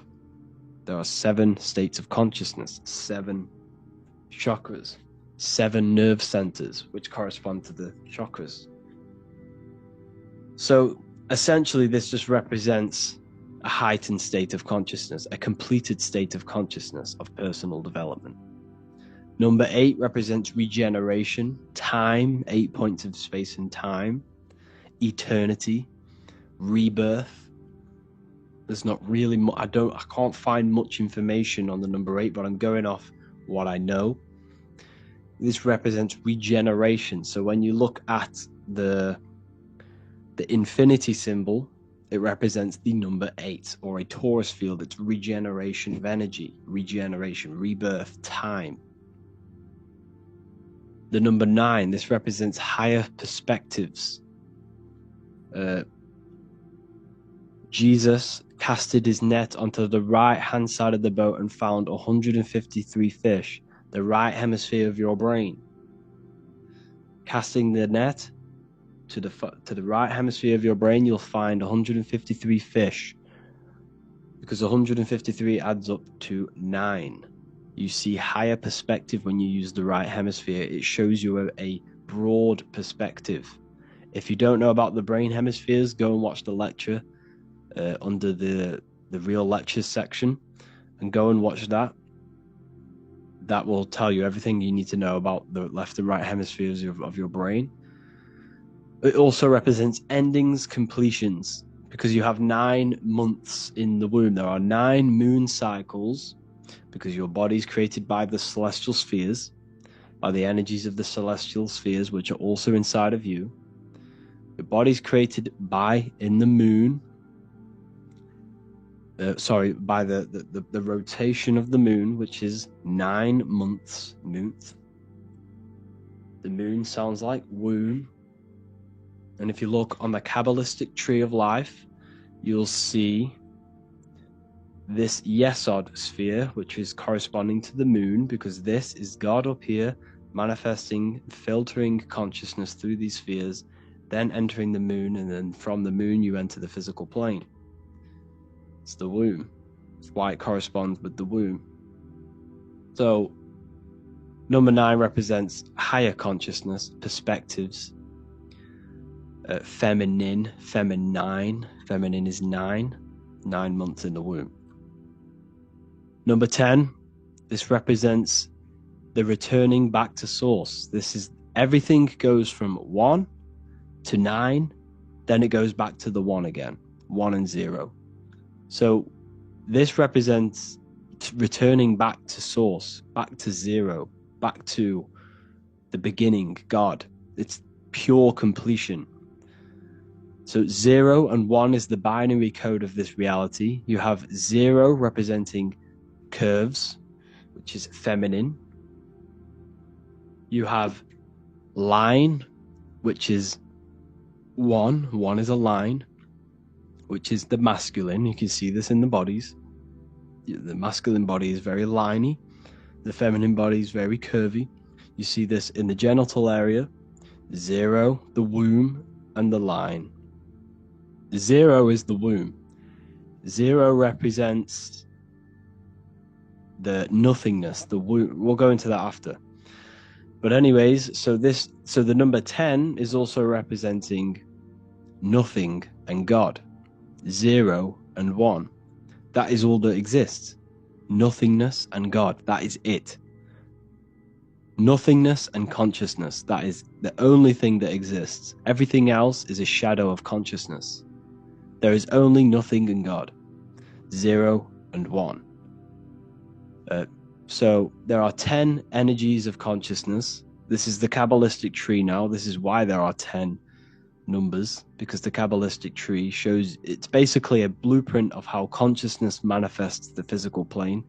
This corresponds on a macrocosmic scale, which is God, and a microcosmic scale, which is you, a microcosm of God. The macrocosmic scale represents how God manifested everything in the universe through consciousness. And then the microcosmic scale represents you manifesting from God into the physical world of God, of the manifested plane. So pure consciousness can't enter a physical vessel. It's too powerful. Consciousness is too powerful for it to enter a body. So what God did is filtered his consciousness through 10 energies, okay, which is the Kabbalistic tree, and basically filtered his consciousness through these spheres so that we could have a material plane. So this is where it gets very deep in the Kabbalistic teachings. So I advise you all to research the Kabbalistic tree. It's very, very interesting. And this is basically how God comes down through these spheres into the material plane. Each path corresponds with a lesson. You, on a microcosmic scale, are down here, but your consciousness can expand all the way back to source, because the mind has infinite possibilities. There is limitless possibilities with your mind. Your mind has the potential to grow and expand into new fields of thought and expand to know everything in the universe, which is basically pure enlightenment. Your mind has no limitation. The only limitation in your mind is the beliefs that you hold. The mind has infinite possibilities to expand beyond physical awareness to the consciousness of God. That's why humans are very, very powerful. Humans are made in the image of God, because we have the potential to expand our minds to God. So essentially, this also represents, on a microcosmic scale of you, the path back to source, the path back to Kether. Okay, I'm going to make a whole lecture on this, so we'll go into that another time. So this is why the word man adds up to 10. Adam, the first ever man created, adds up to 10, because 10 is the Kabbalistic tree. How one God, light, consciousness, manifests into matter or the body. So you are made in 10ness. You have 10 consciousness, 10 spheres of consciousness. You are made in the image of God. You are made to experience God's creation. You are made to expand your consciousness. You have been given the tools to awaken to the divinity within you. No other animal in this universe has the ability to awaken to its divinity. You have the ability. You've been given the tools to awaken. Everything is given to you so you can awaken. You have self-realization. A dog can't look in the mirror and look at his faults, look at how he can improve. A dog can't do that. A cat can't do that. A human can. A human can look at himself in the mirror and say, I need to improve here. I need to do this. If you keep feeding a dog, it will just keep on eating forever. But if you keep doing that to a human, at one point, they will stop and say, I can't do this. It's self-realization. We possess a very advanced consciousness. This is why we're made in the image of God. So yeah, the significance of 10 underscores the fact that all humans are created in the image and likeness of God.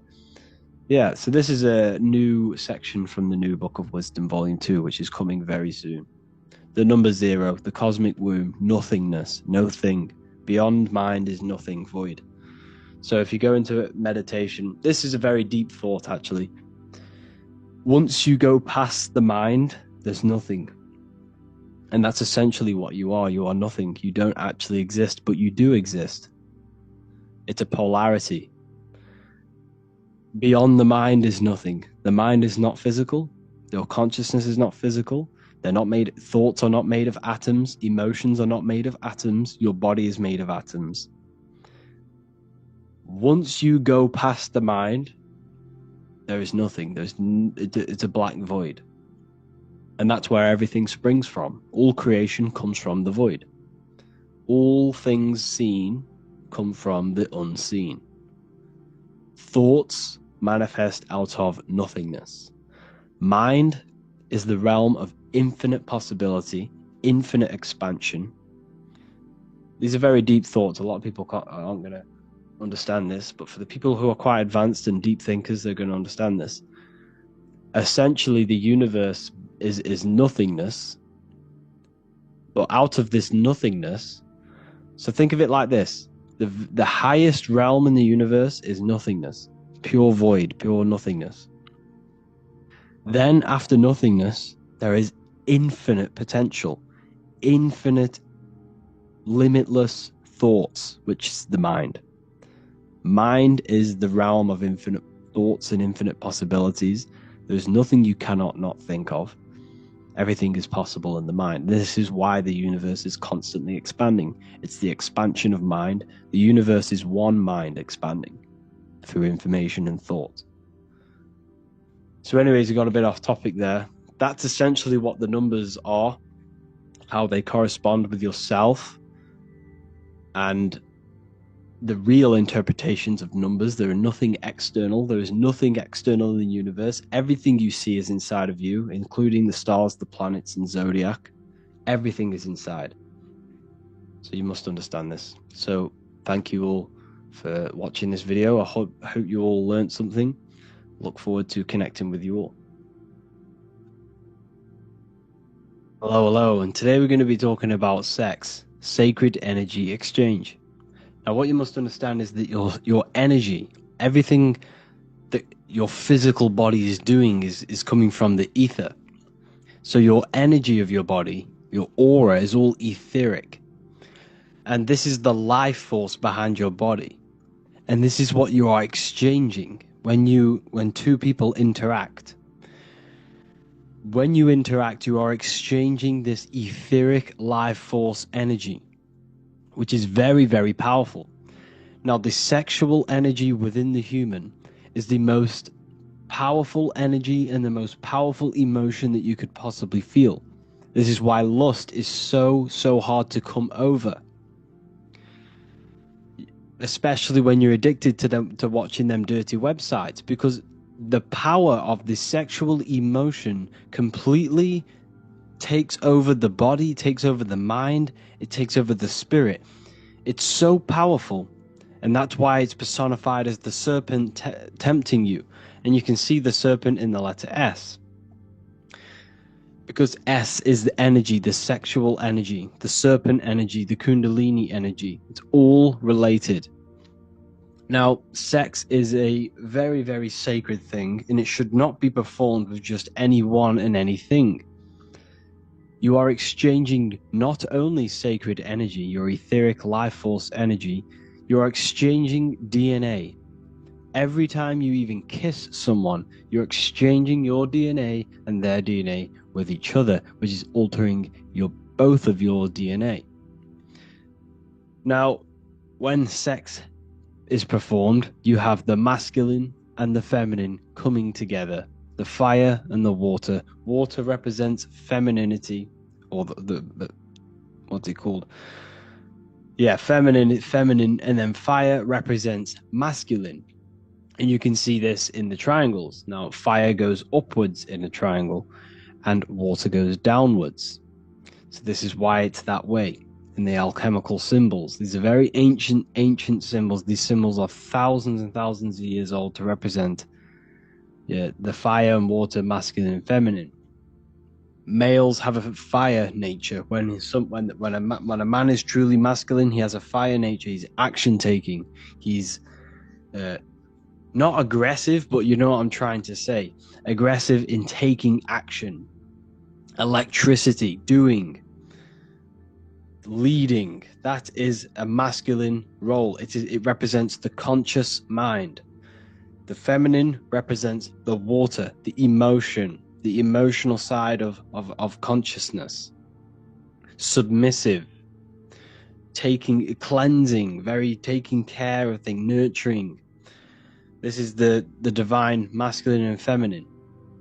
They are two polar opposites. They are completely different. So if you don't understand your woman, or you don't understand your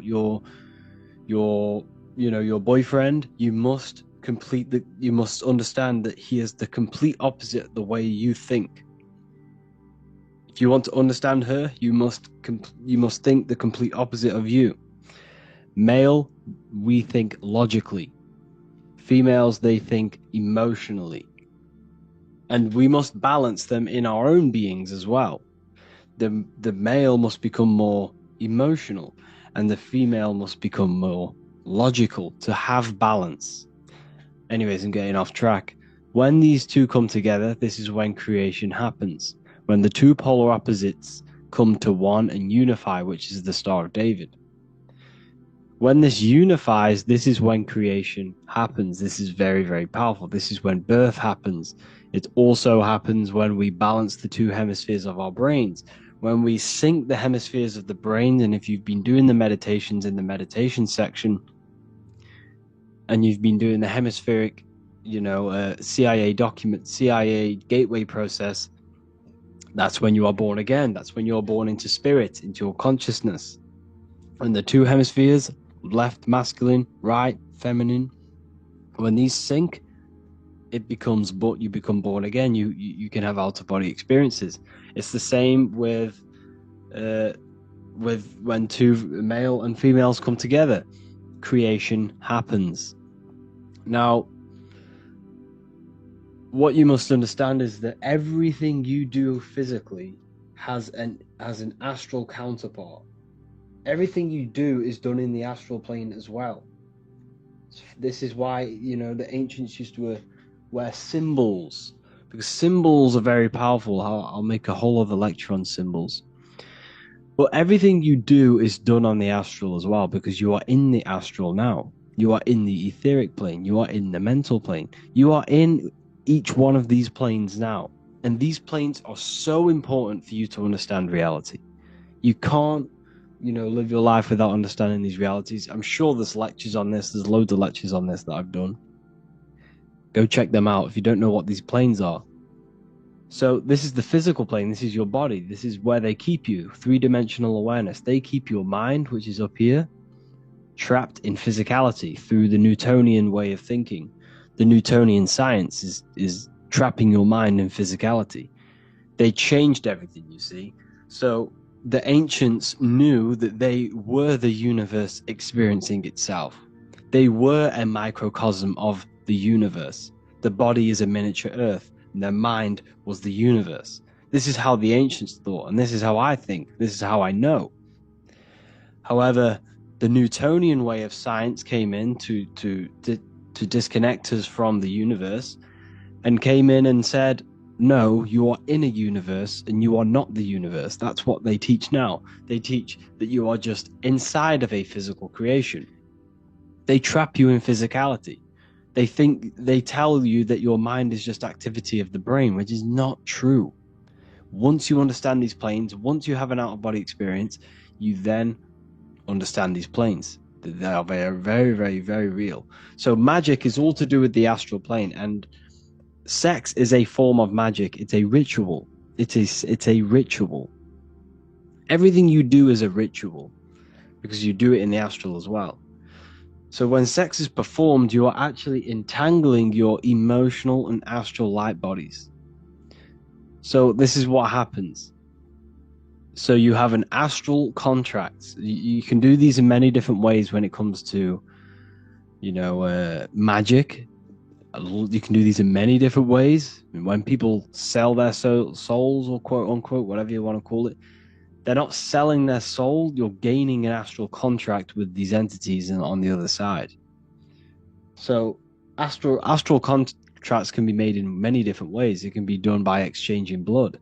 It can be done by casting spells on people, powerful spells and spell casting. It can be done in many different ways, but sex is one of the ways where you create an astral contract. You are now entangling that person with yourself. You are because the emotions exist on the astral plane. So emotions are entangled. So my emotions, let's say I had sex with someone years down the line, or even the next day, their emotions will affect you, and their internal state will affect you. Their mental state will affect you. You are entangling each other on an astral level. You see, the astral plane is the realm of imagination. It's the realm of light. And this is where you're becoming entangled.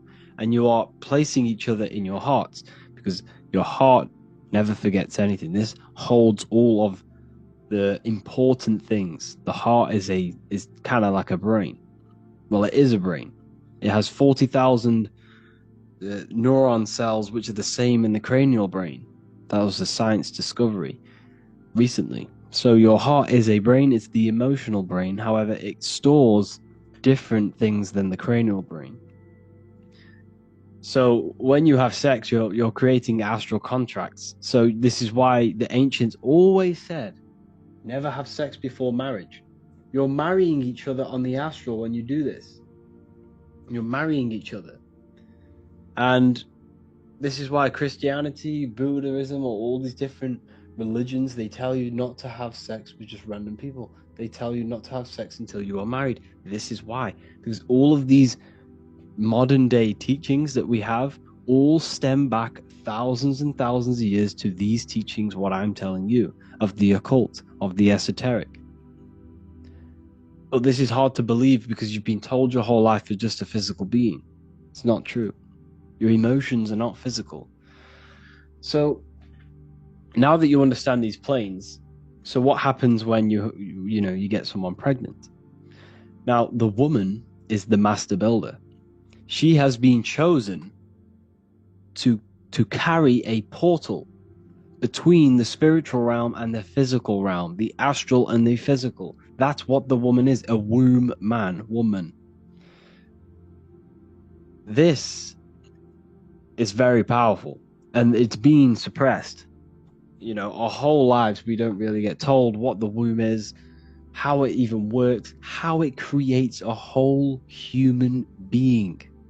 It turns a single cell into a whole human living being. That is how powerful the womb is.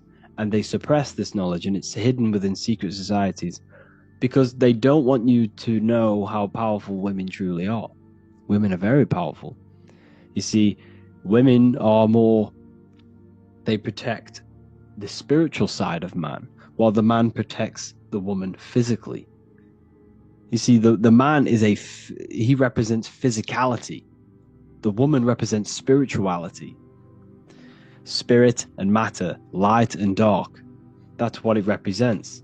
And the woman holds a portal. So once you ejaculate into a woman, this now creates a portal within the astral plane. Now, what did I say? What sex is? It's a ritual. Remember that there are higher astral planes, there are middle planes, and there are lower planes. Rituals are either summoning the higher astral plane or the lower astral plane or the middle. So when you do this ritual, sex is a ritual, you are either summoning higher beings or lower beings, depending on the type of depending how you do the ritual. If you do sex and engage in low vibrational sex, based on lust, based on desire, based on no true feelings, there's no passion in the sex, there's no feelings between you two, you are engaging in low vibrational sex for your own pleasure. But remember, you can't fake in the astral plane. The astral plane works on vibration. The physical plane, you can fake it. But if I could see you in the astral plane, I could see you for your raw form. I would see your vibration. I would see your mind manifesting the way you think. You see, so in the astral, you can't fake it. You are your raw form. You can see people's soul in the astral. You can see, because everything you think is manifested into the astral. And the way you think is affecting your astral body. So in the astral, most people are walking around as demons because they're that negative. Their mind spaces are so negative, and they're literally demons. Their souls are so dark, they're not light. So anyways, the way I was getting on is that when you perform sex, you need to do it properly, or else you will incarnate a low vibrational soul into your child, a sun. The sun in the sky represents the soul. You're bringing a soul into the physical plane. That's what you're doing when you have sex, when you impregnate a woman. Now, you can do this consciously. You can soul invoke ritual. It's called the soul invoking ritual. I'm talking about it in the new book, Book of Wisdom Volume 2. It'll be ready for you guys very soon. You'll have early access to it if you're inside the university. So when you have sex and you're engaging in low vibrational sex, the vibration is so low in the astral, you're manifesting lower astral entities. And when you open that portal in the lower astral, you're going to get a lower astral soul into the woman. Okay? So this is why you need to make sure that you are doing it properly. And when you have a child, you want to make sure that you perform the ritual properly in a high vibrational state. Because remember, everything you do is in the astral. As above, so below. So to ensure this process attracts the right high vibrational soul, you need to create the environment. So first, you need to purify the space by banishing negative energy through the use of burning herbs such as sage, rosemary, or bay leaves. Ancients used to do this, we still do this today. Burning these, because remember, everything has an astral body. Everything you see has an astral form. So when you use, the ancients knew the qualities and the different meanings of different leaves. So they'd use these leaves to burn, to clear and banish negative energy in the astral around them. So you use them, you burn the area, and you cleanse the area. And then before engaging in the sex magic ritual, both partners should focus on raising their energy and the frequency of the surroundings and themselves. This is achieved by chanting high vibrational words of light, setting positivity, loving intention. Both partners need to align their intent with love, light, and high vibrational emotions. During the sexual act, maintain deep sense of love and passion to enhance the ritual's effectiveness. By focusing on high vibrational energies, the couples can invoke higher astral entities and create a favorable environment for the conception of a soul that resonates with these frequencies. By carefully preparing the space and aligning their intentions, the couple can potentially influence the type of soul that enters the physical plane, the world. You must do this. You must be very, very careful. I mean, you're going to love your child either way, don't get me wrong, but this is, if you're going to have a child, do this. I'm not going to say you're incarnating a demon into your world, but if you don't do this, but I'm just trying to raise awareness. I'm just trying to give you this stuff and aware you on these topics. Or you could even do a manifestation ritual with sex. Sex is very, very powerful. The energy is very high. The frequency is very high of sex. So, obviously, begin by purifying the area again. Before engaging in sex magic ritual, both partners should focus on elevating the energy and frequency of the surroundings. And then, once you do this, you both need to set the intent of what you want to manifest. As sexual energy is very, very potent, and it provides strong foundation for manifesting intentions. And during sex, the woman's subconscious is wide open, okay? Because she represents the subconscious mind. It's the feminine aspect of the mind. And he represents the conscious mind. And during sex, the woman is submissing to the man. So her subconscious is wide open. So when you think and feel during this sexual intercourse, you are rapidly reprogramming the subconscious mind by, vividly imagining and emotionally experiencing the desired reality that you want during the sex. And this is how you can rapidly reprogram your subconscious. And this will bring something into existence. It's going to have very powerful effects. See, magic is all about influencing the astral, or influencing the subconscious, or influencing magnetism. Magic is magnetism. So that's essentially what you could do. So you could take a screenshot of this and do that. So the woman in the womb is the woman takes the energies of the 12 celestial constellations and takes this energy, harvests this energy, and manifests the baby inside of the womb.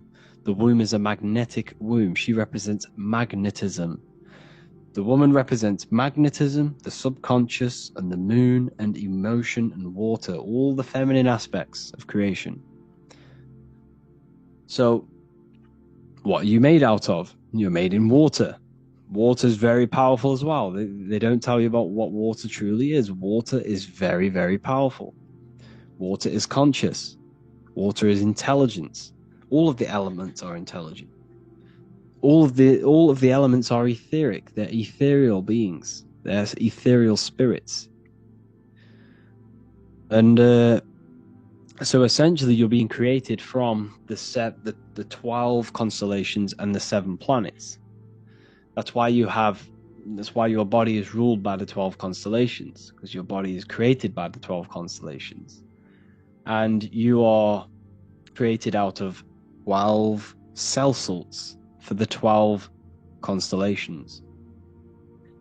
And you are, in fact, mineral deficient in at least 3 of these cell salts or constellations, because you are in the womb for 9 moons. You're in the womb for 9 moons. The moon is the womb. Okay? The moon represents the womb. Your soul comes through the astral, through the moon, and into the woman. That's the portal. The moon is the portal. The moon is heavily connected with the astral plane. So that's why they say there's souls in the moon and it collects souls, because it technically does. It's connected to the astral. So what's happening when you are born? You're born in 9 moons, okay, because the woman's directly connected with the cycle of the moon. That's why she has a menstrual cycle every moon. Every 28 days, the 28 days of the cycle of the moon, she'll have an egg, because fertility is directly connected with the moon and the cycles of the moon. So you're in for 9 moons, and you are mineral deficient in at least 3 of these constellations. So you definitely need to find out what constellations you don't have in your chart, and you need to make sure that you're getting them cell salts into your body, or else this can manifest into something. But as long as you're obviously healthy, you should be fine. But this, if you want to take your health to the next level, this is called medical astrology. This is famous in like Chinese astrology as well, Chinese medicine and stuff like that. So yeah, tantric sex. This is where you do not release your fluids. You shouldn't be releasing your sexual fluids, people. You should not be doing it. This is very, very powerful. And in fact, semen is the astral liquid of the soul. That's what semen is. It has high amounts of etheric energy. You know, when you release, you feel like you feel dead. You feel like the soul's been sucked out of you. You feel like there's nothing in you. You feel so depleted when you release your fluids because it's so powerful. It has so much life force, so much etheric energy, so much astral energy, so much minerals. See, this is why so many people are mineral deficient. They may be eating everything they can, like they're really healthy, but if you're releasing every day, that's where all your minerals are. Think about it. That fluid can create a whole other human being.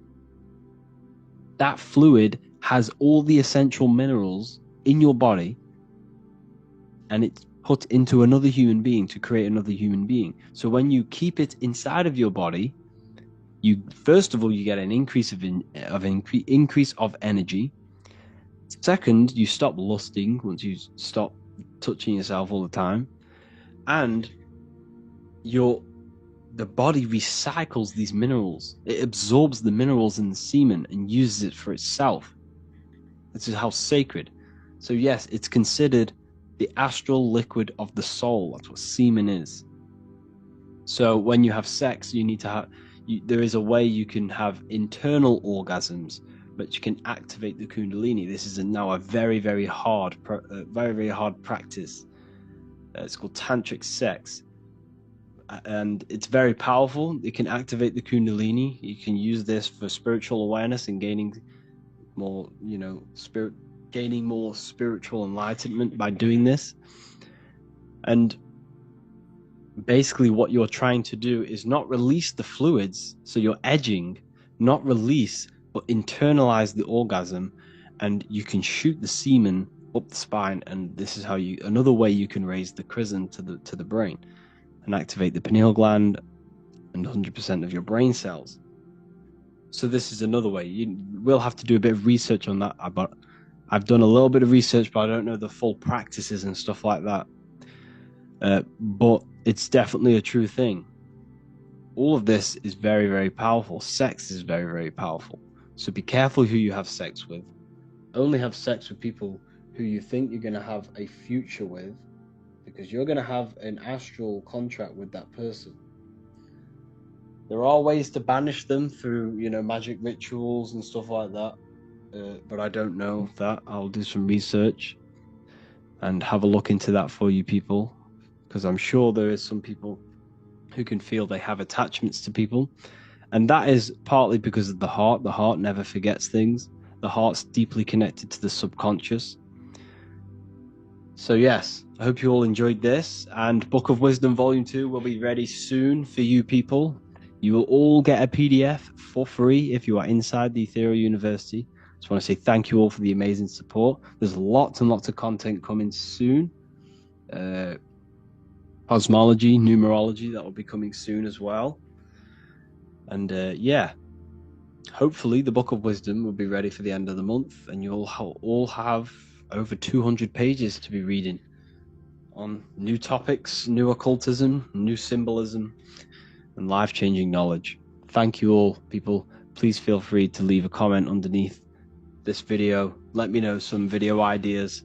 And we're doing live calls now every Saturday. Every single Saturday. I release like the time on the Friday, what time I'll be doing it. And there'll be live calls. Join me, ask me questions. I'll be doing a lecture, and then at the end you can ask me questions and stuff like that. So yeah, thank you all, people. Signs you need to detox. This is an important one, people. And a lot of the things that are happening with our bodies in the modern society is just considered as normal, but these things that I'm going to go over are not normal. They are signs you need to detox. So the first sign we have is a runny nose. Runny nose means there is too much mucus in the body. The mucus is forming from the acidic food that we are placing into our body. So every time we consume something that is unnatural and something that was not produced by the earth, the body does not know what the food is. Therefore, the body has to attack it. So if the body did not have mucus, it creates the mucus to attack it so that it can help the body in detox from the chemicals and the things in these foods. So essentially, mucus is not bad. It's the body's defense mechanism. However, too much mucus will create blockages within the body, and especially in the sinuses in our head. And this is what we get runny noses from. It's too much mucus in our sinuses. Our sinuses are blocked, and this can lead to breathing problems and all sorts of things. Like, you don't want too much mucus in your body. So runny nose is a sign that you have too much mucus in your body and you need to detox. The next sign is a yellow tongue. This is a sign of unnatural foods. This is waste. This is toxic chemicals on the tongue, left over. When you place something natural into your tongue, it will leave very minimal residue, and it will not stain your tongue because it is natural. It's produced by the earth. When you place something natural into your body that was grown by the earth and produced by the earth, it becomes one with the body. It assimilates with the body. The body recognizes it, and it can digest it properly without fighting it. So by placing, all these food colorings, chemicals, seed oils, essentially this is what all of this residue is. It's leftover waste. And if your tongue is looking like this, imagine what your colon and your gut looks like if your tongue is showing this. Yes, you need to detox if you have this on your tongue. This is a healthy tongue. No issues, no residue left over. Yes, don't get me wrong, you can clean these with the scrapers, but you're just placing a plaster on top of the main problem. You're placing a plaster just by scraping all this grime off. You shouldn't have it in the first place, so therefore you need to detox and go on a cleanse. The next sign is body odor. So what they have done is gave you all of this toxic chemicals, food and seed oils, and because they knew that your body would stink after consuming these foods, they go and sell you more toxic seed oils and chemicals with what we call aftershave or deodorant. So it's just you're putting more chemicals on your body, and you're just going to smell more and more and more. You should not be using deodorant. Deodorant is filled with harmful chemicals, disrupt the hormones of your body. It's going to cause inflammation, cause skin issues, and it's all going into your blood. All of these chemicals you're putting onto your skin is going to go straight into your blood and poison you. So essentially, body odor is an unhealthy gut. It's basically the food that is rotting inside of you. The stench of this food is sweating outside of you, coming outside of your body, because that's what sweat is. Sweat is just the body removing toxins from the body. Okay, so when you are sweating and it smells, this means you really do have to address something that is internal within you, and you have to go on a detox. So essentially, this is what it is. It's a rotting gut. The next sign is smelly breath. It's the same thing. It's not even your breath. Your breath does not smell. Your mouth does not smell. It's your gut that is smelling. All the stench is finding a way out, and what you're smelling is someone's gut when you smell their breath or your breath. And it's the seed oils, it's the toxic food, the unnatural foods, and the garbage. This is what it is. It's all of the unnatural foods that is accumulating, and the metabolic waste that is left within the colon. Inflammation. This is a very common. Everyone nowadays has these bellies. Literally everyone. Even if they're skinny, even if it's very common, because the foods that we are eating are very unnatural. It's filled with seed oils, chemicals, food colorings, and GMOs, and essentially the body does not know what to do with it, so it stores it in its waste. The body cannot digest it. So what you're seeing here is an expanded gut. This is their colon expanded outwards. It's so inflamed. Every time you eat something unnatural, you are essentially, every time you eat something unnatural, your body produces inflammation every single time. And this inflammation over time, the more you eat this unnatural food, because every time you inflammate something, it's weakening that organ. So the more you keep inflammating it, the weaker and the weaker and the weaker it's getting. So this is why we need to detox. If you have this, if you have this bloated stomach, this is leftover waste in your colon. This is leftover waste in all of your body. This is also an inflamed gut. This shows that your gut is not in good health, and it really needs to flatten out like this one. This is a healthy gut, nothing hanging over, flat. That's a healthy gut, and this is what you should be aiming when we come to detoxing. The next sign you need a detox is farting.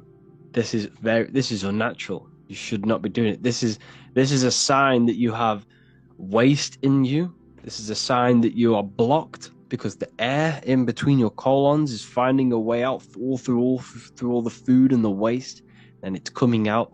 It's a sign that you are blocked, and it's a sign that you have waste inside of you. You should not be doing this. This is very unnatural, and it's also a sign that you're eating too much solid foods. The air in your colon is finding a way through the foods, and you're eating too much solid food, and it's blocking you up. The next sign is acne. This is unnatural. They should not be having acne. It's waste coming out of the body.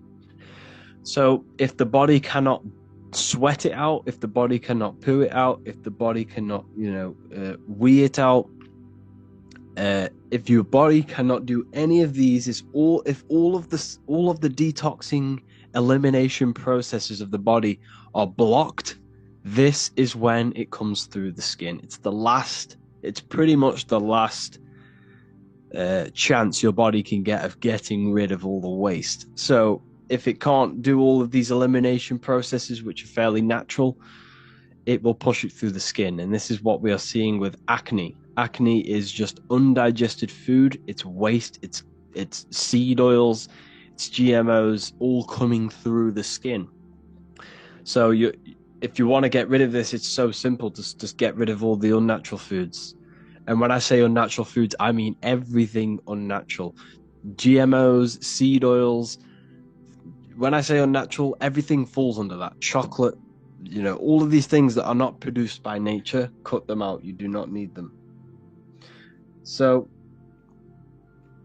this is also blackheads. Blackheads just also more toxic and waste. Yes, depending on your environment and where you work in, like let's say you're a plasterer and there's a lot of dust, this can contribute towards your skin. I'm not saying it's all waste, but normally when you are in bad environments, it's normally blackheads, not spots. Spots is more undigested food. Blackheads is more of like environment based. Another one, headaches. Headaches is another sign you need to detox. If you're getting constant headaches, it's also a sign that you are not getting enough H3O2 or H2O to your brain. Also means that there's not much oxygen in the brain. This is also a sign you need to detox, because if there's not enough oxygen getting to your brain, this means your blood is not working properly, and the blood is not working properly because the rest of the body is not working properly. So it's a sign you need to detox. Another one, this is constipation. Constipation is a sign that you are blocked. Your bowels are blocked, your colon's blocked, your gut is blocked. From the solid and unnatural foods and the seed oils that you are consuming is essentially blocking up your colon, so you can't get rid of it, or you find it hard going to the toilet. It's because all of this waste you see here, This is all food, leftover food. You would be surprised how much food is inside of you, especially if you have a bloated gut like I just showed you. You have a lot of food in you, like a lot. You have probably food left over from last week inside of your body, and it's rotting away. And this is what causes sickness, illness, parasites. It's the food, people. The food is the problem. Low energy, like I just said, all of these signs that I'm showing you, it's all the same cause, the unnatural foods. Low energy is essentially your body's not getting enough minerals. Your body's not getting the electricity. Your body runs off electricity. Every single cell in your body is conducting electricity. Your body is a technological electrical machine.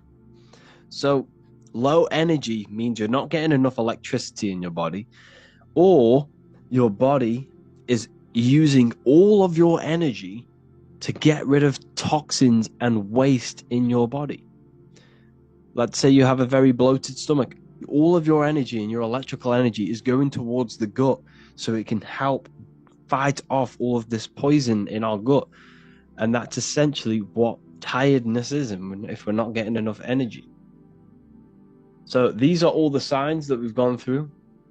And in the next few videos, we'll be going over on how to detox. If you have any of these signs, please carry on watching on the next few lessons, and you really need to detox. Hello, beautiful students. Let's get into healing. Stage 1 of cleansing the body. All disease starts in the colon. Before trying to heal, we must remove leftover metabolic waste from the colon and the body. The body cannot heal unless it has the right environment. So let's say you want to start and heal your body. Before you can heal that body, you have to remove all of this waste. What happens if you go and place an apple next to a molding apple? The fresh apple you just placed next to the molding apple will start to mold with the molding apple. So if you started now, today, and you have all of this leftover waste in your body and you started consuming good foods, yes, it will benefit you. However, it's going to take a lot longer for you to heal because you have not removed this moldy stuff inside of you. So we have to address the colon before we can go on and heal the body. You have to cleanse before you heal. You have to regenerate the body and create a good environment. Because what happens when you cut yourself? Your body healed. Your body knew how to heal that wound that you cut. Your body knows how to heal from anything that you have with your body. You just have to give it the right environment. So, orange fruits, this is for cleansing. Green fruits, this is for detoxification. Red fruits, this is for the blood. Even the strawberry looks like a heart. So, for 2 weeks, you need to do the following. You need to go on a fruit-only diet for 2 weeks.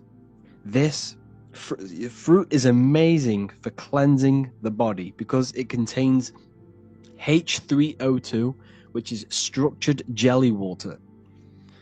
This is the real water that your body needs. It needs H3O2. This is why when you drink gallons and gallons of H2O, which is just liquid water, you'll end up just weeing it all out.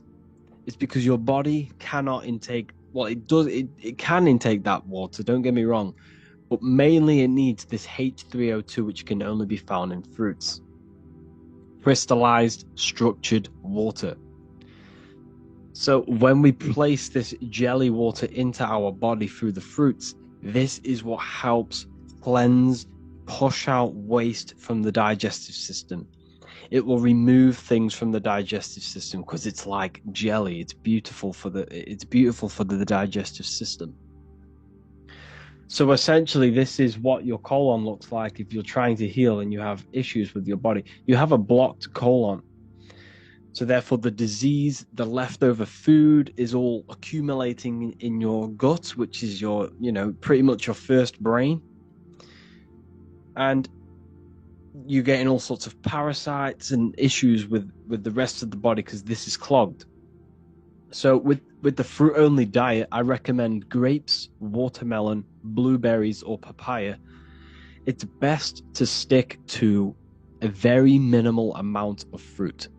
Now, what do I mean? I mean, not as in how much you eat. You can eat as much as you want fruit during this 2 weeks. I mean, try and only have 1 or 2 different fruits. Why? Because you want to minimize the energy your digestive system uses.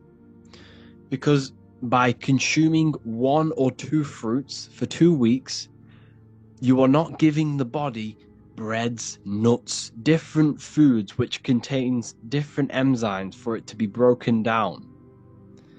Your body doesn't have to detect many different things and break it all down individually. If you're only taking in 2 different foods, or maybe even 1 different fruits, it's going to minimalize the work of the digestive system. And this will use less energy. So this means it saves energy now for your body to heal other parts of the body while you are cleansing. So when you consume this fruit, this 1 only fruit, or 2 fruits, or 3, whatever, you're going to push all of the waste out. You're going to get all of the solid blockages, all of the solid foods and leftover things on the walls of the colon out. And during this 2 weeks, you want to have herbal teas. This will help detoxify the body and get rid of the excess mucus. This will give body minerals as well, because don't get me wrong, fruit has a lot of minerals, but we need to make sure we're keeping on top of the minerals if we're just consuming fruit. So herbal teas like sarsaparilla, dandelion root or dandelion, elderberries, and cheney root, and nettle leaf. Nettle leaf is very, very powerful for your kidneys. Your kidneys is what filters the blood. Okay, so when you take nettle leaf, you can have a teaspoon of these nettle seeds or nettle leaf nettle seeds, sorry. The nettle leaf is good, but use that in the teas. But if you're going to have teaspoons, have the nettle seed and just place it into a drink and drink it or whatever. Nettle seed is very good for helping and strengthening the kidneys, which helps detoxify the blood. It filters the blood properly, and which will then filter the oxygen to the brain and the oxygen to the rest of the body. So nettle leaf is very good. But you can get them all and mix them all. You can get sarsaparilla, dandelion, elderberry, and cheney root, and literally mix them all into 1 tea. And this will be very powerful. You also want to, if you can, get your hands on some organic sea moss. Sea moss will give you, 92 of the minerals that your body is made out of. Your body's made of 102. Sea moss has around 92 to 100 minerals that your body's made of. So sea moss is a very good way to get all of the minerals in. Key limes, these are very, very, very powerful for detoxing the body and cleansing the body, and very good for the digestive system to get rid of that waste. No tap water, and drink either, fresh spring water with no added chemicals or freshly squeezed fruit juices. So get yourself a juicer and juice your own fruits. Don't get me wrong, this can be costly. However, your health is the most important thing. You could have you could have trillions of pounds, but if you don't have your health, how are you going to spend and enjoy that money? Your health is the biggest currency, it's the biggest wealth. So if you don't know how to make herbal teas, this is how to make them. Like I said before, I recommend nettle seed, sarsaparilla, dandelion, and cheney root. Dandelion's very good for the heart. Sarsaparilla has very high in iron. Nettle seed, very good for the kidneys. Cheney root, very high in iron. Step 1, place a cup of spring water into a pot. Place the herbs into the water. You can either leave this pot with a lid on overnight, because when you leave these herbs in the water with the lid on, the water can then soak in all of the the minerals and all of like the things coming out of the herbs. So you can do this for more potency. If you want a very powerful and potent one, leave it out overnight, or just for a couple of hours, maybe even just 2 hours or an hour. This will increase the potency of the tea. Or you can just literally just whack it in and start to boil it. Boil the water on medium heat for 5 minutes. Strain the herbs and pour the water into the mug. You can then add sea moss gel into your herbal tea, key limes or cayenne pepper or soursop leaf powder, or any sorts of nice powders and natural powders. Place that into your tea as well. This is all going to contribute towards helping the body heal. So, once you do this for 2 weeks, what do you expect? How do you know if it's a successful cleanse? First of all, you're going to get very, very clear skin.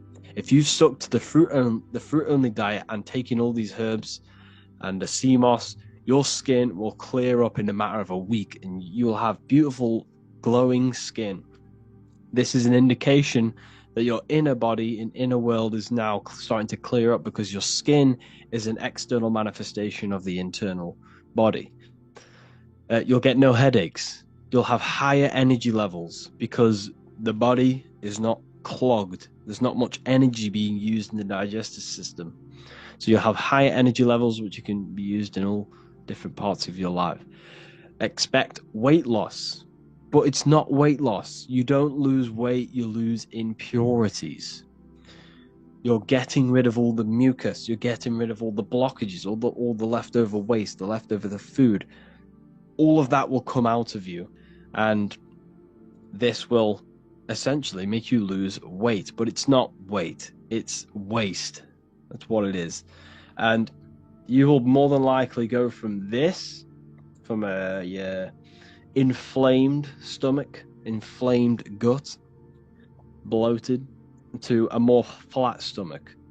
Okay, don't worry if it looks this perfect, but as long as it goes down a bit, then you know that you've had a very good cleanse. If it hasn't gone down, then you need to carry on doing the cleanse for another week or so until it starts to go down and your skin starts to clear up and all the sorts of thing. But you have to stay disciplined. Discipline is the most important thing. You are not going to heal overnight, because the reason why you are not healed now, or the reason why you are sick now or have issues with your body, is because you've had decades, or maybe like a couple decades, of eating waste and eating toxic, unnatural foods. So it's not an overnight process. However, you can heal your body just the natural way. You have to be disciplined, you have to be willing, you have to be thinking positive and feeling positive, and all of this will contribute towards your health, because every thought is obviously impacting the body. We'll go over that in another lecture. So this is what to expect. You will lose weight, which is just losing impurities. Do this for 2 weeks and then move on to step 2, which we'll go over into the next lesson. So cleansing is the most important stage of healing, is because you cannot heal without the waste gone. It's essentially the most important part.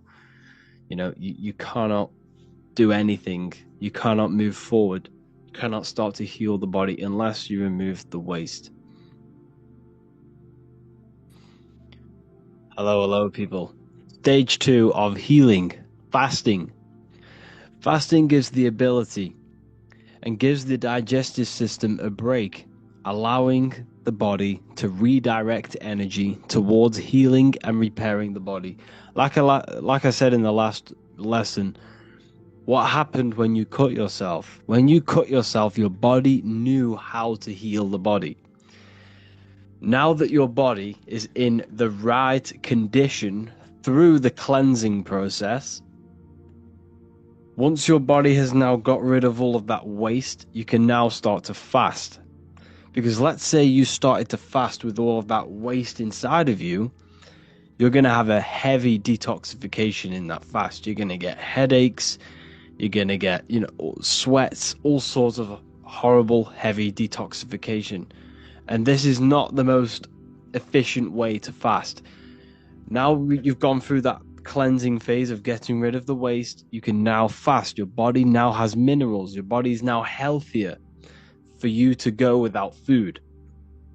There is no risk with fasting. Your body can last at least up to people have fasted up for 3 months or something like that. People have gone very, very long on fasting, and depending on how healthy your body is, depends on how long you can do the fast. So studies suggest, your body produces stem cells once 2 days of fasting has gone. So what stem cells are, they are basically these cells which are generated in your body to then latch onto another cell, or basically mimic another cell. It has the ability to mimic any cell it wants and become that cell. So basically these stem cells will go out to the body and produce cells that are needed to heal the body. So when you fast and your body is no longer spending a lot of energy, because a lot of your energy is used digesting food. So once that energy is now no longer being used, your body is now redirecting this energy to produce and healing things for the body, like stem cells. So this is why fasting is so important. 1 day water fast is what I don't recommend, but this is what I do. I'm not a health advisor. But if I was a beginner, I would do a 1 day water fast or herbal teas and juicing fast. So during this fast, you will not consume anything for 24 hours. You do this once a week or once every 2 weeks. And stick to this for a couple of weeks until you become used to fasting. Okay. While you are fasting, you still need to stick to your fruit-only diet, because this will heal the body quickly. While you're healing, you want your body, your digestive system, not to be using much energy. So let's say you've done the cleansing phase, but then you went straight back on heavy food like meat, bread and stuff like that, pasta, this will slow down your healing because it's very heavy food. It takes longer for it to digest. It takes more energy. You need to give the digestive system a break. Do not worry about your weight. Just let your body detox. You might lose, a fair bit of weight. However, this is necessary. Your body is getting rid of the toxic mucus and the toxic waste. Once you are done losing the weight and you have fasted and you have healed, you can then start to put on good weight with good healthy food. The weight that you currently have now, if you're watching this, is more than likely, toxic waste and toxic weight on your body. So 1 day every week or 2 weeks is very good. And what I personally do is drink herbal teas during these fasts. Like I said, with the herbs I recommended. I also take cayenne pepper. I'll have a juicing. So when I freshly squeezed juices like watermelon juice, seeded grape juice, or seeded apple juice, I will add just a teaspoon of cayenne pepper. Cayenne pepper is very, very good for activating and the digestive system, like pushing stuff out of the digestive system. It helps blood flow, and it's amazing. Cayenne pepper is very, very good for the body. So I add that into my juices. It doesn't really count as adding to a fast because it'll go straight. No, sorry, not adding to a fast. It doesn't really count stopping the fast because it's just a powder. So drink juices, herbal teas. You can either drink sea moss as well. Just make sure it's like a liquid. You only want liquids in the body. You do not want to activate that digestive system. And yeah, this is a very powerful way of fasting, a very powerful way of regenerating the body quickly. So once you get used to fasting, you want to do 2 days every week until you start to heal. Okay, 2 days is when the stem cells, and when you become even, more used to fasting, you've had some experience, you know what you're doing, you know how your body reacts, you can then start to do longer fasts, and maybe even doing no water and no food fast. That's a very powerful fast. However, your body has to be healthy in order to do that. So only do that when you are doing it properly, when you know what you are doing. So essentially, you want to start fasting and the fruit-only diet until you are healing. And this is the best way to do it. Breaking a fast. When you break a fast, you want to make sure, you're sticking to the fruits. Like I said, the best way to break a fast is like drinking sea moss gel and then going for either something very light on the digestive system like watermelon, grapes, blueberries, or even a smoothie. A smoothie is very good for breaking a fast. Easily, gets down into the digestion and gets digested very quickly.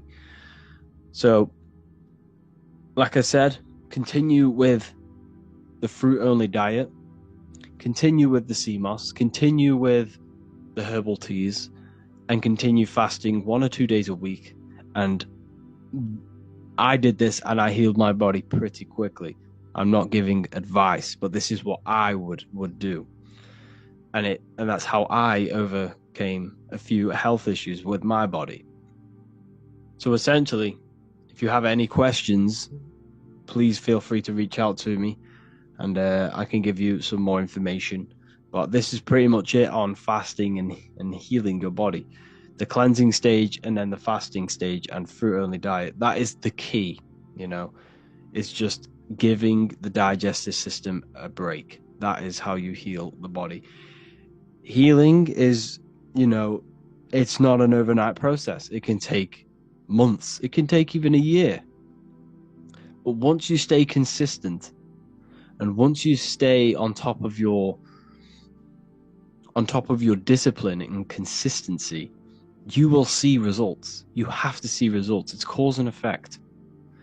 Try your best to get organic and make sure all of your fruit is always seeded. Wash your fruit with key lime water and key lime, or even lemons. Don't consume lemons if you can. Don't consume lemons. They are GMO, but they're good if you want to wash your fruit. Wash them with lemons. They're quite easier to get your hands on than organic seeded key limes.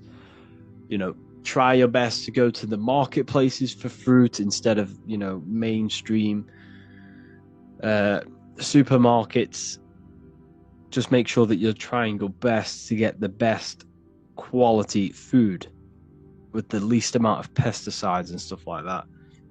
That also has a big impact on your health. But essentially, when you cut out all of the, the chemicals, the seed oils, the bread, the heavy foods, the sweets, the sugars, when you cut this out, you will feel so much better. Like your brain fog will go. You'll be more focused. You'll have more energy. You'll no longer crave it. And that is essentially the most important thing, is just cutting out the unnatural food and going with the natural foods. That's the biggest first step you could do with your health, is just cutting out all of the unnatural foods and go with the raw foods. And that's when you see a big change in your body and how you feel. So yeah, if you have any more questions, please feel free to contact me. So today we're going to be talking about this world, how it's a simulation, and consciousness.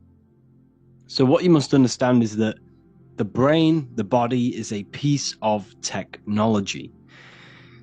This body you have is simulating the reality to you. Now, the body is like a crystal. It receives frequencies. That's what crystals do. So if you have a radio, if you have a phone, they all use crystals because they receive frequencies. Your body is an antenna. Your brain is an antenna. Your pineal gland has crystals on it because it receives consciousness. Now, this consciousness is the real you. You are the consciousness, not the body. The body is nothing but a holographic version of yourself. It's the ego, the echo. It's an echo of the false, what is the echo of the true self. You are an invisible consciousness. You are the thoughts, the emotion. This is all to do with consciousness. So all of your decision making, all of your emotions, that's in consciousness and not in the body. So you are not even in the body. That's the biggest illusion. You think you are in the body. Your consciousness is not in the body. It's completely separate from the body. The body is an antenna which receives the signals of consciousness, so you can experience this reality. But the body is simulating the reality. The brain produces the reality that you're experiencing. It's like the Sims game. You see how, they always show the truth in plain sight. You see how you have this thing above their head, this little diamond shape? This is the consciousness. This is you. This is your avatar. You're playing an avatar. This is a character in a game. Your body is a character. Now, the human form only exists in the three-dimensional world. Now, your ego was not present when you were born. When you were born, you had no ego. You were pure. You were pure consciousness. You were pure emotion, pure thought. That's it. But as you grew older, as you gained experience in this three-dimensional avatar, you grew an ego, which is the earthly personality. The ego is your mind's perception of itself in a three-dimensional body. So the ego is the echo of the true self. You are the consciousness. You are the thoughts. You are the emotions. But let me say that again. You're not the thoughts and the emotion. These are aspects of consciousness. So thoughts is called the mind. The mind is consciousness. But the mind is just the aspect of it's the thought aspect of consciousness. Emotion is the feeling aspect of this consciousness, the all-seeing eye, the consciousness. So you are not even in this plane. You are playing a game. So when you are using a controller to play a virtual reality, you are the controller. You are the consciousness. You are the mind. You're not the thoughts and the emotions. You're the observer behind that. You're the one feeling them thoughts and emotions. So the body is only a part of this three-dimensional world. And your consciousness interacts with this world, with the brain. You see, like I said, the brain produces the reality you are in. See, the body is organic technology. It has been designed.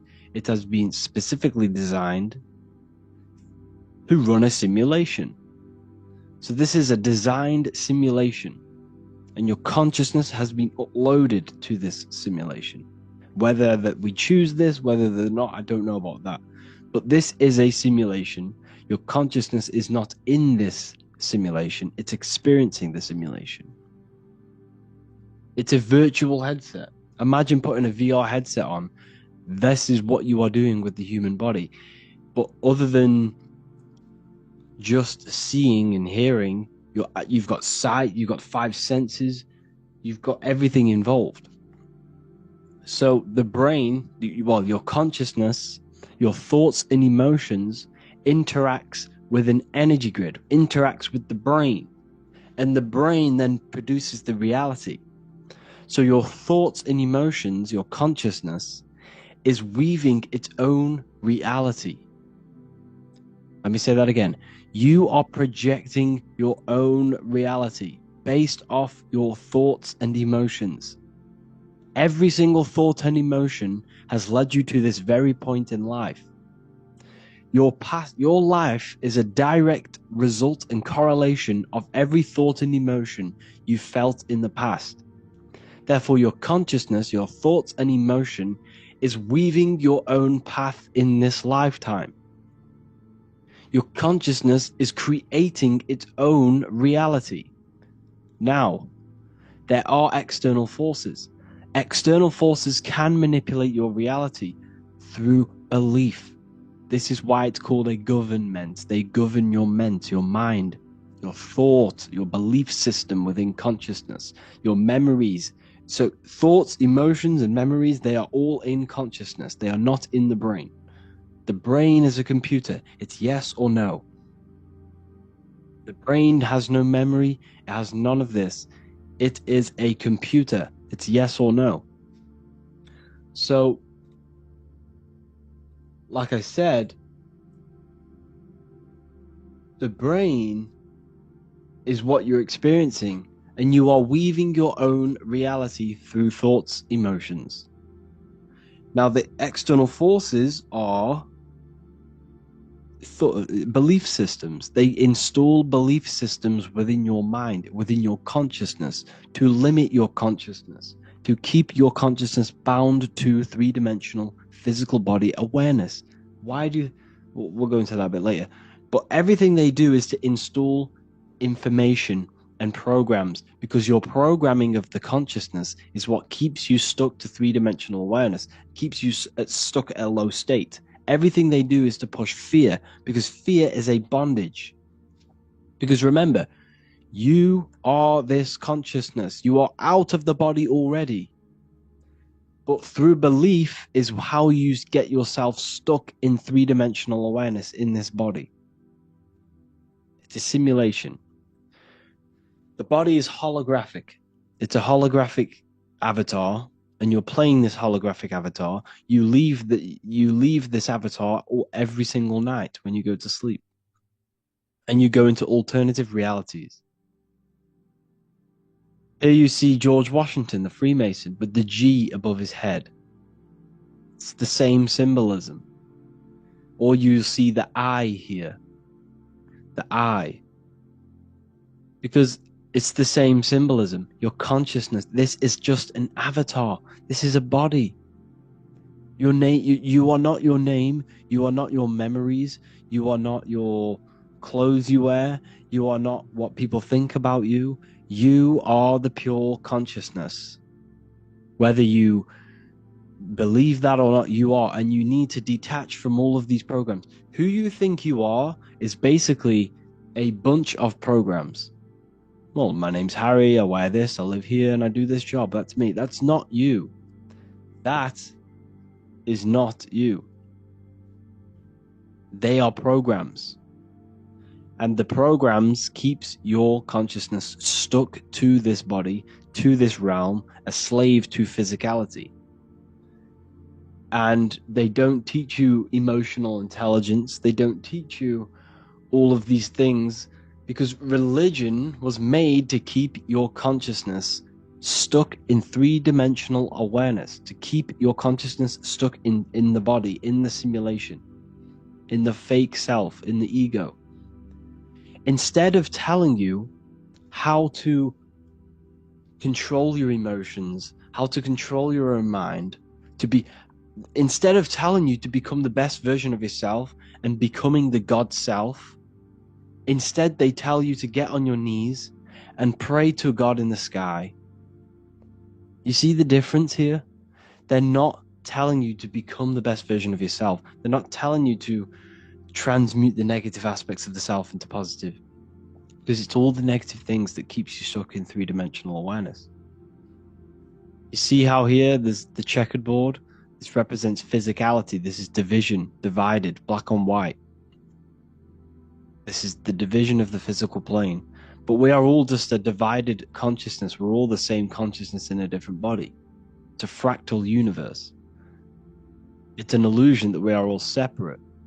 But love is also in consciousness. Love is the force of consciousness. Love is the unifying force that brings all of the consciousness back together. Everything is made with love. This is why it's divide and conquer.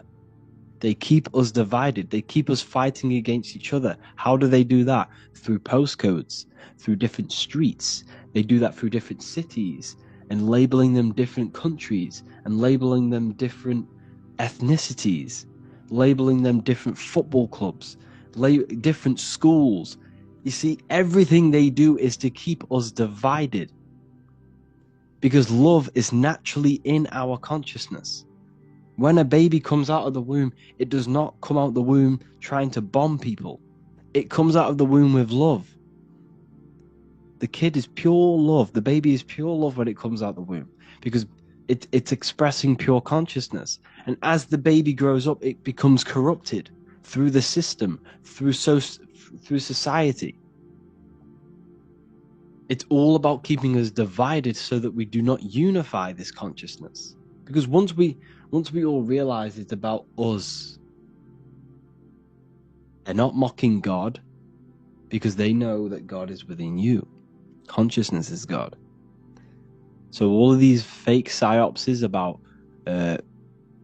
mocking the Last Supper and the Olympics, it's all a psyop. It's all mind control.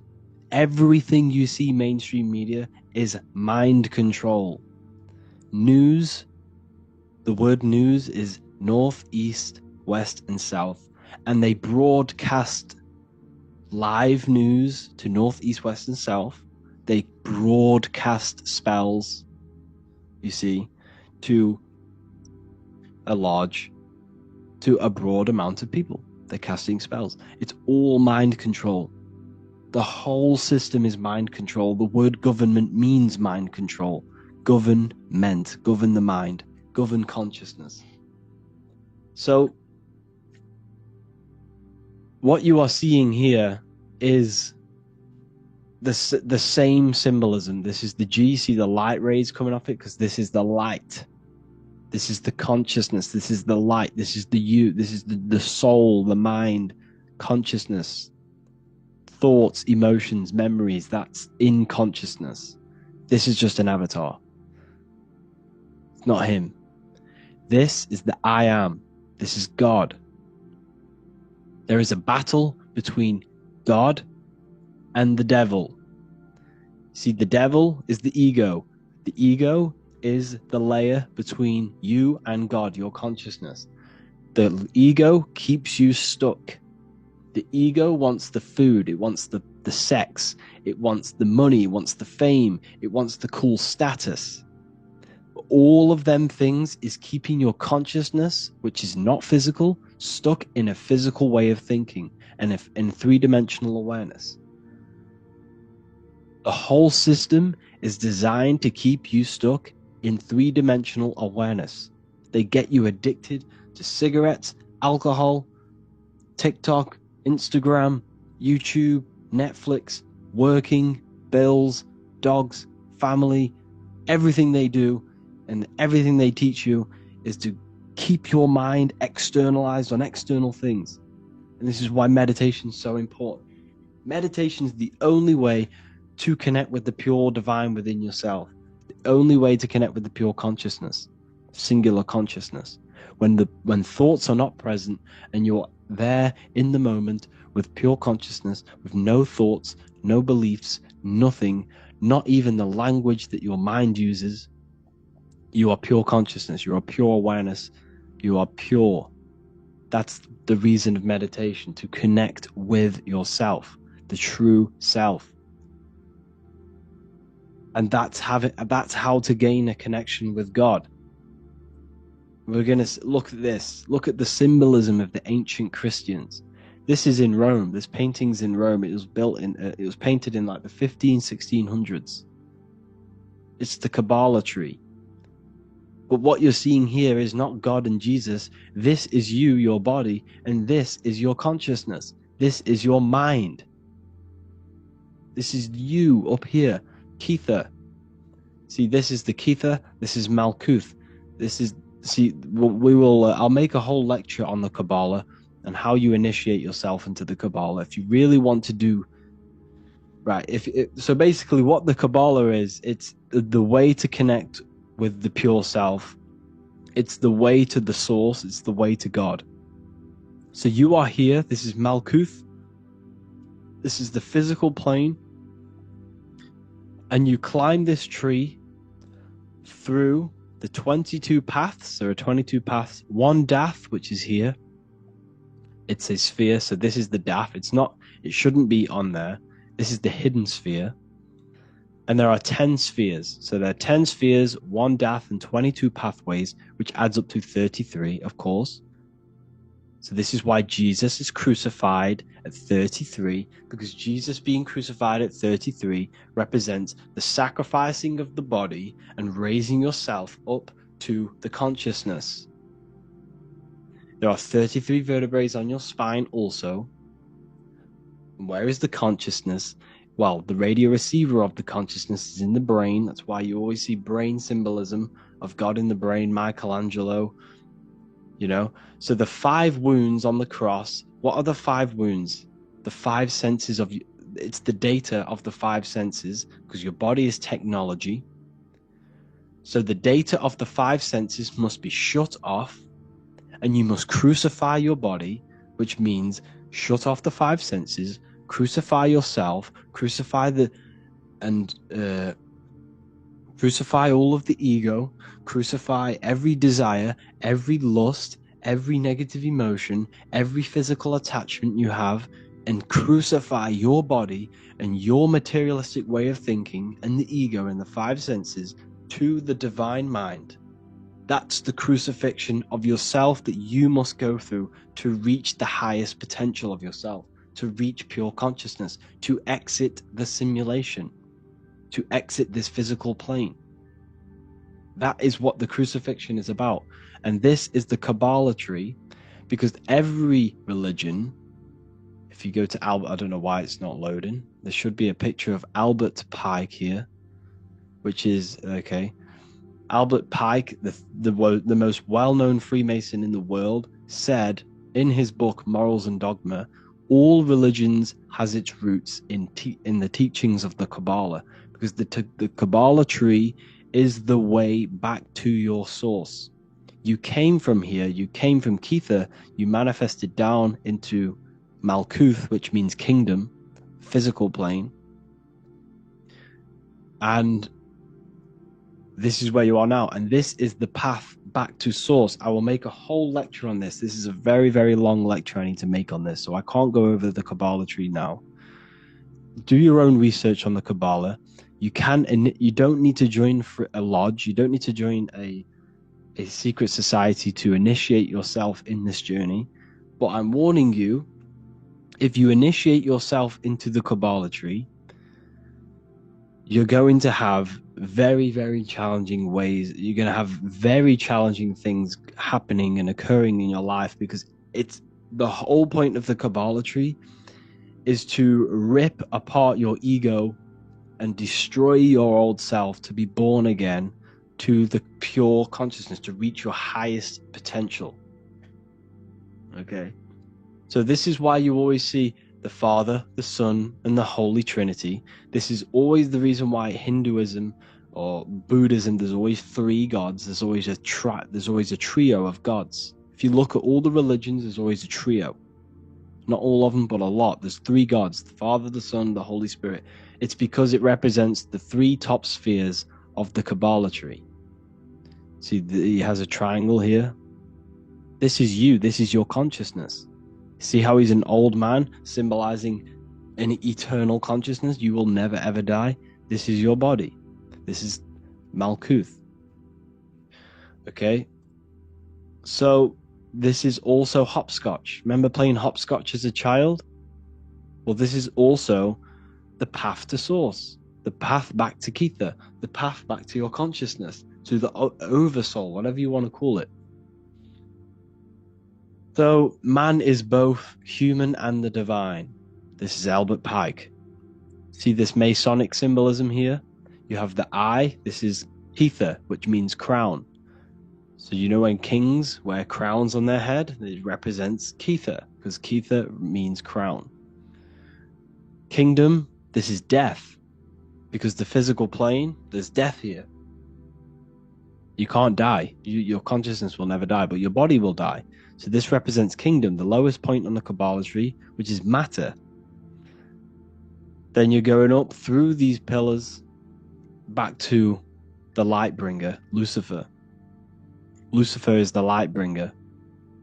Lucifer is your consciousness.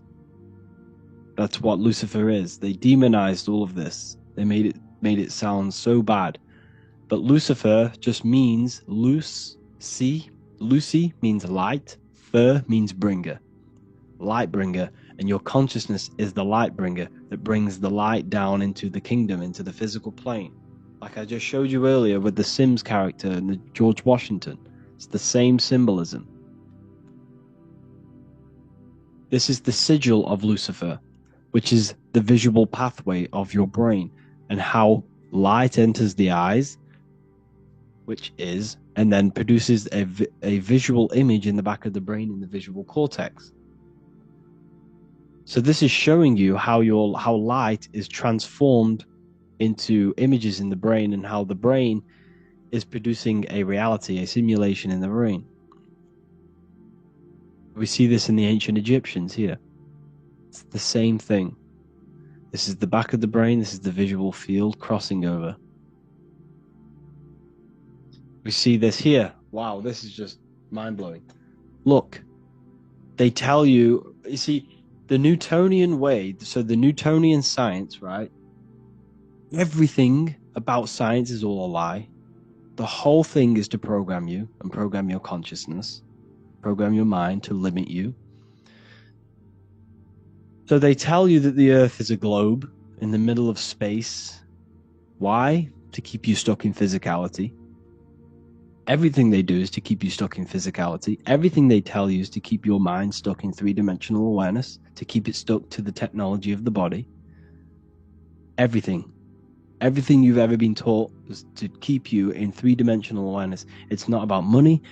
They can print money out of thin air. It's not about money. It's not about anything about physical things. It's about trapping your mind in physicality. I don't know why they're doing it, but this is what they are doing. So they've put this purposely in the model of the heliocentric lie on purpose because it symbolizes the visual field, which is a powerful symbol of how your brain produces a simulation. See? So this is what you are. You are a physical, etheric, astral, mental. This is your consciousness. So you're already out of body. You're not in the world. You're already outside of the body now. The reason you can't astral project is because you have so many limiting beliefs within your subconscious. And I did need to make a video on this. I have some people saying, I've tried the techniques and I still can't astral project. It's not an overnight process. It takes a very long time. It can take you years. You might never even do it. But the only way for you to astral project is for you to detach from every single belief you have and every single limiting belief you have. Because that fear you have, that emotion you have, that mental attachment to external things is keeping you stuck. You can't leave the body unless there is no thought, no emotion present. You must completely surrender yourself, which is the crucifixion. You must crucify yourself to be born again. In John 3:3 in the Bible, what does it say? You are born again. No, sorry. What does it say? It says, in order to see the kingdom of heaven, you must be born again.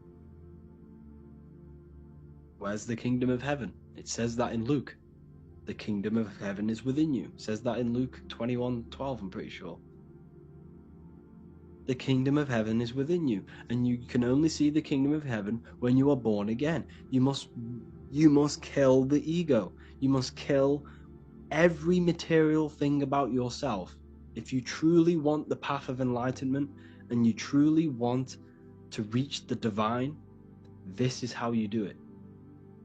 You must sacrifice yourself. And now I'm not saying don't work on your life, don't work for greatness, don't work for wealth. I'm not saying that. I'm not saying sit around meditating all day either. I'm saying that yes, you work on your wealth, you work on your body, you become 1% better every single day, physically, mentally, spiritually, in every way possible. I'm saying you need to work on yourself. You need to go to the gym. You need to make as much money as possible and have the best life you could possibly have. But what I'm saying is that you need to work on your mind and make sure your mind is not too attached and entangled with physical things. Because the physicality, the ego is the barrier between you and the divine. You cannot see the kingdom of God unless you are born again. And you are born again by destroying the lower self, by completely mastering your mind, and by detaching from all external things. You can still love your family, but remove the attachment. Do not rely on anything or anyone for your happiness, for your peace. That is the most important thing, because that's where they get you. If you smoke, you have to stop smoking. You won't astral project. Some people can, but some people have a natural ability to do so. But if you have any addiction, you have to start getting rid of them one by one. Start with your phone, start with TikTok. Instead of remove that, remove it for watching something else, reading a book. When you're in your car, stop listening to music, put YouTube on, listen to a lecture. Okay? You must remove all of these negative things in your mind. Everything is contributing towards your mental state and your consciousness. Everything you see, everything you hear, everything you do is all contributing to your mental state and your state of awareness and your consciousness. So the whole point of this lecture was to show you and to make sure that you understand that you are not the body, you are the consciousness. And in order to get out of body, in order to reach that higher state, you must crucify your old self. You must crucify everything. You see, death is a very powerful force. They teach you that death is bad. They teach you that sacrificing is bad. There is good sacrificing, there is bad sacrificing. Sacrificing creates a very powerful force. Death is a very powerful force. So when you sacrifice, maybe in order for you to grow, in order for you to reach that next stage of your life, that next stage of your consciousness, maybe you need to cut off an old friend. Maybe you need to stop hanging out with them people who do drugs or who drink alcohol. And we all know alcohol is a potion. It's a magic potion which invokes spirits. So the only way for you to progress is through sacrifice and through crucifixion. And that's what the Bible is telling you, through crucifixion. So that's the only way. So you must sacrifice. You might need to, in order for you to reach that next level of your consciousness, you're going to have to sacrifice some friends. And if you don't, then that will stop the evolution of your soul. The whole point of the universe, the whole point of you coming into physicality is for the journey of the soul. You are here because you are for growth. You are here to grow. It's the whole point of reality. That's the whole point. You cannot not learn something. So what does that tell you? That's the whole purpose of life: growth and expansion. The evolution of the mind, the evolution of the soul, the journey of the soul through the universe. That is the whole point. You can't not learn something. You have to. You will never not learn something. It's impossible for you not to learn. So, the mastery of your mind, the mastery of yourself, is the only thing that counts when you transition from this physical body back to your consciousness. It's the only thing that counts. It's the only thing that matters. You need to prepare for your life after death. You need to prepare because you will not have this physical body forever. What we're discussing now is very deep ancient teachings. You won't find these teachings anywhere else. You're in the best university ever online. And that's what it's all about, people. The transmutation of your mind. The Bible says, the Bible tells you, because the Bible's a spiritual text. It's not about God, it's about the God within you and how you manifest the God within you. Jesus never said he was God. Jesus came to show the divine within other people. He never praised about himself. Read the Bible. Jesus never ever said he is the best. He came to show that people that they could do better than him. Whatever he could do, you could do. That's what he said to his disciples. So the whole Bible is talking about you and how you upgrade yourself. And that's the whole point of exiting the simulation. It's the growth of the soul and being a free traveler. The word Freemason means traveler. And when Freemasons meet, they say, "Are you a traveling man? Are you a traveling man?" Well, the word man means mind. It comes from the Latin word mens, which then got turned into men and man. So when Jesus is the fisher of men, he's the fisher of minds. You see, once you start to learn these words and what they actually mean and the etymology of these words,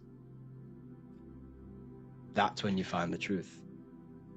The Bible, you got to research these words. The word spirit, the word man. What does man mean? It means mind. So when a Freemason says, "Are you a traveling man?" it means, "Are you a traveling mind?" Because that's what Freemasonry is. It's the mastery of the self. It's the growth of the mind and the soul. It's self improvement. Yes, there are bad Freemasons. Yes, there are good Freemasons. Everything has light and dark. But evil's not evil. Evil is necessary for you to grow. In order for that tree to grow to heaven, its roots must extend to hell.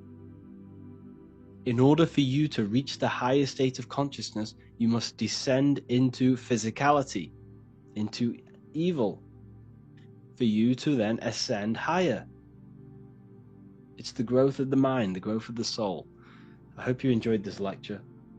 Please comment whatever lectures you want to see next. I'll make one about the Kabbalah tree and how you can initiate yourself into the Kabbalah. But just know that is a very painful process. That you will go through some very traumatic events that will occur because each sphere is governed by a spirit which will test you, and you must be tested to reach back to Crown or Kether. So anyways, yeah, I'll make a next lecture on that. Thank you all for joining the university. I'll see you soon.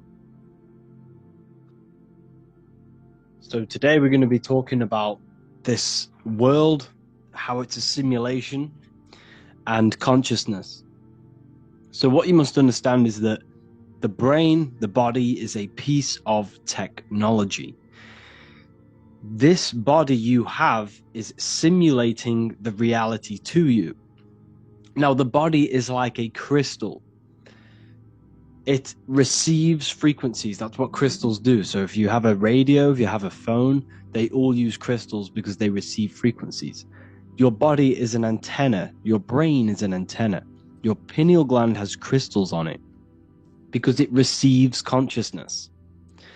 Now, this consciousness is the real you. You are the consciousness, not the body. The body is nothing but a holographic version of yourself. It's the ego, the echo. It's an echo of the false, the echo of the true self. You are an invisible consciousness. You are the thoughts, the emotion. This is all to do with consciousness. So all of your decision making, all of your emotions, that's in consciousness and not in the body. So you are not even in the body. That's the biggest illusion. You think you are in the body. Your consciousness is not in the body. It's completely separate from the body. The body is an antenna which receives the signals of consciousness, so you can experience this reality.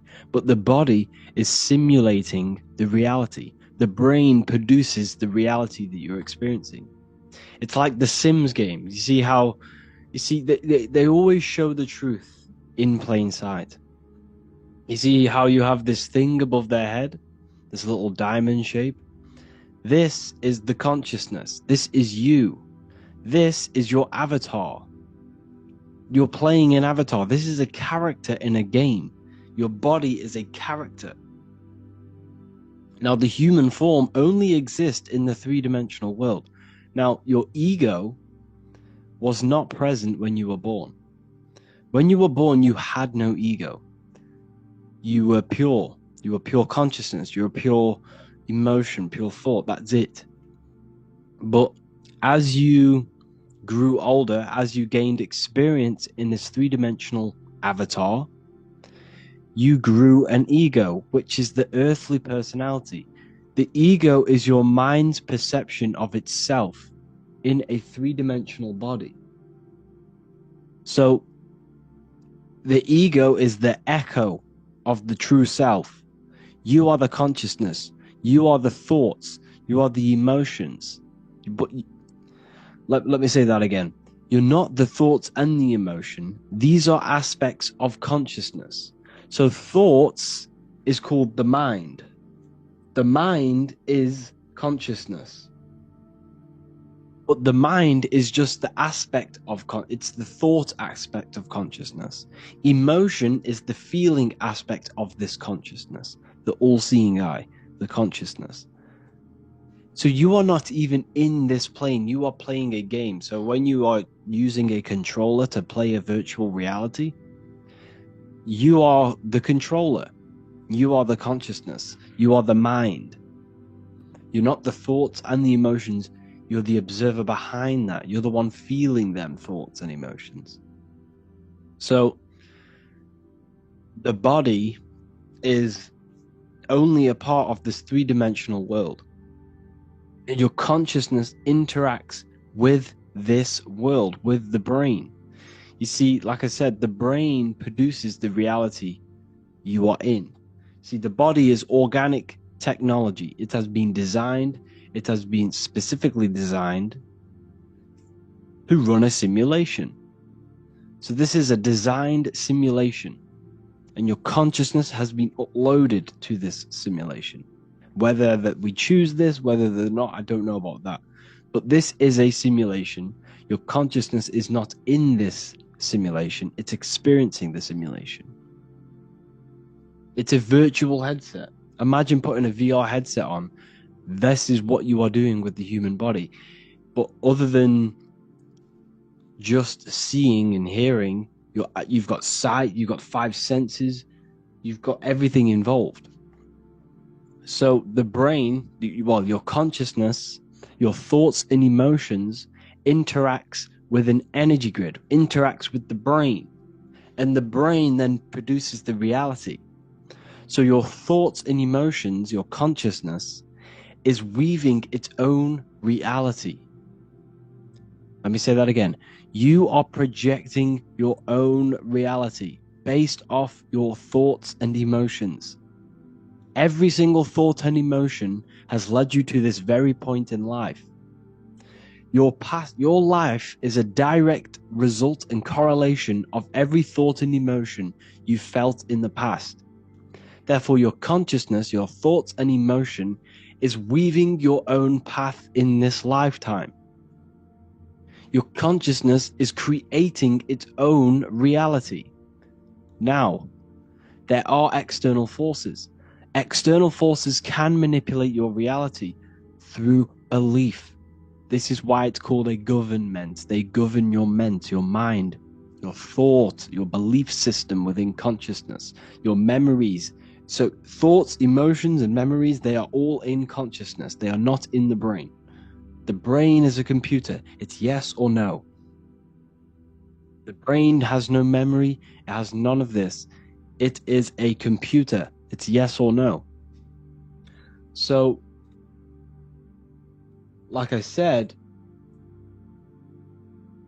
the brain is what you're experiencing, and you are weaving your own reality through thoughts, emotions.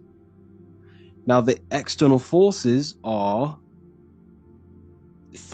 belief systems. They install belief systems within your mind, within your consciousness, to limit your consciousness, to keep your consciousness bound to three-dimensional physical body awareness. We'll go into that a bit later. But everything they do is to install information and programs, because your programming of the consciousness is what keeps you stuck to three-dimensional awareness, keeps you stuck at a low state. Everything they do is to push fear, because fear is a bondage.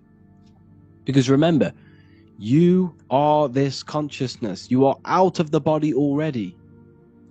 But through belief is how you get yourself stuck in three-dimensional awareness in this body. It's a simulation. The body is holographic. It's a holographic avatar, and you're playing this holographic avatar. You leave this avatar every single night when you go to sleep, and you go into alternative realities. Here you see George Washington, the Freemason, with the G above his head. It's the same symbolism.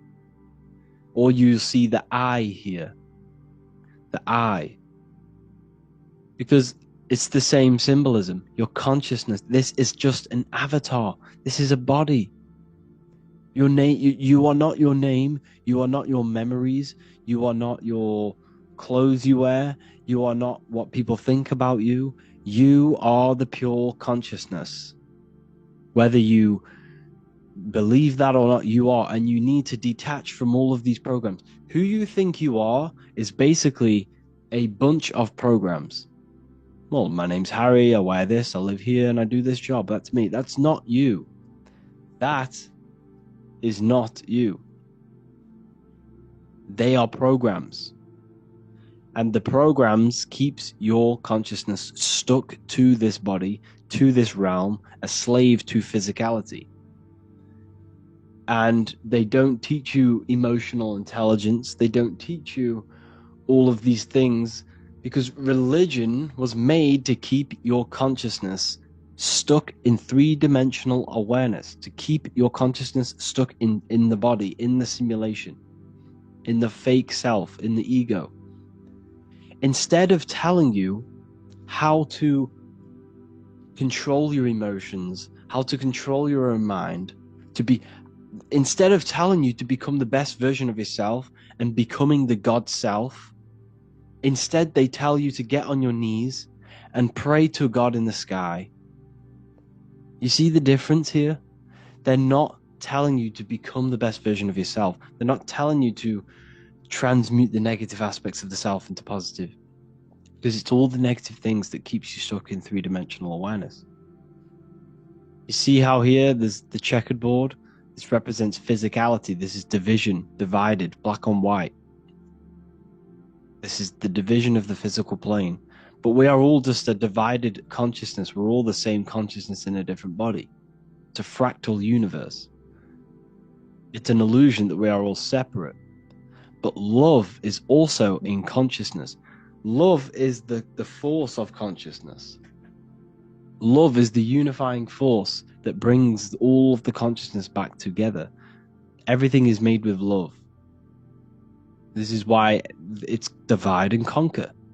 They keep us divided. They keep us fighting against each other. How do they do that? Through postcodes, through different streets. They do that through different cities and labeling them different countries and labeling them different ethnicities, labeling them different football clubs, different schools. You see, everything they do is to keep us divided. Because love is naturally in our consciousness. When a baby comes out of the womb, it does not come out the womb trying to bomb people. It comes out of the womb with love. The kid is pure love. The baby is pure love when it comes out the womb, because it's expressing pure consciousness. And as the baby grows up, it becomes corrupted through the system, through society. It's all about keeping us divided so that we do not unify this consciousness. Because once we all realize it's about us, they're not mocking God, because they know that God is within you. Consciousness is God. So all of these fake psyopses about, mocking the Last Supper and the Olympics, it's all a psyop. It's all mind control. Everything you see mainstream media is mind control. News, the word news is north, east, west, and south. And they broadcast live news to north, east, west, and south. They broadcast spells, you see, to a broad amount of people. They're casting spells. It's all mind control. The whole system is mind control. The word government means mind control. Govern the mind, govern consciousness. So what you are seeing here is the same symbolism. This is the G. See the light rays coming off it, because this is the light. This is the consciousness. This is the light. This is the you. This is the soul, the mind, consciousness, thoughts, emotions, memories. That's in consciousness. This is just an avatar. It's not him. This is the I am. This is God. There is a battle between God and the devil. See, the devil is the ego. The ego is the layer between you and God, your consciousness. The ego keeps you stuck. The ego wants the food, it wants the sex, it wants the money, it wants the fame, it wants the cool status. All of them things is keeping your consciousness, which is not physical, stuck in a physical way of thinking and in three-dimensional awareness. The whole system is designed to keep you stuck in three-dimensional awareness. They get you addicted to cigarettes, alcohol, TikTok, Instagram, YouTube, Netflix, working, bills, dogs, family. Everything they do and everything they teach you is to keep your mind externalized on external things. And this is why meditation is so important. Meditation is the only way to connect with the pure divine within yourself. The only way to connect with the pure consciousness, singular consciousness. When thoughts are not present and you're there in the moment with pure consciousness, with no thoughts, no beliefs, nothing, not even the language that your mind uses, you are pure consciousness, you are pure awareness, you are pure. That's the reason of meditation, to connect with yourself, the true self. And that's how to gain a connection with God. We're going to look at this. Look at the symbolism of the ancient Christians. This is in Rome. This painting's in Rome. It was painted in like the 1600s. It's the Kabbalah tree. But what you're seeing here is not God and Jesus. This is you, your body, and this is your consciousness. This is your mind. This is you up here, Kether. See, this is the Kether. This is Malkuth. I'll make a whole lecture on the Kabbalah and how you initiate yourself into the Kabbalah if you really want to do right. So basically what the Kabbalah is, it's the way to connect with the pure self. It's the way to the source. It's the way to God. So you are here. This is Malkuth. This is the physical plane. And you climb this tree through the 22 paths. There are 22 paths. One dath, which is here. It's a sphere. So this is the dath. It shouldn't be on there. This is the hidden sphere. And there are 10 spheres. So there are 10 spheres, one dath, and 22 pathways, which adds up to 33, of course. So this is why Jesus is crucified at 33, because Jesus being crucified at 33 represents the sacrificing of the body and raising yourself up to the consciousness. There are 33 vertebrae on your spine also. And where is the consciousness? Well, the radio receiver of the consciousness is in the brain. That's why you always see brain symbolism of God in the brain, Michelangelo, you know. So the 5 wounds on the cross, what are the 5 wounds? The 5 senses of, it's the data of the 5 senses, because your body is technology.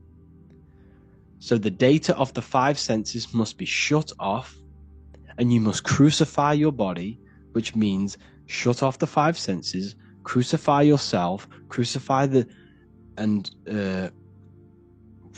all of the ego, crucify every desire, every lust, every negative emotion, every physical attachment you have, and crucify your body and your materialistic way of thinking and the ego and the 5 senses to the divine mind. That's the crucifixion of yourself that you must go through to reach the highest potential of yourself, to reach pure consciousness, to exit the simulation, to exit this physical plane. That is what the crucifixion is about. And this is the Kabbalah tree, because every religion, if you go to Albert, I don't know why it's not loading. There should be a picture of Albert Pike here, which is, okay. Albert Pike, the most well-known Freemason in the world, said in his book Morals and Dogma, all religions has its roots in the teachings of the Kabbalah, because the Kabbalah tree is the way back to your source. You came from here, you came from Kether, you manifested down into Malkuth, which means kingdom, physical plane, and this is where you are now, and this is the path back to source. I will make a whole lecture on this. This is a very, very long lecture I need to make on this, so I can't go over the Kabbalah tree now. Do your own research on the Kabbalah. You don't need to join a lodge. You don't need to join a secret society to initiate yourself in this journey. But I'm warning you, if you initiate yourself into the Kabbalah tree, you're going to have very, very challenging ways. You're going to have very challenging things happening and occurring in your life, because it's the whole point of the Kabbalah tree is to rip apart your ego and destroy your old self to be born again to the pure consciousness, to reach your highest potential. Okay. So this is why you always see the Father, the Son, and the Holy Trinity. This is always the reason why Hinduism or Buddhism, there's always 3 gods. There's always a trio of gods. If you look at all the religions, there's always a trio. Not all of them, but a lot. There's 3 gods: the Father, the Son, the Holy Spirit. It's because it represents the 3 top spheres of the Kabbalah tree. See, he has a triangle here. This is you. This is your consciousness. See how he's an old man, symbolizing an eternal consciousness? You will never ever die. This is your body. This is Malkuth. Okay? So, this is also hopscotch. Remember playing hopscotch as a child? Well, this is also the path to source, the path back to Kether, the path back to your consciousness, to the oversoul, whatever you want to call it. So man is both human and the divine. This is Albert Pike. See this Masonic symbolism here? You have the eye. This is Kether, which means crown. So you know when kings wear crowns on their head, it represents Kether, because Kether means crown. Kingdom, this is death, because the physical plane, there's death here. You can't die. Your consciousness will never die, but your body will die. So this represents kingdom, the lowest point on the Kabbalah tree, which is matter. Then you're going up through these pillars back to the light bringer, Lucifer. Lucifer is the light bringer. Lucifer is your consciousness. That's what Lucifer is. They demonized all of this. They made it sound so bad. But Lucifer just means loose. See, Lucy means light. Fer means bringer, light bringer, And your consciousness is the light bringer that brings the light down into the kingdom, into the physical plane. Like I just showed you earlier with the Sims character and the George Washington. It's the same symbolism. This is the sigil of Lucifer, which is the visual pathway of your brain and how light enters the eyes, which is, and then produces a visual image in the back of the brain in the visual cortex. So this is showing you how light is transformed into images in the brain and how the brain is producing a reality, a simulation in the brain. We see this in the ancient Egyptians here. It's the same thing. This is the back of the brain, this is the visual field crossing over. We see this here. Wow, this is just mind-blowing. Look, they tell you, you see, the Newtonian way, so the Newtonian science, right? Everything about science is all a lie. The whole thing is to program you and program your consciousness, program your mind to limit you. So they tell you that the Earth is a globe in the middle of space. Why? To keep you stuck in physicality. Everything they do is to keep you stuck in physicality. Everything they tell you is to keep your mind stuck in three-dimensional awareness, to keep it stuck to the technology of the body. Everything. Everything you've ever been taught is to keep you in three-dimensional awareness. It's not about money. They can print money out of thin air. It's not about money. It's not about anything about physical things. It's about trapping your mind in physicality. I don't know why they're doing it, but this is what they are doing.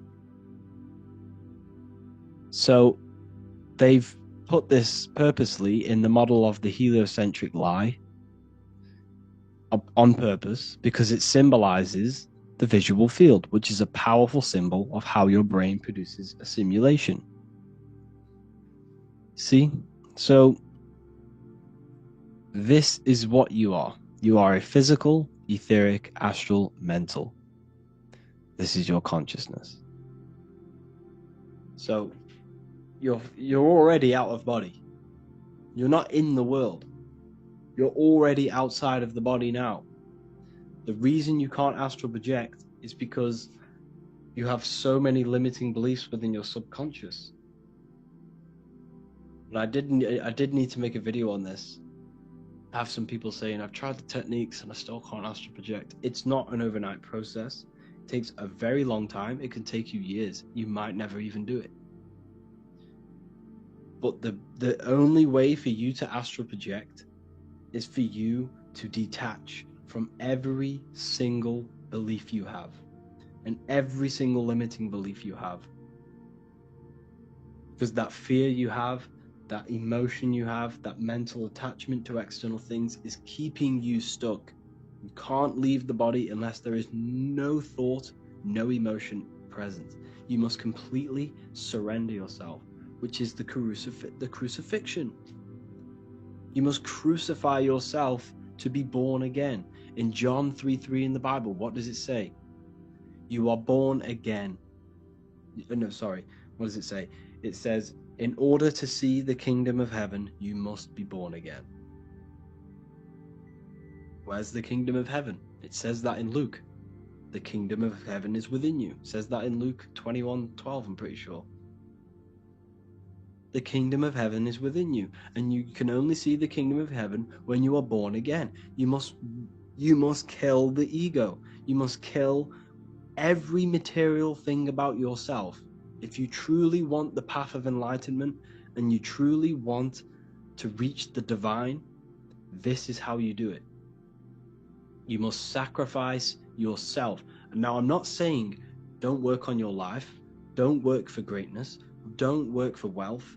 I'm not saying that. I'm not saying sit around meditating all day either. I'm saying that yes, you work on your wealth, you work on your body, you become 1% better every single day,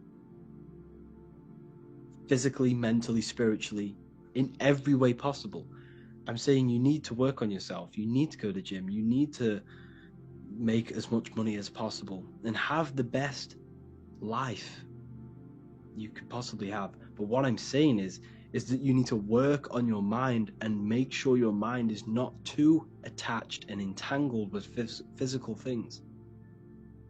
Because the physicality, the ego is the barrier between you and the divine.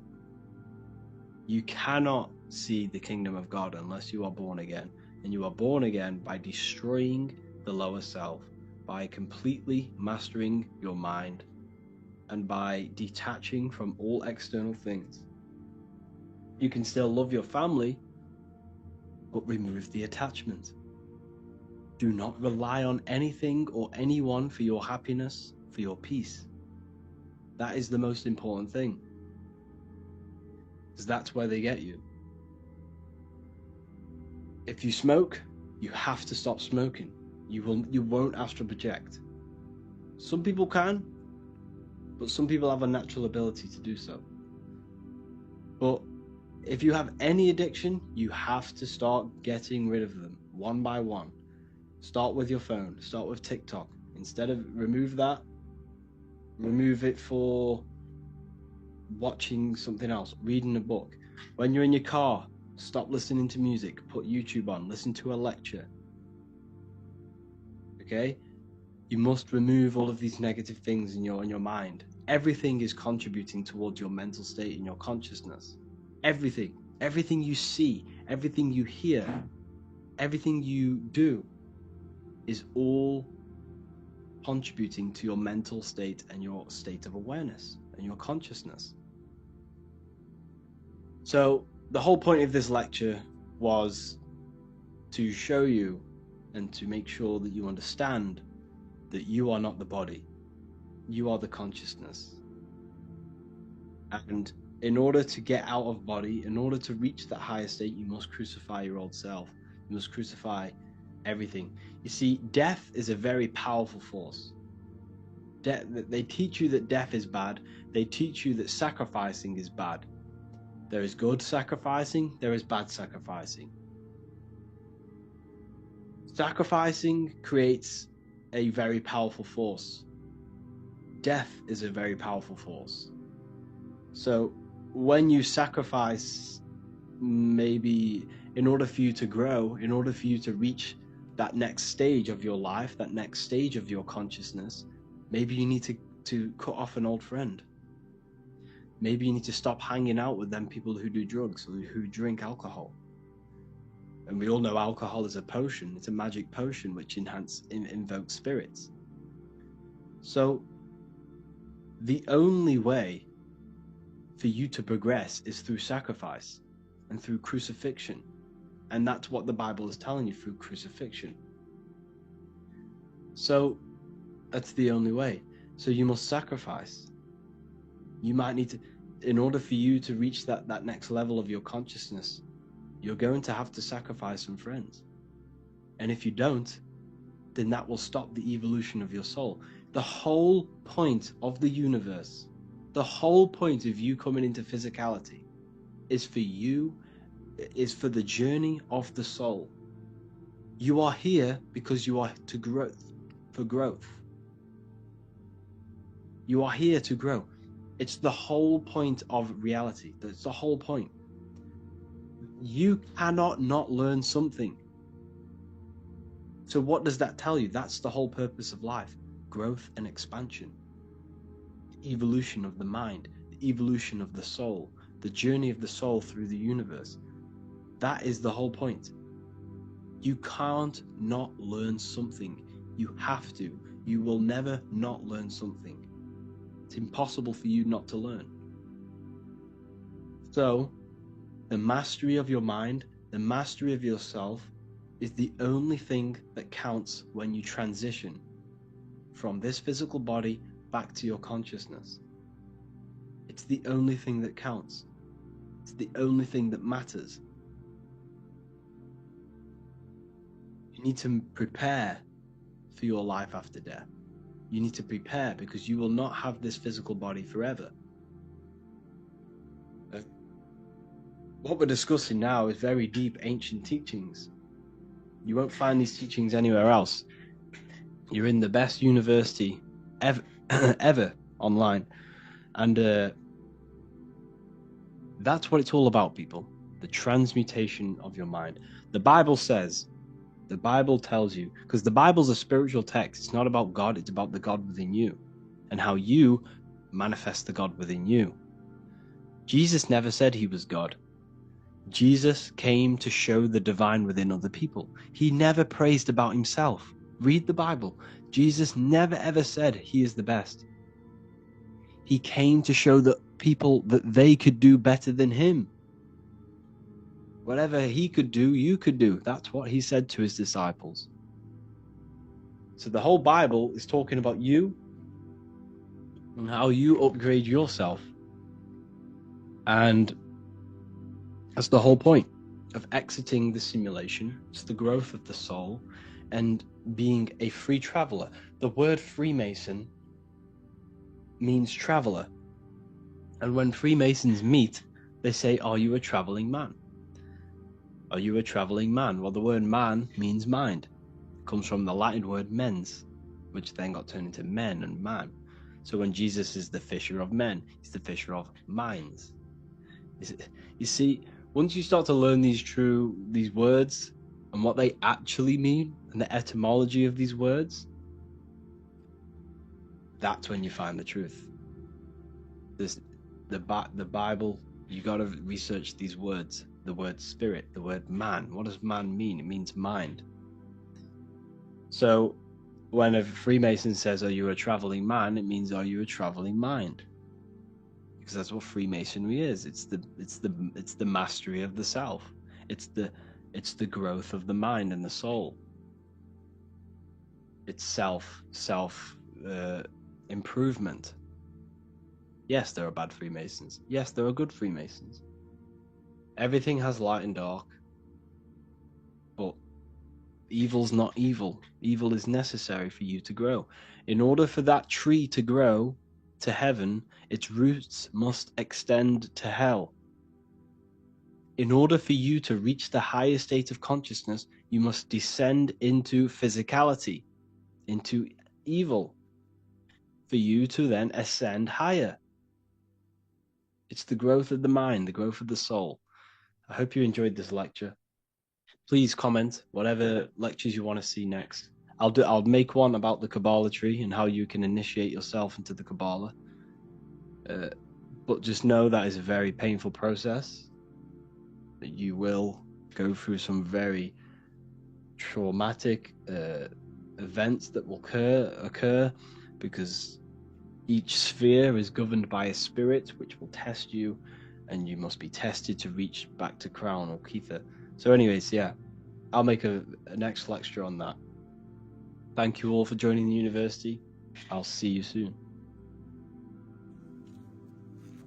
Let's talk about the soul trap and how they are trapping our soul in three-dimensional awareness. What is the soul?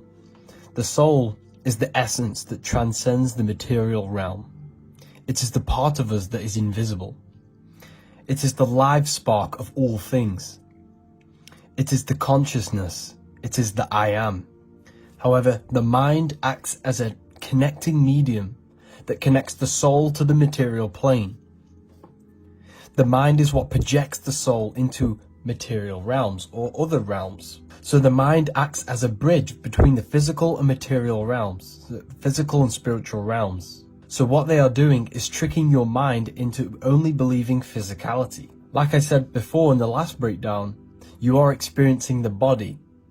The body is producing the simulation to your consciousness. You do not experience the external world. The external world is produced by your body. So therefore, what they are doing is installing programs within your mind which keeps your mind limited into three-dimensional awareness, which keeps the soul and mind stuck to the material plane.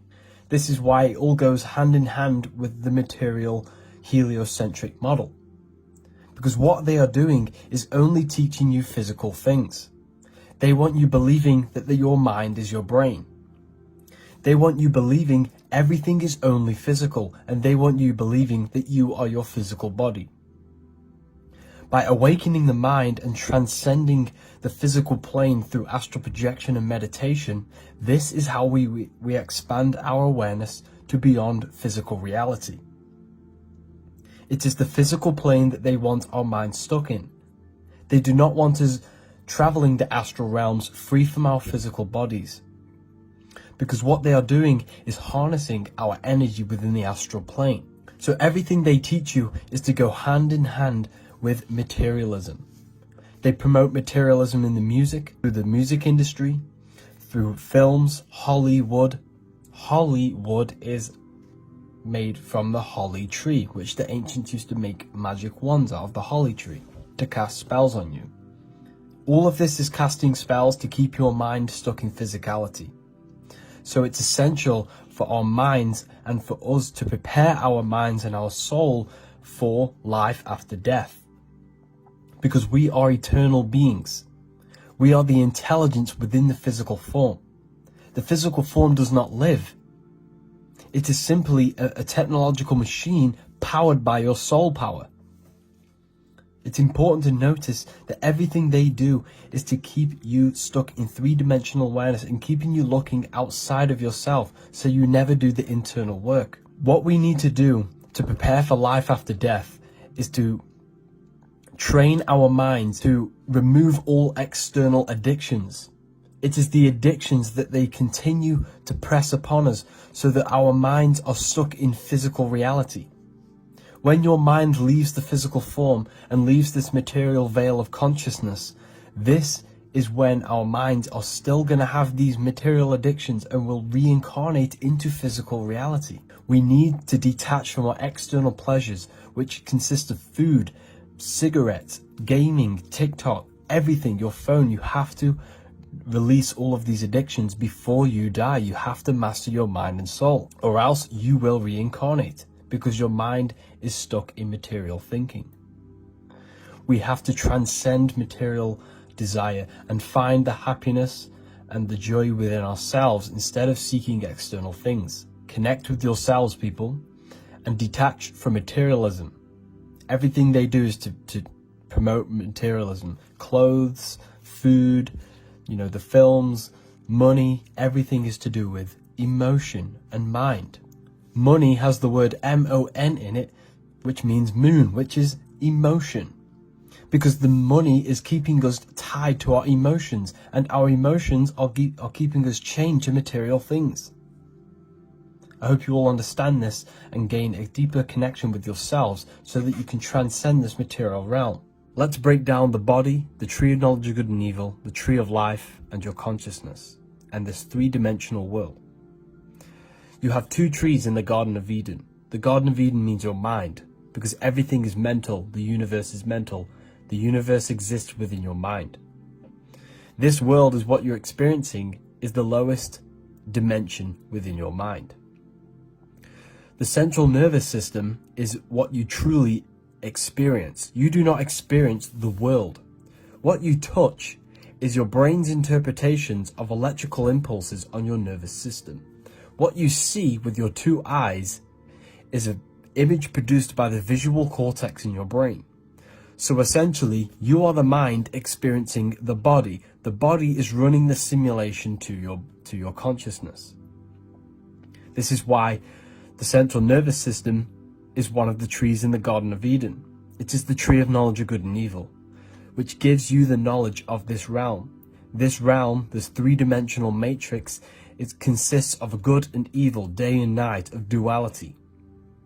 The only way your consciousness can experience duality is through this central nervous system, which produces the simulation to your consciousness. So essentially, your mind or consciousness is experiencing and gaining the knowledge of good and evil through this central nervous system.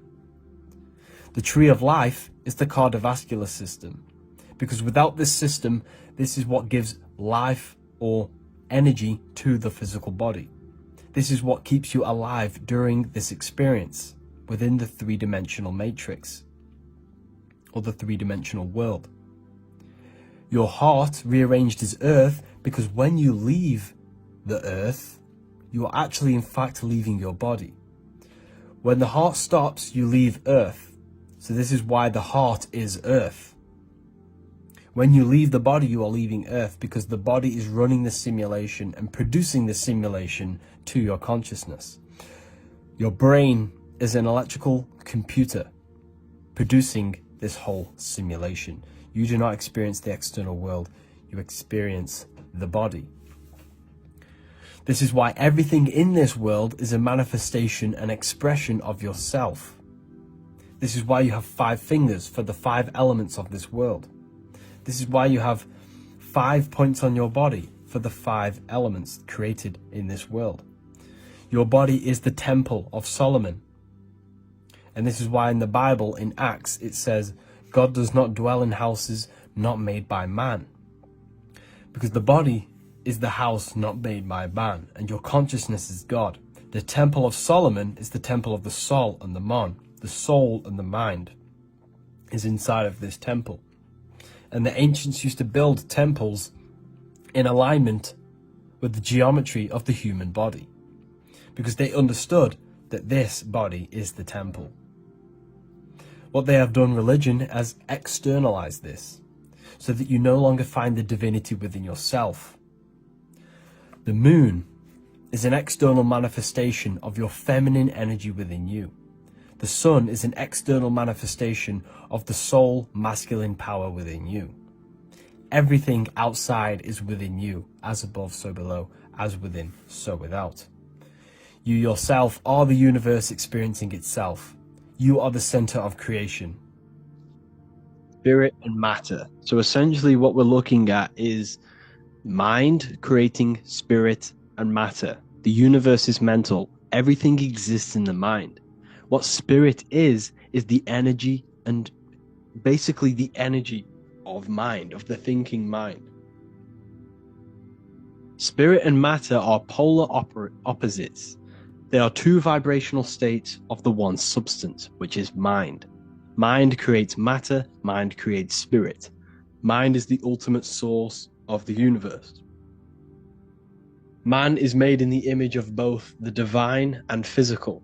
He is spiritual, he is physical. Everything is spiritual and physical. Everything physical has a spiritual, life-giving essence to it. Behind your body is the spirit. Without the spirit, you would be a dead meat sack. You wouldn't be able to move. Behind the animal is the spirit, the all life-giving force coming from the divine mind. Now, man is made in the image of both matter and spirit combined. Spirit is infused with matter. Like all things, however, man has the mind to be conscious of the spirit that dwells within. Animals cannot do this. Animals are purely stuck to their animal instinct. They are not self-aware of the spirit within them. They are only aware of They are only aware of their immediate environment, their physical reality. The animal. This is why animals symbolize our lower nature. But we have a hell, physical. We have a head in the heavens where the spirit is. We can raise our consciousness above the animal self to the spirit, to the divine. Now, matter is a way of thinking, so is spirit. If you have a very low vibrational consciousness, your mind is directed to the lower aspects of consciousness, sex, lust, power, money, fame. This is all matter. This is a materialistic way of thinking. You must tune your mind to the higher aspects of consciousness. Tune your mind to spirit. There are 2 ways of thinking.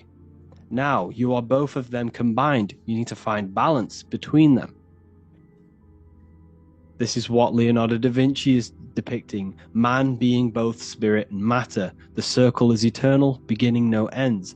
The square is limited, beginning and end. The body is in the square because the body is limited. The body is not eternal, it's mortal. The circle has no beginning, no end. It is immortal. The spirit is raised above the square, representing spirit over matter, the spirit controlling the matter. Spirit controlling the body. We don't want the body controlling the spirit, the body controlling the mind. That's the lower mind. That's 666. This is the Freemasonic square and compass. We have the compass for the circle and the square for the square, which is matter. spirit and matter combined with the G, the generative principle, or God, or geometry.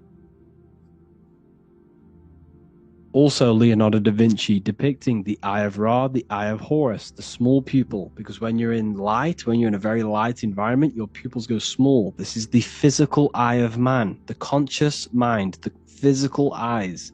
Then you have the inner eye, the spiritual eye that sees in the darkness, that gives perception. That's the large pupil, because when you're in darkness, the pupils go large. You have the Eye of Horus, the Eye of Ra. You have the physical eyes that you look with, and you have the inner eye that gives you perception. You have black and white. Black represents matter, white represents spirit. Spirit and matter intertwined with one. This is the Masonic checkerboard. The earth is not just a rock. It's not a rock. It has spirit within it. The tree is not wood. It has spirit within it, which is the life-giving force. The life essence is the spirit. The earth has spirit. You have spirit. Everything has spirit. But you have the ability to be conscious of the spirit within and raise your consciousness to the spirit. And that's exactly what the Sumerians are showing you here, with the animal, the ground animal, stepping upwards to the flying bird, the elevated bird, to the spirit. And that's what the Anunnaki is. Anu is the supreme god of the sky. The sky is spirit. The stars is spirit. And earth is matter. That's why Anu has a wife called Kai. The word Kai means earth. It's another word for earth. So Anu, the supreme god of the sky, who is a Sumerian living essence of the heavens, representing the vast and infinity of the sky. His divine counterpart, Kai, the goddess of the earth. Together, they gave birth to the Anunnaki. This is a symbolic story. Everything we see from the past, from the Bible, the ancient text of India, from the ancient Sumerian texts, this is all symbolic for you. The Anunnaki is you. You are Anu and Ki, spirit and matter infused. You are the Anunnaki. You are the heavens. You are the earth together. Okay, that is exactly what we're looking at here. All of these texts are encoded, talking about you. It's never about history. None of these things were right in history. The Bible was not history. The Sumerian texts weren't history. Anunnaki were not history. This is all symbolic for you and your consciousness, your spirit and your matter. The indwelling spirit and your physical body. The Holy Spirit, the white dove. White represents spirit. The pine cone. This is the Anunnaki god. The pine cone in the Vatican. This is the head. This is the dome. This is the pine cone. The receiver of consciousness. The receiver of spirit. You see the spirit, you see the pine cone on the Pope's staff. This is crucifixion. What does this symbolize? You must crucify yourself, crucify your body to the spirit through the pineal gland. Pine is pine cone, pine, pineal, etymological connected. You have the Freemasonic square and compass. Now notice something. You have the square on top of the compass. This represents the beginning of the Mason's journey, the beginning of someone's journey on their spiritual evolution, of their spiritual awakening. This is what we're seeing here. We're seeing spirit underneath matter, matter over spirit. Now this one is the compass on top, which represents spirit over matter. This is the triumph. This is the ultimate state of consciousness when one has gained spirit over matter. Now we also see other symbolism of Freemasons depicting one leg on top of the other, which represents balance over spirit, balance of spirit and matter. All of this will be available in the Book of Wisdom, Volume 2. This book is the next revolution of human consciousness. I cannot explain the amount of hours and work and research that has gone into this masterpiece. I'm not even going to call it a masterpiece. That is up to you whether you think it is a masterpiece, but I have put my heart and soul into this book.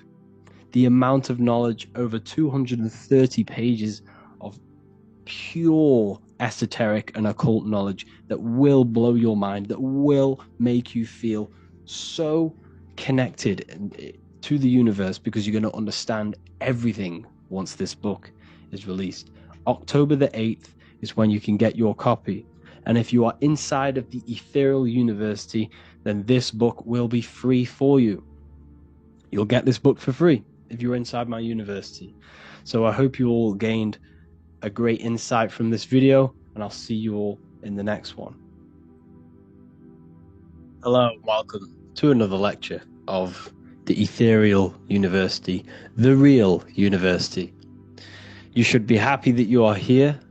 You are in the only place in the world where you can find exclusive content from me myself for free thinkers, and connecting with people who are like-minded and understand and know there is a deeper aspect to life and this reality.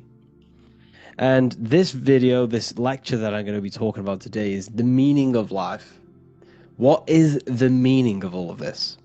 Because essentially, I've philosophized that nothing should truly exist. Nothing should exist.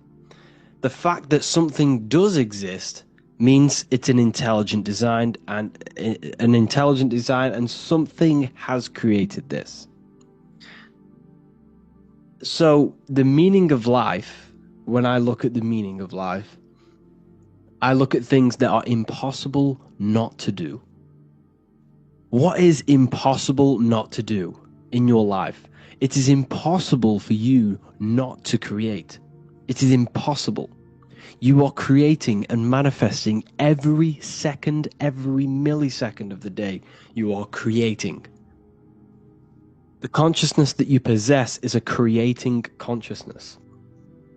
And when we have creation minimal in our lives, we fall into mental illnesses. Well, I don't say they're mental illnesses, but we get things labeled as depression, anxiety, and all of these other things. We have to create. As a human being, it is in our nature for every living species to create in some sort of way. We are always creating every second of the day. The mind is infinite potential. The mind cannot be filled. The mind cannot be full. You can't fill the mind. You could know everything about the universe and every little secret, yet your mind would not be full. It is infinite potential. Every thought you think has potential to become true. Anything you think in your mind is true in your mind. There is nothing that you cannot think about. You see the power of the mind now that you understand it is an infinite potential. So when I say the mind is the universe is a giant mind, and we are all expressions of this mind. And when they say the universe is always expanding, it's the mind expanding into new information. The universe is mind, and the mind is always expanding. So creating is something that you cannot ignore. So you have to create something in your life. You have to create, you have to manifest, or else you will fall into some sort of mental problem. Learning is another one that it is impossible not to learn. Learning is the expansion of the universe. It's the expansion of mind. And every person you meet is a product of their mind. Where you are in life right now, whether you are very ahead, and I'm supposedly going to say, if you are joining this university, you are doing something right, because it's not on the cheaper side to join this university. So wherever you are in life is a direct manifestation of every thought that you have thought in the past. Where you are right now is a product of all of the thoughts collectively. And all of them thoughts collectively has led you to this point where you are right now. So what does this tell you? Your life is a product of thought. Your life is a product of mind. Everything you see in your life is a product of your mind, was manifested from your mind, from thought alone. Okay? So that's a very important thing to understand. And you can never learn enough. The more you figure out, the more you realize you know nothing. And I say that. I know absolutely nothing. The more you find out, the more doors that are open within the universe. The universe is an amazing place. You should appreciate being alive. You should appreciate that you are using the most advanced piece of technology on the face of the earth, which is the human body. It's so advanced. It's a piece of organic technology. It's so advanced. All of the systems are working together. We cannot replicate the human body. We can make rockets, we can make planes. You cannot replicate the human body. It is so advanced. It's so advanced. Limitation. This is a very important one. Physical reality limits our mind. Mind is infinite, like I explained earlier, and everything in the mind can happen in the mind. There is no limitation. When you are in the astral plane, there is no limitation. Depending where you are projecting yourself in and what realm you're projecting yourself into, there is no limitation. You can create worlds, and you do create worlds when you sleep. When you dream, you are creating your own world. When you are sleeping and dreaming, you are in fact creating a whole reality from your subconscious mind. And every character you see in your dream is an aspect of your mind. Did you know that? That when you are dreaming, there are hidden messages within your dreams because it's your subconscious mind coming to reality and showing you codes, showing you messages about your mind. So when the mind incarnates physically into a physical reality, there is limitation now pressed upon it. It's hexed. That's why I say you're hexed. You know, you're in the hex of Saturn. Saturn is the cube. Saturn's pretty much the computer running this world, based off my research anyway. And, well, it's time. Saturn is time.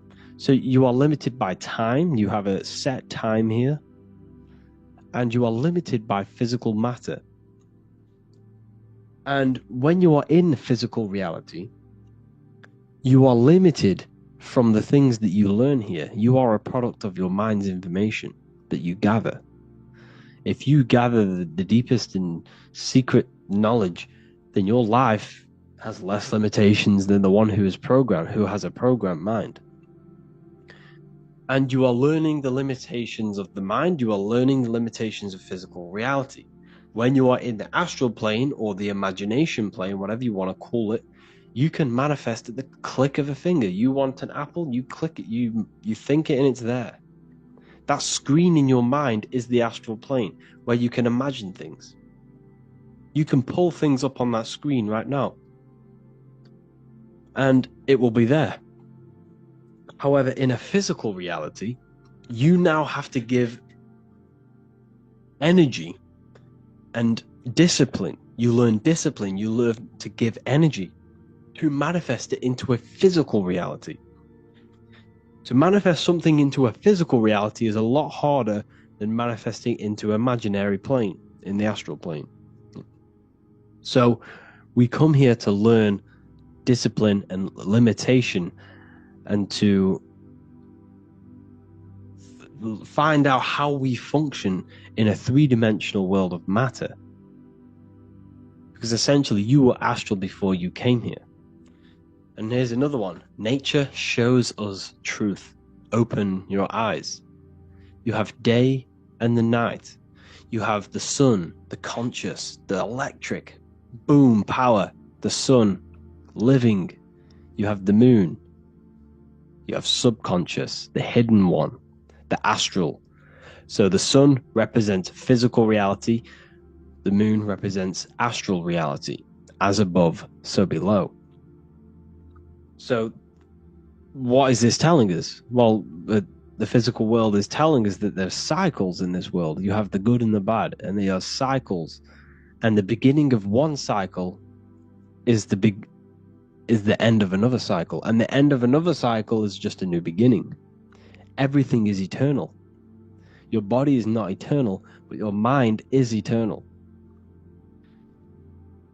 You have the cycle of the 4 seasons. Like I said, everything begins and ends, but the ending is just a new beginning. It's an infinite cycle of the universe, symbolized by the Ouroboros. This symbol has been used for thousands of years, depicting the end is a new beginning. When you leave the physical reality, you are now reborn in the astral reality. Have you ever died in a dream? I've died in a dream. In fact, this was the other day. I got killed in my dream, and I woke up in another dream, in another reality. And I knew it was going to happen. Like, as soon as I woke up, I just knew, like, I'm in another body now. You are eternal. You are a multi-dimensional being. And until you gain access to these higher planes, people, you will realize how powerful we all truly are. We are all multi-dimensional beings, and we all have immense power when we figure out how to use these minds of ours. These minds are very, very, very powerful. Very powerful. So this is a new page from the new book, the Volume 2 Book of Wisdom. We also come here for growth and expansion, like I said earlier, the expansion of the universe. The scientists, these paid scientists that, are paid to lie to you, they say the universe is always expanding. Oh, yes, it's mind. Mind is always expanding. Mind is always figuring out new information. The mind can never be full. It's always expanding. And the mind is the infinite potential. The mind is the universe. It's every substance you see around you is a product of mind. The squirrel, the dog, you, your mother, your family. It's all mind. All product. They all possess mind. They all share mind. And this mental plane is shared. And your reality is a product of thought, and this physical reality on a macro scale is a product of God's thought. Now, when I say we are God, we are a microcosm of God. God is within us. Now, I'm not saying that we are the creator of this reality. We did not design the human body. God did. We did not design the functions of the heavens, the order of the heavens, and how the sun rotates around the earth. How it does that, I really do not know. The heavens and the sun and how they move is one of the biggest mysteries known to man. How does the sun truly move? How does it never run out of energy? How does it move? How does the stars move? What's moving it? What's the force behind it? Who is it obeying? It's technology. The sun is the most advanced technology ever, but that's a whole nother video I can go over. But I'm not saying I am the one, you are the one who created this reality, who designed the human body and designed everything in this world. I'm saying that you can connect to the source within yourself. The source of life, the source of the universe is inside of you. And you can connect with it. And you are using that power of the source of the universe to create life, to manifest your will in this physical reality. That is the mind. The mind is God. So, you have the day and the night, you have the left and the right. Everything is dual in this world. We learn duality. We learn the good and evil. And that's why I say the body, while the central nervous system is the tree of knowledge of good and evil. Why? Because the tree of knowledge of good and evil is this electrical nervous system you are experiencing this reality from. The central nervous system is giving you the knowledge of duality, of good and evil in this physical dual world. Your consciousness is experiencing the central nervous system. Without the nervous system, you cannot function in this world. You need it. This is why it's sacred. It's the tree within the Garden of Eden. Okay, so I hope you enjoyed this video. Please contact me if you wish, for any lectures on anything you want. Give me a message. I'll create a lecture for you. And yeah, have an amazing day, people. Lesson number 3, conscious and the subconscious mind. This is so important to understand how the mind works and the two aspects of the mind. If you don't know this, your life is going to be hell. So make sure to listen and get your notepads out. So the conscious mind is the awareness. This is what you're aware of right now. You're listening to me. You're probably watching your phone or laptop, something like that. Your 5 senses, your mental state, your awareness. This is all your awareness. What you're aware of. This is the 10% of your mind. Only 10% of your mind is what you're aware of, your consciousness. You're conscious. So, I know what I'm touching. I know what I'm aware of. I'm aware of my feelings, what I'm thinking. This part of the mind, what you consciously do, impresses the subconscious mind, which is 90% of your mind. Think about that.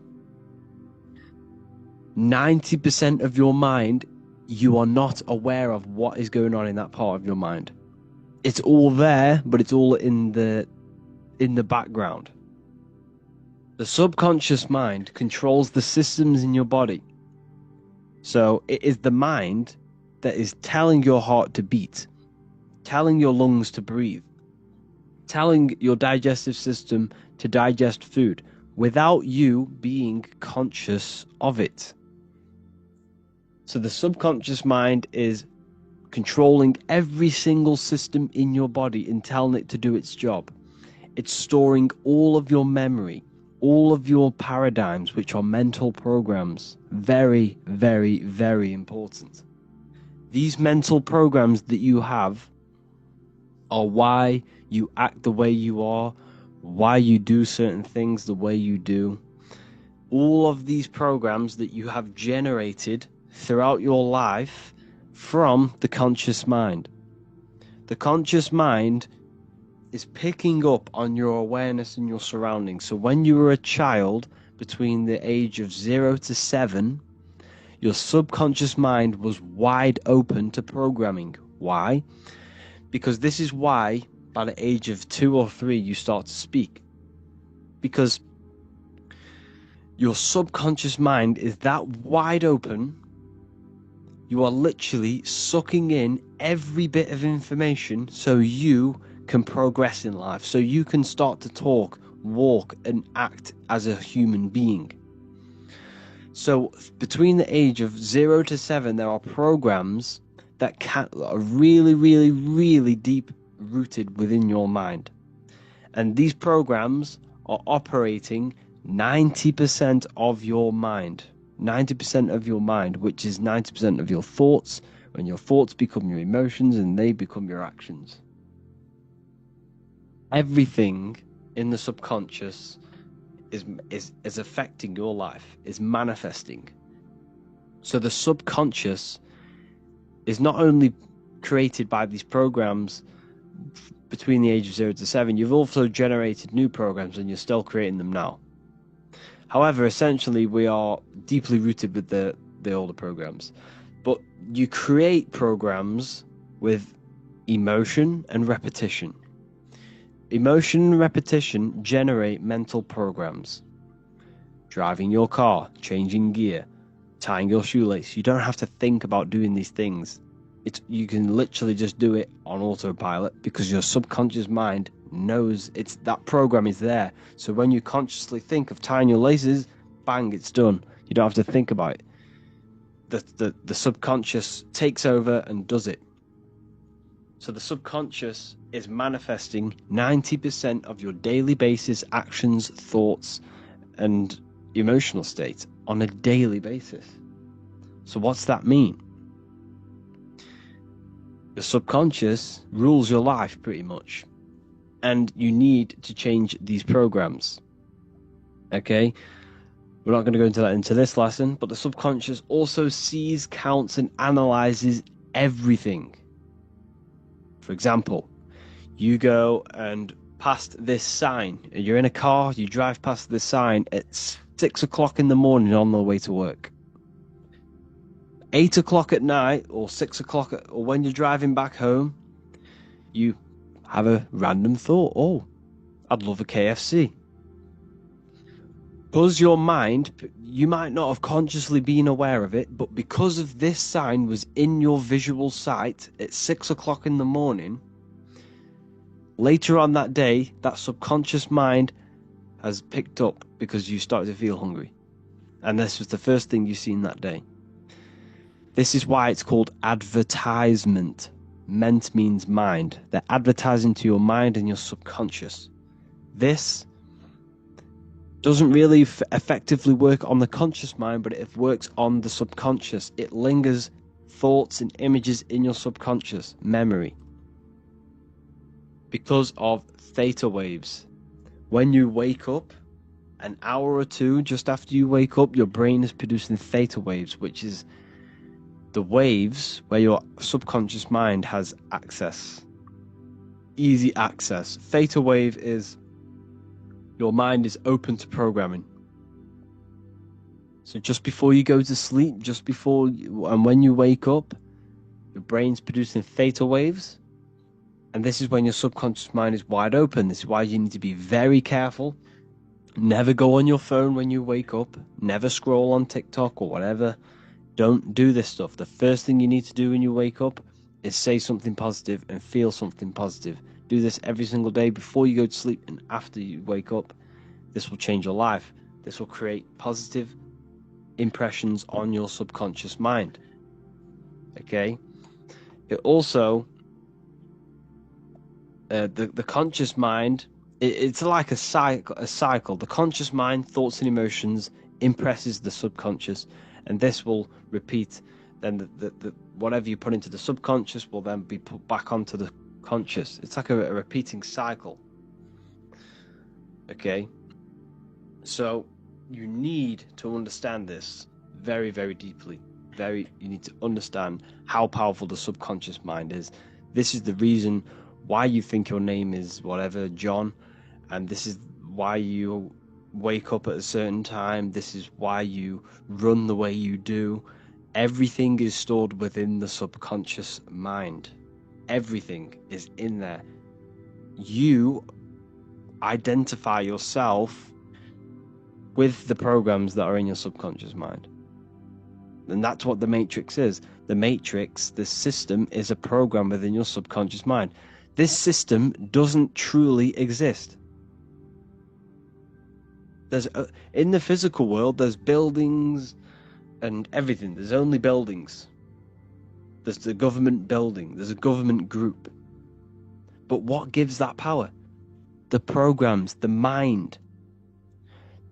This system only exists in our minds. We only need to go to school because our mind believes we need to go. We only go to jail because our mind believes this system. The Matrix is a program within your subconscious, and so is your self-identity. Your self-identity is just a program within your subconscious mind. Higher faculties. You need to work on your imagination, will, intuition, memory, reason, and perception. This was in the first lesson. You need to work on these to access the subconscious mind. These are all part of your subconscious mind. You have to work on your will, especially your will and imagination, and your memory. They are the three very, very important faculties you need to work on. Can't stress enough how this is so powerful on your life and your subconscious mind. So for example, I'm going to give you another example of how the subconscious mind affects your life. let's say you were in a car crash. 20 years ago, you were in a car crash. You were going down the M6 in a red car. Someone flies around the corner, or someone smashes into the side of you. You really hurt your leg. Your leg's broken. Your arm's broken. You might have even seen a fellow passenger die. Okay, right? This was 20 years ago. Because you had a strong emotion that you felt that very traumatic, sad, painful emotion. That emotion that you thought had a very, very big punch on your subconscious mind. And this is why, if you think about that moment, that traumatic moment that you've experienced when you were younger, you can recall that moment so vividly, like you were there. Like you could remember the taste, the smell. You could remember every little detail about that moment. Why? Because of the impression of your emotions. Because of the strong emotion you felt punched your subconscious. It says you're never going to ever forget that. Memory. What did I say in the beginning? You don't have good or bad emotion. You don't have good or bad memories, just strong or weak ones, depending on how deeply you impressed your subconscious mind with that emotion. Okay? Therefore, I've just given you the secret to success. The secret to your manifestation is emotion. Your emotions are not what you've been taught. Emotions are not something that is reactive. They should not be reactive. Okay? Your emotions are something that are given to you so you can manifest. Your emotions are a creational force. Emotion, energy in motion. Your emotions are energy in motion. And these emotions are impressed in your subconscious mind. And that's another thing. Whatever you think in your subconscious, whatever you think is true. Whatever you think is true in your subconscious mind. Whatever you think and whatever you say and whatever you feel is truth to your subconscious mind. Remember, the subconscious mind is manifesting 90% of your thoughts and daily actions. Therefore, if you call someone an idiot, if you feel like death, you feel bad, you feel sad, you're telling your subconscious mind that's what you want. If you call someone an idiot, you're telling your subconscious mind that is what you are, because the subconscious doesn't know anyone else but you. Only knows you. It only knows yes. Yes, yes, yes, yes, yes. I want this, I want this, I want this. That is all it does. If you think a negative thought, you're telling your subconscious, I want that. If you feel a negative emotion, you're telling your subconscious, I want that. And it will manifest it. And that's why you need to control your mind. You have to control your mind and emotions and what you say. Okay? Very, very important, people. So remember, when you were in that traumatic moment, going back to the car crash, right? When you were in that traumatic moment, because you experienced that moment, it still affects you today. Because you had that car crash and you felt that such negative and traumatic emotion, it's still affecting you today because you'll be conscious of whose car you get in. I won't get in certain cars with him because this might happen because of that. Or you might not even go in a car at all because of that event. That is how the subconscious mind manifests into 90% of your daily basis behaviors. Every program you have is having an effect on your decision making, your actions and thoughts. This is why you need to heal childhood traumas through meditations. We'll go over that. You need to heal the subconscious. You need to let go from these programs and create your own programs. Hope you enjoyed this lesson. Go and watch the next one. How's it going, people? Today we're going to be going on lesson 5 on the human electromagnetic field. This is very, very important, people. You have to understand how energy works, how your mind contributes towards this, and how your emotions contribute towards this.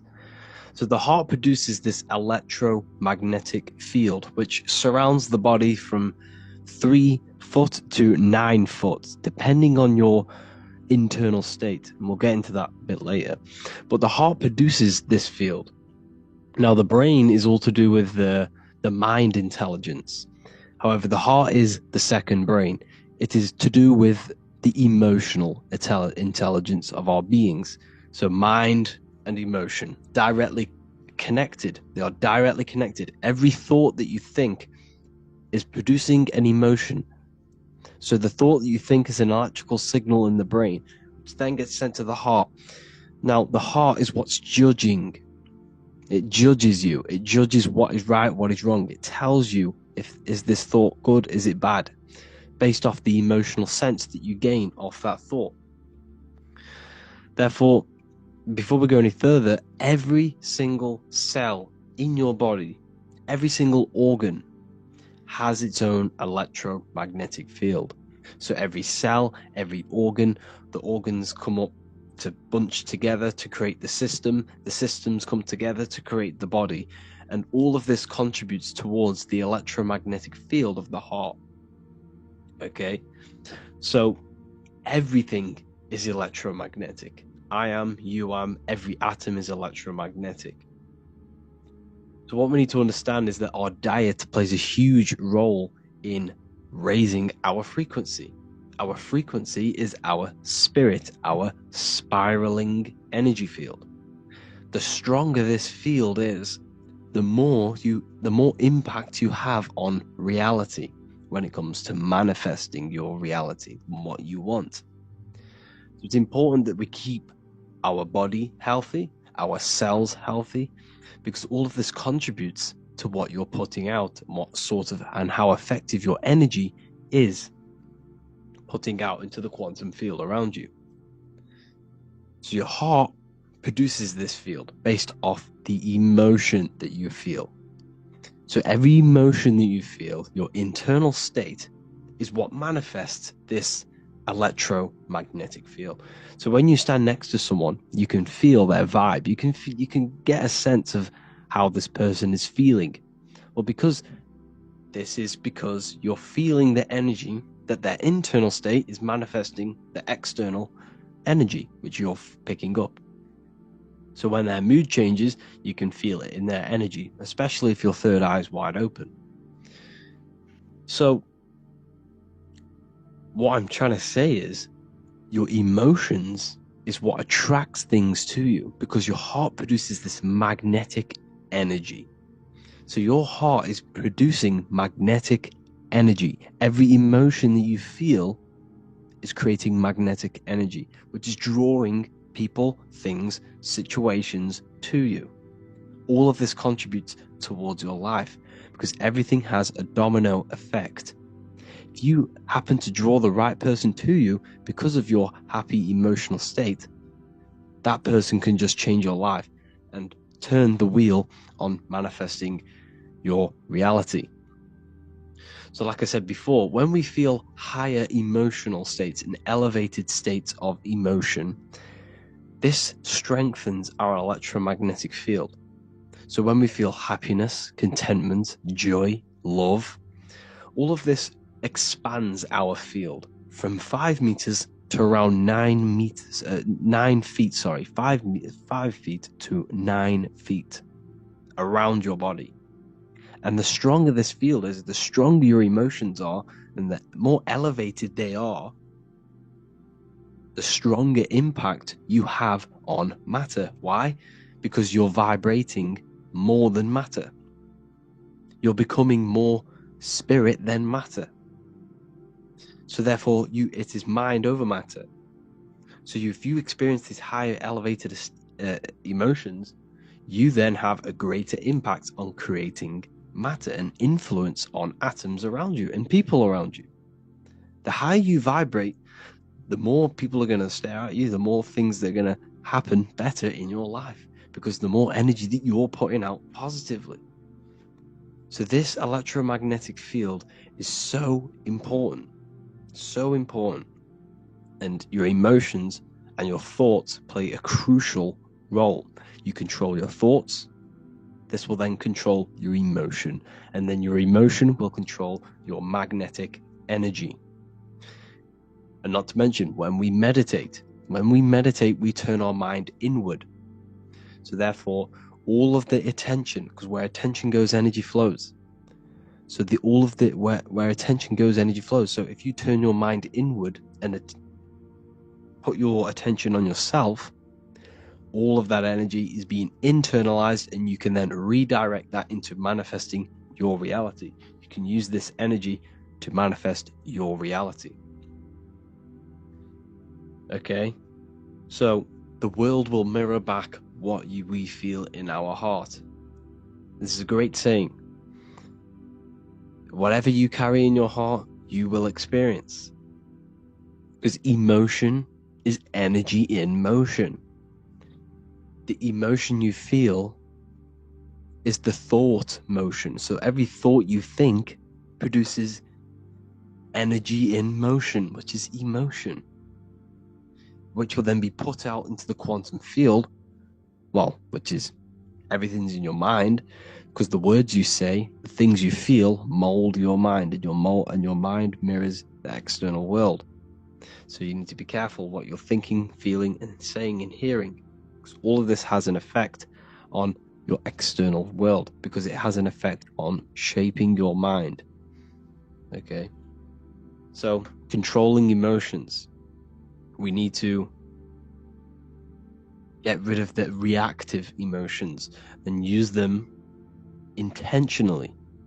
The more reactive you are, the more prone you are to lowering your frequency, which will have a great effect on manifesting your reality. We need to aim to reach them high states of emotion, to keep our cells, to keep our body high frequency. So I hope this lesson helped you. On the next one, we're going to be talking about maintaining this field. Lesson 2, planes of existence. These planes are all aspects of your mind. They are in you, they are outside of you, as above, so below. The Godhead is the sole purpose. This is how spiritual manifests into physical. This is the process that the universe goes through in creating the physical universe. So it starts with the Godhead, the sole purpose, then the mind, then the astral, then the etheric, then the physical. Then everything is mental. Everything exists in the mind. These dimensions are not separate. They're all dimensions within your mind. They're different vibrational states, pretty much. So the mind is the realm of thoughts. This is where thoughts reside. There's no form to a thought. It's invisible. There's no physicality to it. It's the most lucid. The higher you go, the more lucid it is. The lower you go, the more solid it becomes. Okay? So the mental plane is the most lucidic. So the mental plane is the thought alone. The astral plane is the imagination of the thought. This is where the thought forms manifest into some sort of form. Not physical form, but some sort of form, lucid form. Like dreams. Then it goes to the etheric, then physical plane. The etheric plane is the blueprint. It's like a blueprint of the astral and the physical form. It's basically the realm of energy. This is where energy is, and frequency. And then the physical plane is where physical manifestations happen. So essentially, this physical world is a product and the world of effect. Everything goes through this is a world of effect. You can't change this world by manipulating it physically. You can, but it's not going to last long. It's not long term. This is where we get the saying, as above, so below from. You change the higher planes, you manipulate the lower planes. If you manipulate the astral plane, you manipulate the physical plane. This is a mirror effect. You manipulate the mental plane, you manipulate all of the planes. So these planes are how things manifest into physicality. Everything starts in the mind, then goes through the astral. Now, the higher, middle, and lower astral are the vibrational states of the thought, because remember that the mental plane is the thought alone. So, for example, I'm going to give you an example now. This is a chair. Think of a chair. That's just a... Don't imagine the chair. Just think of the thought of a chair. So you have the thought of a chair in your mind. Then now, imagine that thought. What does the chair... What form does it have? This is the astral plane. This is the imaginational plane. This is where you imagine things. So when you hold something in the screen of your mind, this is astral matter. You're creating out of astral matter. That's what imagination is. Depending on the vibration of that thought that you are manifesting in your imagination, depends whether it goes to the higher, middle, or lower astral. If it's a high vibrational form, high vibrational thought, you create the higher astral plane. This imagination will go into the higher astral. Or if you think of a chair to murder someone on it with spikes and kill someone on it, it will go to the lower astral plane because it's a lower vibrational thought form manifesting. So you got to use these planes to manifest things, to imagine things. You can manipulate the astral plane through astral projection. This is a very, very deep, this is a very occult teaching of astral projection, and that's going to be taught later on in another course, because that's not for everyone. But you can still access the astral plane through imagination, and that is how you pretty much get there. You use your conscious mind to project yourself, your consciousness, your awareness into the astral plane. So if you manipulate these higher planes of existence, you manipulate these lower planes. As above, so below. You got to look up. But it all starts in the mind. Use your thoughts correctly. Use your thoughts. Use your imagination. Use your energy. And this will all combine to manifest something physical. Okay? So use these planes to manipulate this physical world, because whatever you do in these planes, you manipulate the lower planes. It's like a mirror. So that is the planes of existence. They all exist inside of you. They're outside of you. They're as above, so below, as within, so without. They are everywhere. They are inside of you. They're not separate. They're all aspects of your mind.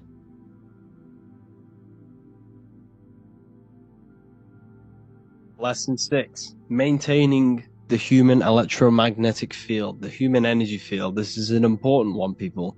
You have to understand how this field works. Without this field, you can't pull things to you. You can't attract things. You know, the weaker your field, the more prone you are to diseases. The weaker the field, the less manifestation, the less power you have over matter. You have to have a strong field. Okay? This field is very important when it comes to manifesting and pulling things to you, attracting people. Because essentially this field is a manifestation of your internal state. So your internal state manifests this external field through your, the things you do on a daily basis contribute to this field and how strong it is. So to keep it strong, you have to realize that it's constantly changing based on your environment, the people around you, electrical devices, thoughts, emotions, and the food within the body. Now, every single cell in your body has its own electromagnetic field, has its own magnetic energy. And this magnetic energy can be weakened or strengthened by the food that you are putting in your body. So therefore, when we eat food that is processed, that is not grown under the sun, made in some sort of lab or manufacturing, wherever, it has no magnetic energy to it. It's vibrating so low that when you consume it, it's going to pull your energy. It's going to lower your frequency, it's going to lower your mood. It's going to just destroy everything about you. You don't want it in your body. You have to eat raw food. As much as you need as much uncooked raw food as possible. Because the cooked food is what kills the magnetic energy in it. Kills nutrients as well. But it's based off magnetic energy. They never want to tell you this. They want you focused on nutrients, minerals, but they'll never tell you about the magnetic energy, the etheric energy about the food. Yes, meat might have some, nutritious benefits to the body. Flesh might have that. However, the magnetic energy behind it is negatively charged. Because the magnetic energy never leaves the food. Never. Energy can't be killed. Cannot be destroyed. Therefore, the slaughtered animal is running, fear, traumatized, and all this negative energy is stuck within the food, and this is going to lower your vibration and weaken your field. So don't just think about nutrition. Think about magnetic energy. You're an electromagnetic being. So you need to make sure you're eating food that is under the electric sun. When you stand under the sun, you feel that masculine, powerful electrical energy charging you in your body, in your cells. This is why you feel so much better when you're under the sun. It's because it charges you. It charges your body, your cells, your mind, your spirit, everything. It upgrades your DNA. The sun is amazing. You need the food that grows underneath the sun, because the sun crystallizes in the food. When you eat raw fruit that's grown under the sun, you're eating the sun. You're pretty much eating electrical currents. You're putting that into your body, and it's charging your body, charging the cells, because the cells produce electricity. Your body is made of water, which, contributes to moving electricity around your body. So your diet is very important when it comes to maintaining the strength of your electromagnetic field, because the weaker this field, the less impact you have on manifesting over matter and pulling things to you, and magnetically pulling people and, surroundings to you. It's a magnetic field. It pulls things to you. The right people, the right places. So eat fruits and vegetables as much as possible. Grounding, putting your feet in the soil or in the earth. This will charge you. The earth is electromagnetic. This will strengthen the field, strengthen your body, strengthen your cells, put electricity in your body. Everything is just amazing when you ground, especially when you're stood under the sun as well. It's a double whammy. So grounding every day is important to keep the strength of your field up. So if you have a very weak field, you're just gonna, you're gonna attract negative people. You can sense it from a mile off. When you see a negative person, you don't even need to know them. You can just sense that they're very negative, very low vibration. You see it on their face. You feel it in their energy. It's a no-brainer. Energy doesn't lie, and this is because their field is so depleted because of the food, the thoughts, the emotions. They're so unattached from nature, and this is why it's so important to get back in touch with nature, back in touch with your body, and this will strengthen not only your field, but your mind and emotion will be better. So your diet plays a massive role. Grounding, very important. Proper thinking, being present. Your field is made out of your thoughts as well as your emotions. Being present is a very important one, because when you put your mental attention into the future or the past, you're giving energy to it. So when you are in the present, you retain energy. Okay, you don't give energy away by retaining energy, by being in the present. Proper thinking. This is a very important one. So thinking is energy, mental energy. Every thought is either, positively impacting you or negatively impacting you. So every negative thought that you think, you need to think 3 more positive ones to try and counteract and balance this out. And over periods of time, this will create you to, think positive. And you need positive thinking. You're just dragging yourself down. You're slowing the process of where you want to go in life just by negative thinking alone. You see, your external world it's not actually external. The world is within you. You're not in the world. The external world is within you. So therefore, your mind is like the controller of your external world. Because you are a result of your thoughts. Where you are in your life now, where you are right now listening to this, is an effect and a direct manifestation of all the thoughts that you have thinked in the past. Think about that for a minute. You are where you are in life because of the thoughts that you have thinked. I bet you've never realized that. Every thought, every decision has contributed to where you are right now. Therefore, you change your thoughts, further down the line, you change your external world, you change your life. You change the way you think, you change the people around you.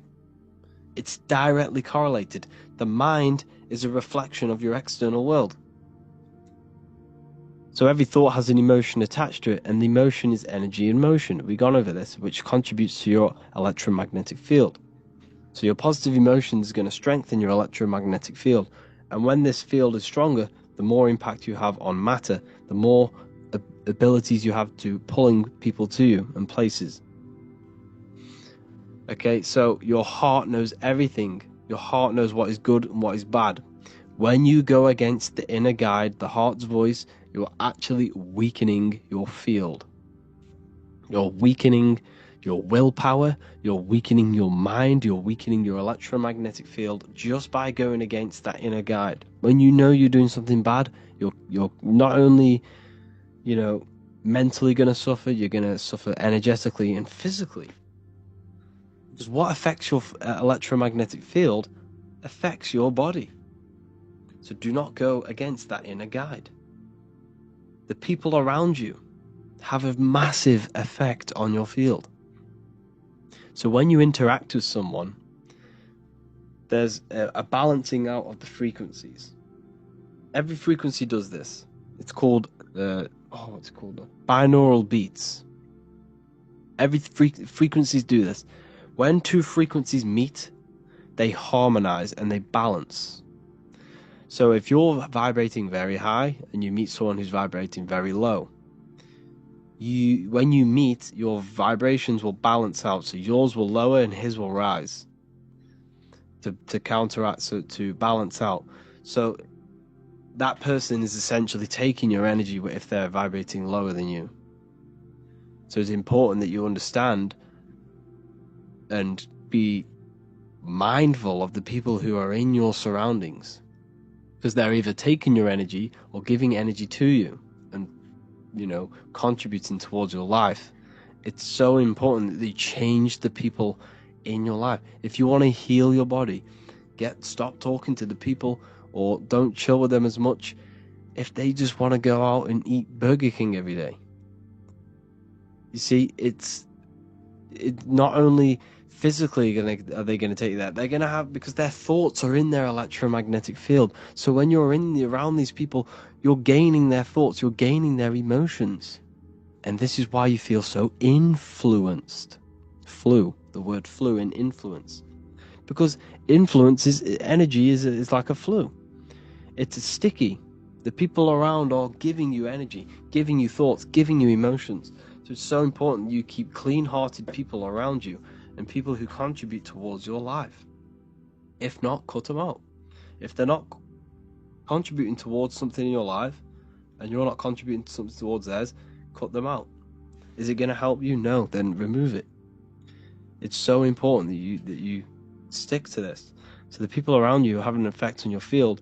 And like we say, The lower the field, the less impact you have on reality. The higher frequency you are, the more wave you are than matter. So I hope you learned a lot from this video. Lesson 13, mirror magic. This is all to do with mirrors and how you should treat mirrors in yourself. See, mirrors not only just reflect your vision and yourself, they reflect what you say, what you speak, and what you feel. They reflect energy. Okay? So it's important that you are saying the correct things and feeling the correct things in front of mirrors, because mirrors reflect back to you everything you say into them. They are a great tool you can use to reprogram your subconscious mind. Now, the good thing with this, you can do this when you brush your teeth. You can do this every time you see yourself in a mirror. You see, what you say into a mirror is also being reflected back to you, which is then reflected back to the mirror and done infinite amount of times. It infinitely reflects what you think and say and feel. So if you say a negative thing into a mirror, or you say, I am ugly, this is just going to constantly reflect back between you and the mirror and quickly and rapidly reprogram your subconscious mind. So it's important that you say the correct things in front of mirrors. Okay? Mirrors are a very powerful tool to change your mind and to manifest things. So if you get yourself hyped up, you think and feel and you say the things, your affirmations into the mirror, this is a very powerful way to become that frequency. Okay? It's all about giving high energy. Work yourself up. Give energy to these affirmations that you say, and never entertain any negative thought, any negative emotion into mirrors, because mirrors are what are reflecting back to you. Okay, this is a very, very important lesson, because a lot of people are used to, doubting themselves in the mirrors and stuff like that. So you've got to make sure that you say very positive into mirrors and say, think, and feel very positive things. And this will reflect back to you in energetic wise, and you're reprogramming your subconscious. Lesson 4, programming the subconscious mind. This is so important, people. You have to reprogram the programs that are in your mind. Everything is true in the subconscious mind. This is why the ancients had the golden rule: treat others like you want to be treated. If I go, like I said in the other video, if I go and call you an idiot, I'm calling my subconscious mind an idiot, which will then telling my subconscious that is what I want.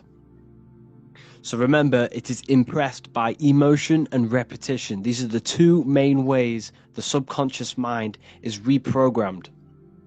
Repetition.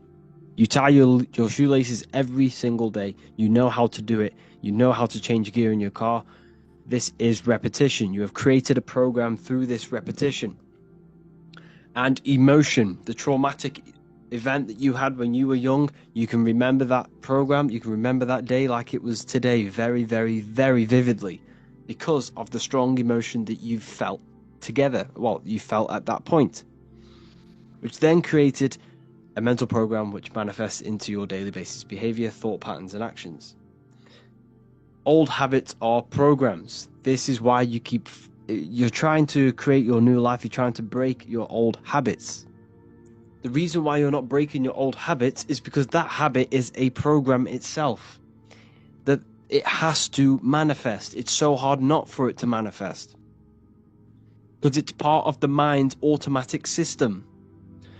The mind has an automatic system which is running your body on autopilot. The subconscious is running your body's organs. It's telling your heart to beat on autopilot. That habit you have is an autopilot program. Therefore, you have to change this programming by accessing the subconscious mind and rewriting these programs through, like I said, repetition and emotion. Repetition and emotion, combining these two methods, will reprogram your subconscious mind. And when is the subconscious mind most accessible? 1 hour when we wake up and just before we go to sleep. Your brain is producing theta waves. It doesn't have to be then when these two are, it doesn't have to be when you wake up or when you go to sleep. You can also create theta waves when you access deep meditation. Deep meditation. So, you have to do these every single day as much as you can. Doesn't have to be when you wake up, doesn't have to be before you go to sleep. Whenever you get time or whenever your conscious mind floats over the idea of doing it, do it. Repeat affirmations constantly as much as you can. And I mean every second of the day if you have to. Whenever you get the time, mentally say it, physically say it. Get these affirmations done as much as possible to reprogram that subconscious. It has to be in present tense. The subconscious does not know the future, does not know the past. It only knows now. It only knows you, doesn't know anyone else, and it only knows now. You and now is the only thing the subconscious mind knows. And everything is true in the subconscious. Therefore, thinking, feeling, and saying I am affirmations. It has to be in the present tense. You have to claim as if you are what you are saying. If you want financial freedom, say money is coming in constantly on a daily cycle or whatever, or I am financially free. Money is coming in. I am happy. I am healed. I am healthy. Whatever you are trying to manifest, believe it is true. Say it is true and feel it is true on a daily basis as much as possible. Most effectively in the mornings and at nighttime and in deep meditation. Every single morning, as soon as you wake up, it's the first thing that should be on your mind is reprogramming the subconscious mind. Is feeling the emotion of that life you want, feeling the emotional state of your desire, rich, free, or happy, affirming your desire, listening to repeated affirmations. Download an app on your phone, whatever, voice recorder, whatever it is, download an app. Record yourself saying, I am affirmations, I am healthy, I am rich, money flows into my life abundantly. And listen to this every single morning for half an hour, 10 minutes, whatever. Do it every single morning as much as you can. And while you're listening to them, mentally say them. And while you're listening to them. Feel as if they are true constantly, as much as possible. You have to do this to reprogram the mind. And don't keep changing the affirmations. Listen to the same ones over and over and over and over again. And I'm telling you, you will know the affirmations off by heart. And it'll be that deeply rooted in your subconscious. You will literally think about it constantly.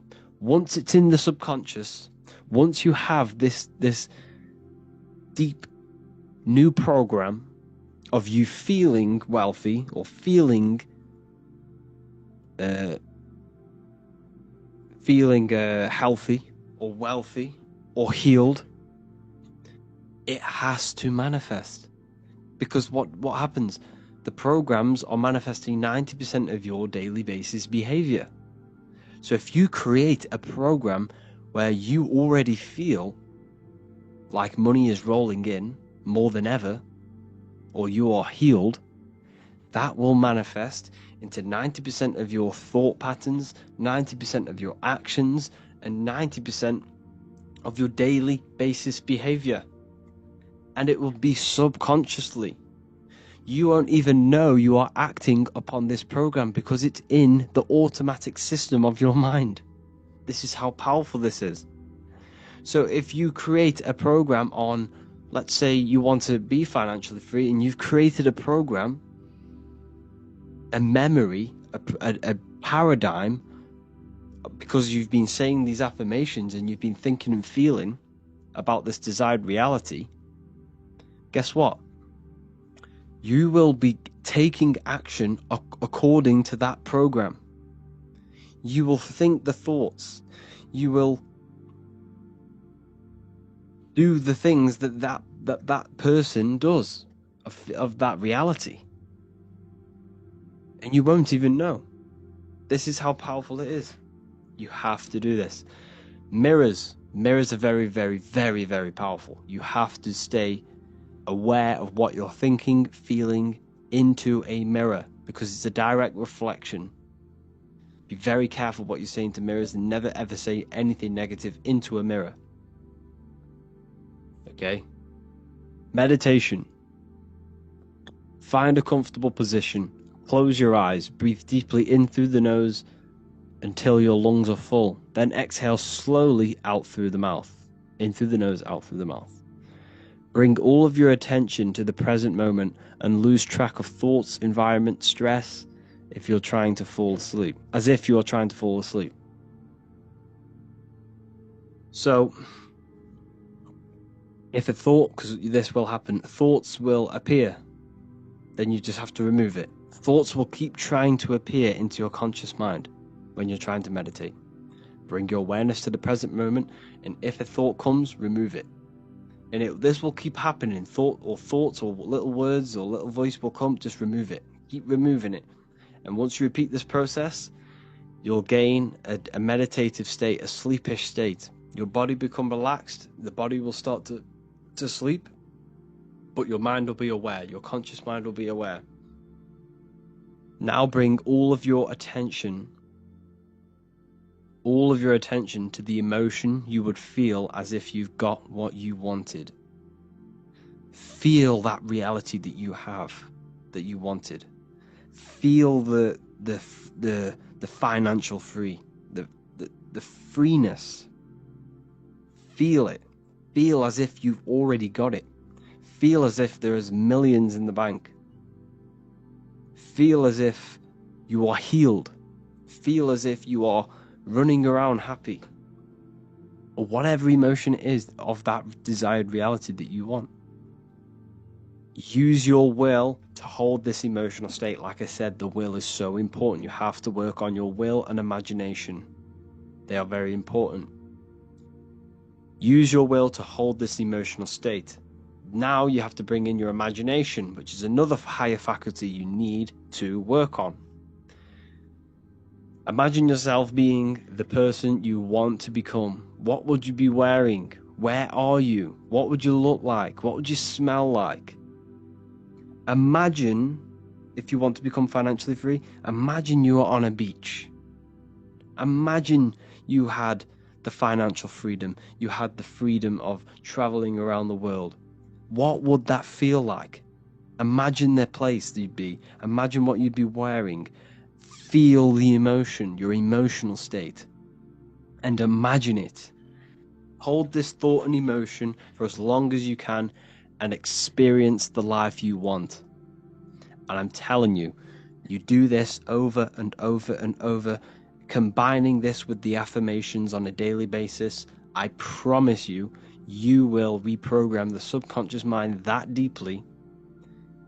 Your life will change. Not only your life, it will start to steep into your emotions. It will creep on your actions, not your emotions.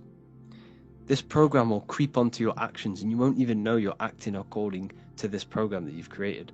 And before you know it, you're working this hard towards this life, it will show up in your life. But like I said, cause and effect. You have to take action on this program. You have to take action on these thoughts towards your goals. You can't sit around meditating and affirmating every day. But I promise, something will happen to trigger this program. You will make the right decision. You will go the right place at the right time and meet someone, or you will have a conversation with someone and something will pop up in your mind and you can just, that is it. Your life will change.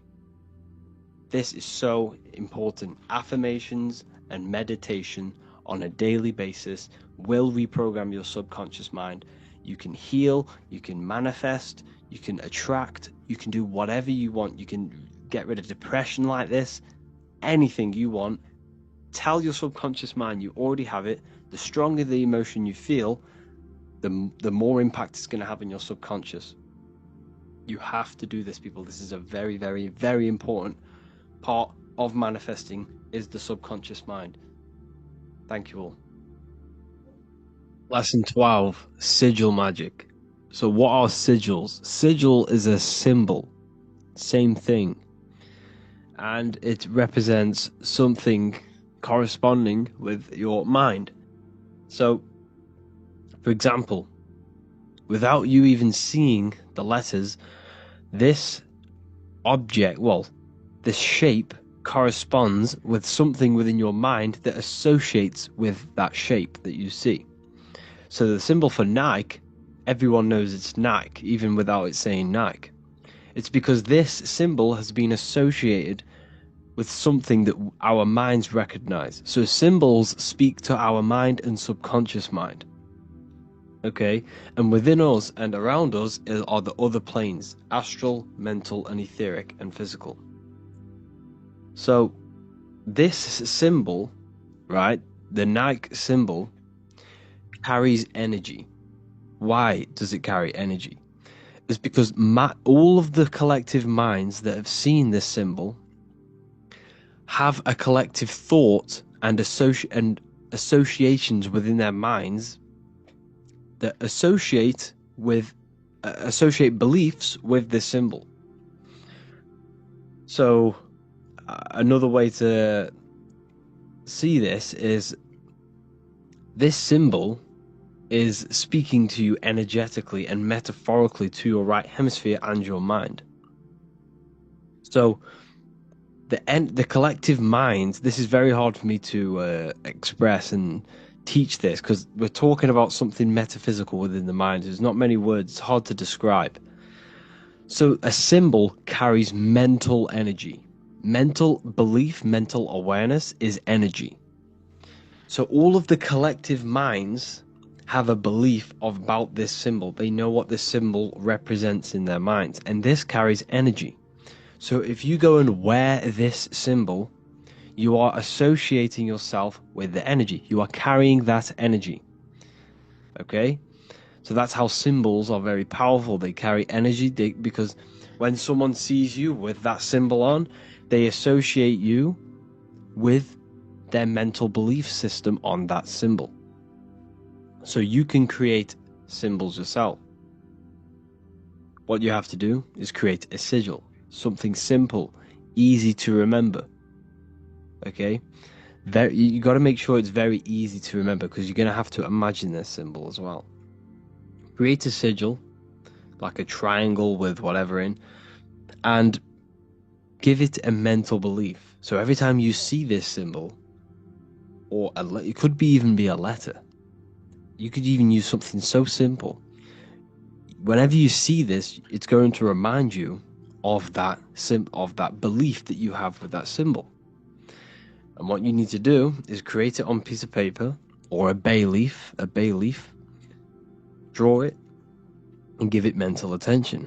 Hover your hand over it and give it a charge. Imagine this symbol glowing and give it the belief, give it the intent. It's all about your intention with the symbol. Okay? And you want to keep this symbol on you at all times. And when you do meditations, when you enter deep states of meditations or manifesting meditations, you can, instead of thinking about the reality you want, you could think about the symbol. This is a very good way to visualize. If you're not very good at visualizing a full reality of yourself in a world somewhere else with whatever you want or whatever you want to manifest, if you can't imagine in detail, this is a good practice. Imagining a symbol and holding your mental energy, your mental awareness and attention on that symbol. And you are associating mental energy with that symbol. And it will become bigger and stronger and stronger. And it will impress your subconscious mind. You want to give this symbol emotional energy as well. And then what you could also do with this symbol, or words. You can even use words. I am, I achieved, I have, underneath water, because water holds memory.